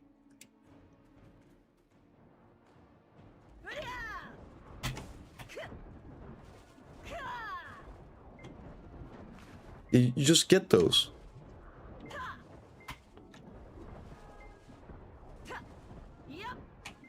Why are people so happy about drawing false equivalents and then acting all smug about it as well?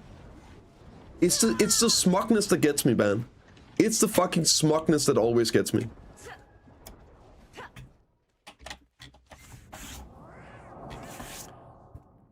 Next season, full deck to exchange for Prime. I'm sure of it. I doubt it. I doubt it. Not with how they're doing it right now. Since you're getting the base for free, so why would they make the Chihuahua turn into that? Yeah, I don't see that.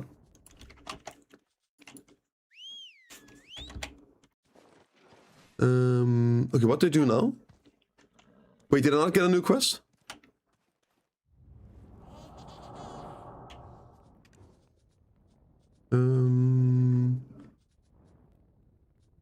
Wait, is it not here? Oh, there it is, common course, deeper in. Gotta go deeper, boys. Gotta go deeper. If you're lucky, you get 5 a week from Rift bosses. Yeah, you get guaranteed 6 per week overall. If you're talking about the Dawnstones, there's no luck. They all have 100% drop chance, so you get 6 per week guaranteed. Yeah. Is spoiling future game content bannable? It depends on the context, PC. If I'm specifically saying no spoilers, guy, no spoilers, like we're watching the ball or whatnot, then you might get timed out. Yeah. Do Nightmare wins for Dawnstones? Yeah. And also, how much is a carousel? Okay, so that's like 6, 5, x6. Over 5, x7, x. So it's like 90 bill per week. Yeah. Like to keep up with the Dawnstones, unless my math is wrong, you need to make 92 billion silver per week. Right?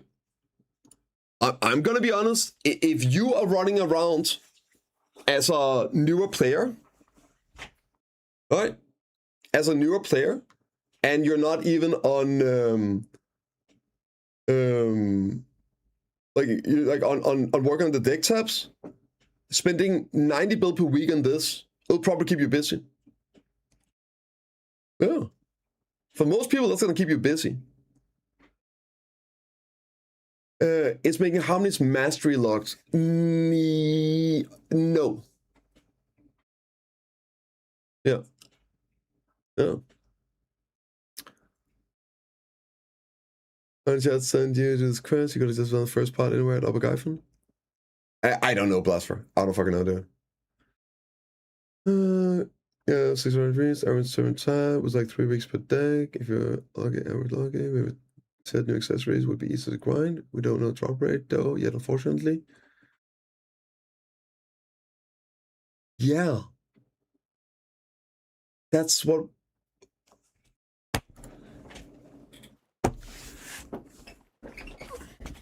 Wow, it's almost like that was what we were talking about. Let me guess, you tuned in mid-conversation and you decided to act all smug about something. And you end up just repeating what I said.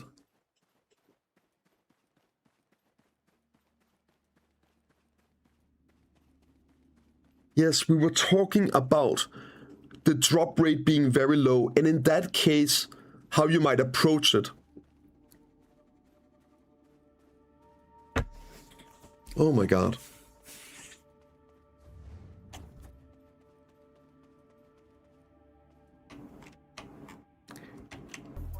Whenever you're feeling down, at least you can always trust a Finboy to put a smile on your face.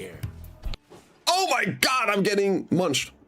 Wait, why am I going? Am I going the wrong way here? Am I going the wrong way? Isn't it in here?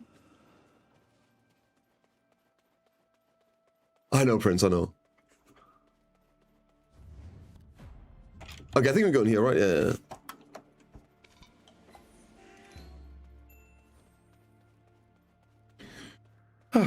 Turn left, yeah. I can't remember what I saw. Came like 5 minutes ago. I know, Master, right? This is why it's just...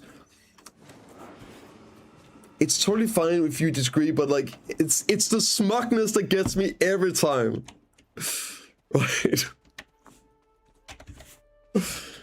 Oh my god, dude. Yes, I knew you came in like mid-conversation because of what you were saying, right? As he said, any tips?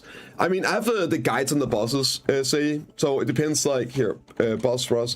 It depends on what the issue is. Right? Which boss it is. I have the guides here, how to do mechanics. Yeah.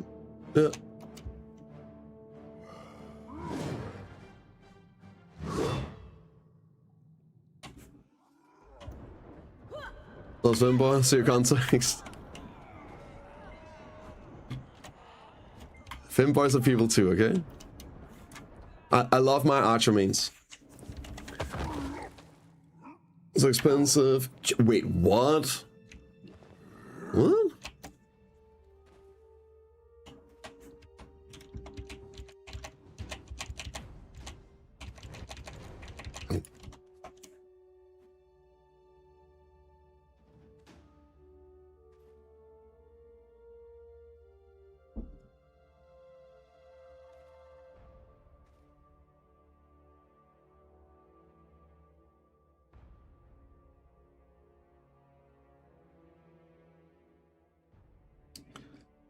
I mean, you started first sentence with something about being like making fun of people that are happy, and then like your sarcastic comment about this was your first one. Like you're not just like your very first comment was some sarcastic like smug comment, man. It's okay, right? You weren't there, like you didn't understand the context at all. It's fine. Like you don't need to double down and be like, oh, just like you weren't just asking questions, right? You were being sarcastic and smug about it, Master. It's just okay too, right? It's just annoying.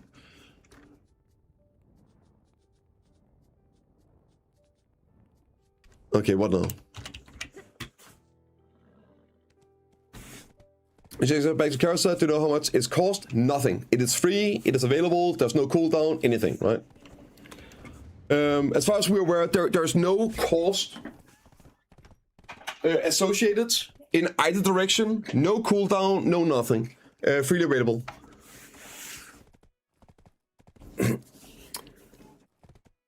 Who even needs debos now? The exact same people that have been needing them for the last year, Hip. What do you mean? The new players that don't have enough. As long as they're cheap, and it's easier or cheaper to buy, then people will be buying them because it's a fast way to get to enough. The same people that needed them for last year. The big difference is that I am not going to be getting debo drops grinding anymore. Right? As far as we know, there's no debo drops in the new region. So, assuming steady increase of new players over time, demand is still going to be there, but supply is going to go down.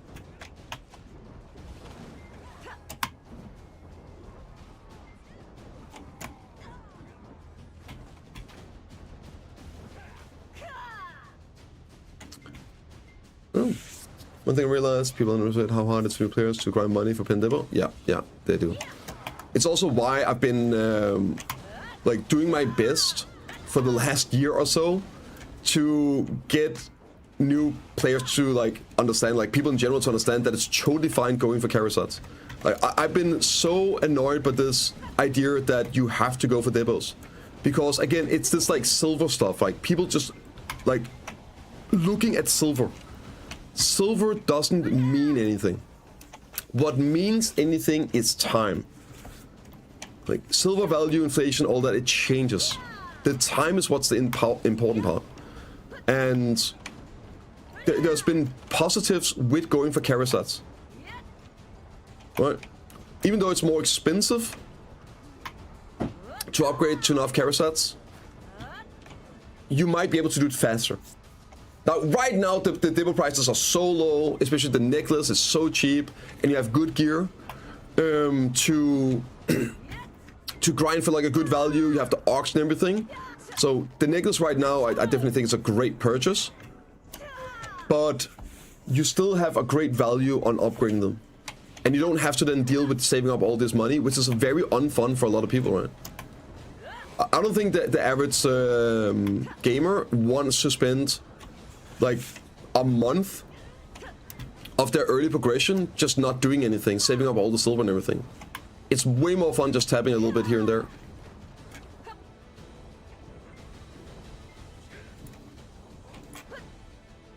Pencil user doing cards when it's all of new plus. Exactly, yeah, exactly. Last time this game. So.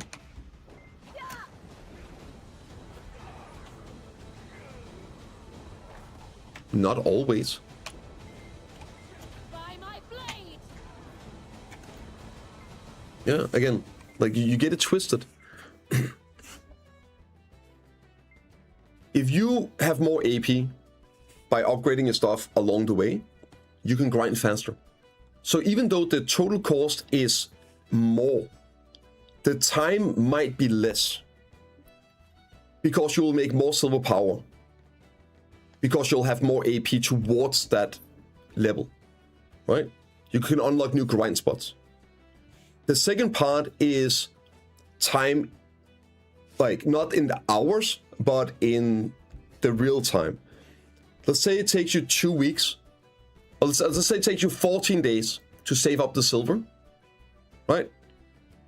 To buy a debo, but in 10 days of playing the game and upgrading, you can get there, even though it costs more silver. If you're enjoying what you're doing, you're going to be playing the game longer. You're going to be playing more. And instead of being bored in those 14 days it took you to save up the silver, you might actually be having fun and excitement along the way upgrading it. Even if it then takes you 15 days to do it. And a few more hours. Right? But you could also very likely do it in less days, less time, simply because it's something that excites you.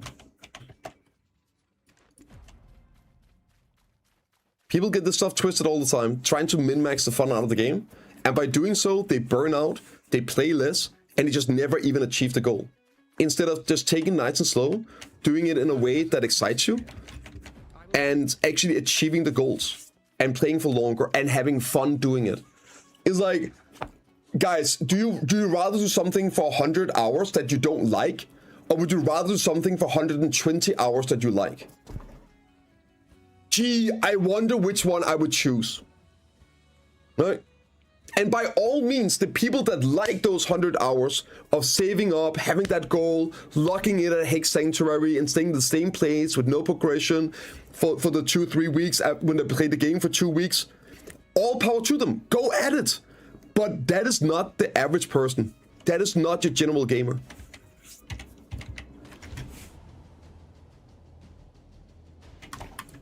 Like the amount of times I've seen people quit the game over Dibos, right?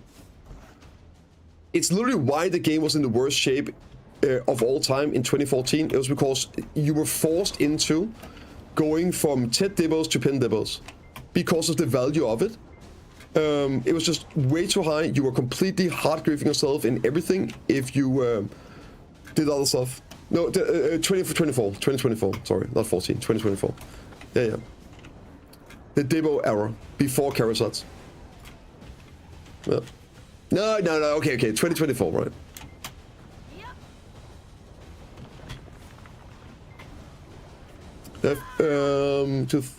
You have to think of people that's terrible luck, just go by? Yeah, like myself.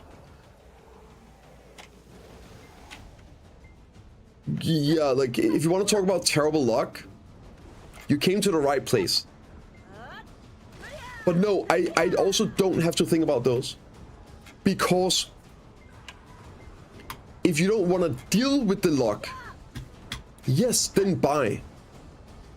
But sometimes even having terrible luck, it's more exciting and it's more fun to do that route, and you actually will finish it rather than saving up. I remember one specific time when I was like, yeah, it's not for me. I've struggled a lot.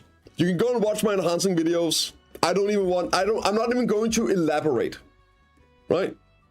If you want to talk about bad RNG and enhancing, there was one time when I was getting so screwed, and I think it might have been after the tongue grid ring, right? I was getting so destroyed, or maybe it was this 76 attempts for my Ted armor. After like 50 something, like I need a break. I'm gonna do something easy. I had 10 crescent rings.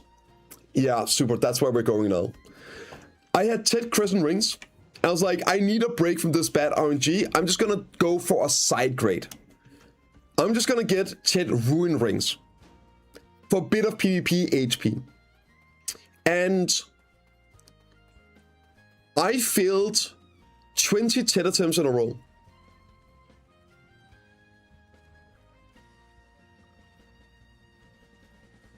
I think I ended up going 1 out of 22.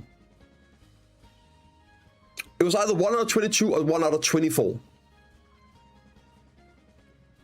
And then, after I got it, finally, for one ring, I was like, fuck that. And I sold the 2 TED crescents I had, and I bought my second TED ruin ring, and I felt nothing. I felt nothing. Literally just an empty feeling when I click buy. And I realized that wasn't fun for me. It's not fun going 1 out of 24 either, but at least I felt something. And I just knew, listen, buying is not for me. As long as I'm still excited to go for something and all that, who cares? It wasn't fun. So boring, it wasn't fun. So we just kept tabbing.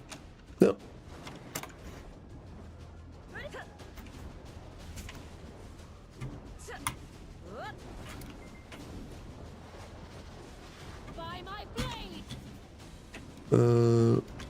Lost skills would be cool. Can you not turn captions on, Color Blue? I thought I had captions on. Got a special boss, didn't know you had that. Oh no, there's no way, Armin, bro.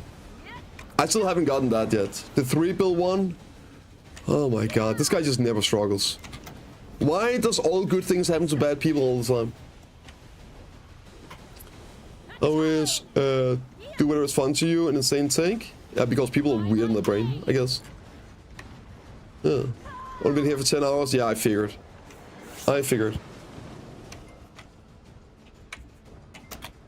How dare you not treat a video game like a job? How dare you do things in the game that excites you and you think is fun? Don't you know that you have to get all the gear and all the numbers as soon as possible so you can have nothing to do?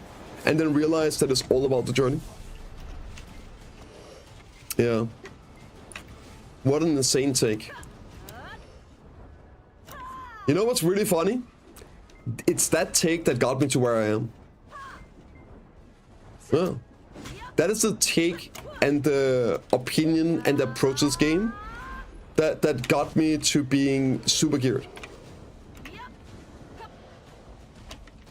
I've just been playing this game for a long time, taking no breaks, suffering, failing, but having like fun and enjoying the journey. Imagine doing all of that. Like, imagine thinking you get to play BDO without suffering and failing. The difference is that when I suffer and I fail, the way I got to do that was by playing the game and having fun. I just don't always get a payout for it. But at least I enjoyed the journey.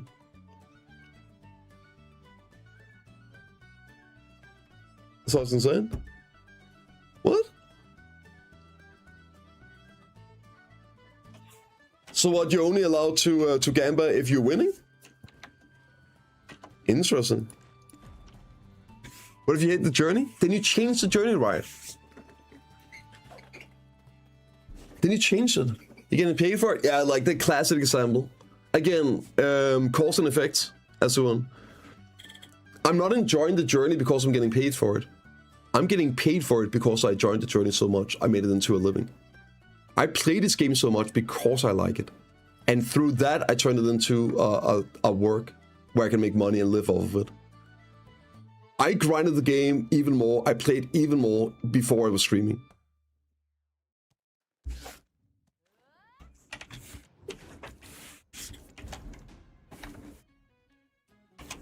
Yeah. If anything, let's say it's even more important than if you don't have as many hours. Why would you spend the hours you do have in the game not doing something that excites you? Like, how crazy is that? I get to play this game for so many hours. But if I only had a few hours, I wasn't gonna do stuff I didn't want to do. Even more important, that I was doing stuff that I enjoyed and approach the game in the way I would enjoy it. What's up, Lazy? I'm missing last upgrade to Nuff Ring and all armors are silent. To finish my accessories, so I got ready for the accessory. Adore armors with DP for the second Dana boss. You should be able. How much DP do you have? Because you gotta get DP on the conversions as well. So it would like depend. Will the conversion give you enough DP, or will you need an armor? If so, I'll probably get an armor. Because you're just going to get 1 DP on the conversion. But if you need 2 DP, 3 DP, more than that, might as well go for the armor. Do you think full plate armors will be enough DP for a Sucker? Oh yeah, like judging from the DP rates, plenty. Plenty. Oh, I'm done! I did it! Wait, I did it! Look at this. Look at this. Olvium Frontier. Second zone, good question. Well, the thing is, Armin, you're gonna get DP as well for getting the AP. Your accessory upgrades give you DP as well. So I actually looked at it, Armin. I have enough gear right now. Like my armors, I can do L on DP. I don't have to touch my armors until I do.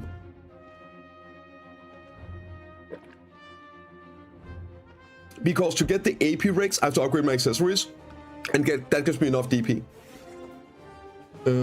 Yeah. I guess that could be like a good, let's see here.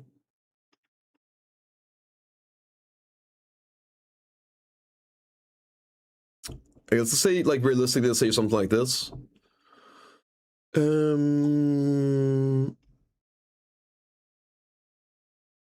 What's the DP rate for the first boss? 485. Bro, what? Oh, right, okay, yeah, I was like, okay.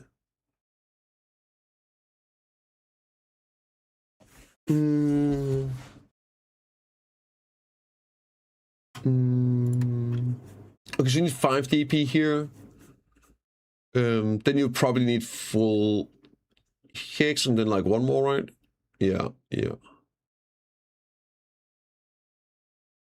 Oh, never mind, because you need the AP anyway. You need the AP anyway. So realistically, it could be something like this.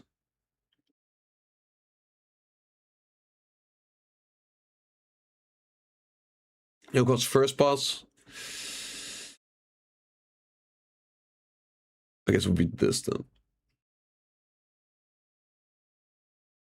And then need 2 DP. This should get you there, right? For the first boss requirements. No, but it's still something to aim for and keep an eye. I know you're talking about the grind spots. So grind spots looks very easy. They look very, very, very easy on DP breaks. But again, we don't know the numbers they provided. They look weird. Let me explain, right? So you have this place here, which is 810 DR recommended. And if you compare that to the golems, it's 820. So it's 10 less DR recommended. However, you get the ruin crystal for 20 DR. Right? And you're using twisted, right? So you're not even getting the minus the all-out attack. Yep. Plus you're going to be using the 20 DR Edana crystal for the AP. So, like, it just looks really easy. Like, really, really, really, really, really easy in terms of tankiness. So I'm curious if this is the correct number.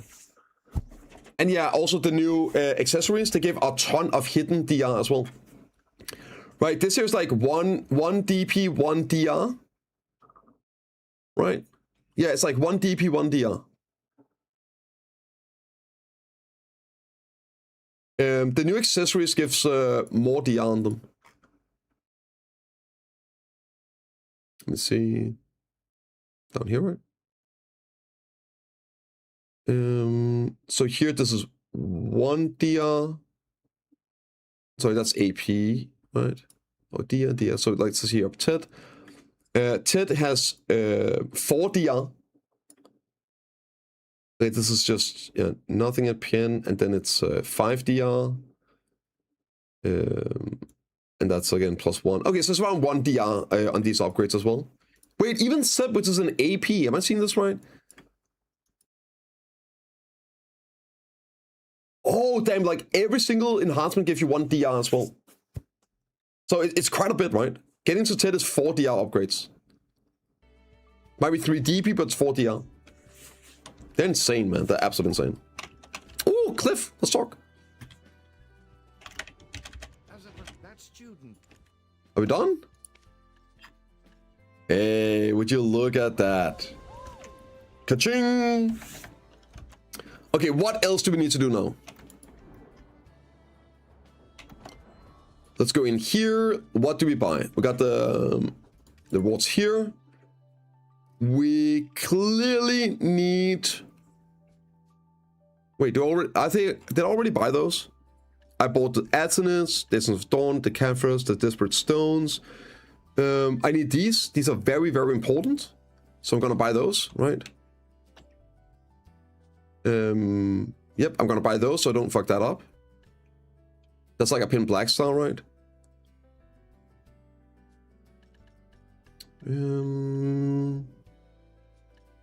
Ooh, I need the hammer, so maybe I don't need the hammers. We'll wait with this. Okay. And then the primordials. I need to do a boss here. When does this spawn? 2 minutes! 2 minutes! I need a TP! Guys, help! 2 minutes! Help! I need a summon! I need a summon! I need a summon! Oi. Anyone got compass?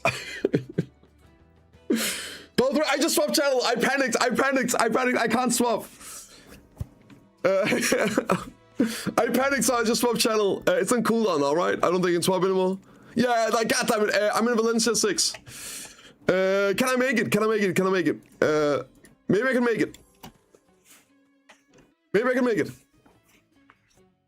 Somehow, yeah, who knows why is that one. You can make it. It's picking, right? I think it's picking. Go. No, it takes literally like 2 seconds to die. I'm not making it. Oh my god, it's so far. Can I map? Is there something closer? I don't know if something's closer. Oh my god, go. Oh god, I can't ride, my horse is slow.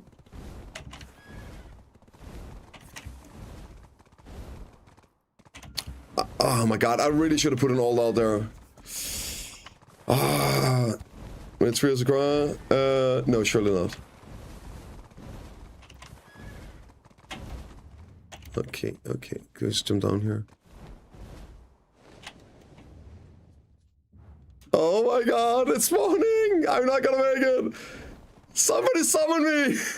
Streamer privilege when? Streamer privilege when? No, it's spawning! Right, horsey! Can I hit it with my horse? I don't think, if I'm gonna have to dismount, I'm definitely not doing it. Does Pig not spawn on the kids channel or something? No, it does. Like, I think. Oh my god, I'm so far. Rip. It's 50% already. It probably is.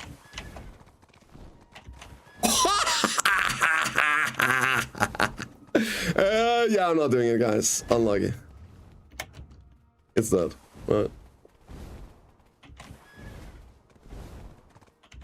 PA, give these bosses iframes.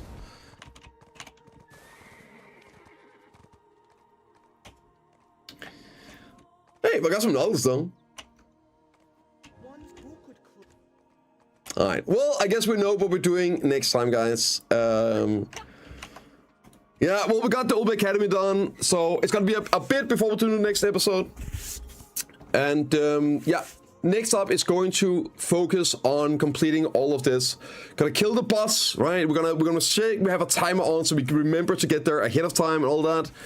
Oh, I should do this here. Wait, one sec. You can do boss notices, right? Enable boss notifications. There we go. Boop. We're not missing another boss, guys. Not missing another one. And then we're going to start working on the journals. This over here, the Old Cat. Ooh. I gotta do this one as well. Crow, we gotta go do those. Ooh, Essence of Dawn. Don't mind if I do. Ooh, don't mind if I do. Ooh, don't mind if I do. Oh, we gotta do the bosses as well. We'll do those like later. Great. Awesome. And I should do those as well. But yeah, guys, that's gonna be all for this one. I'll see you in the next one. And let's find somebody to host.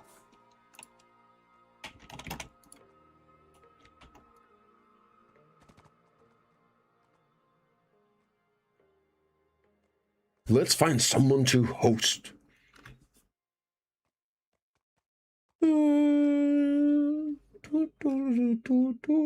Hey, Justin. I'll send you guys over to Justin.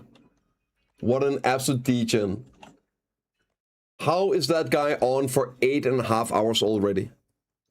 Like, how?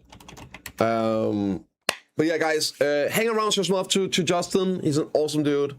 And thank you all so much for all the subs. Aspegon, sorry, Valtra, welcome to the Gun Show. And tomorrow, guys, it's going to be the patch, the events, and everything. We'll cover that here. We're going to cover the KR patch, all of that.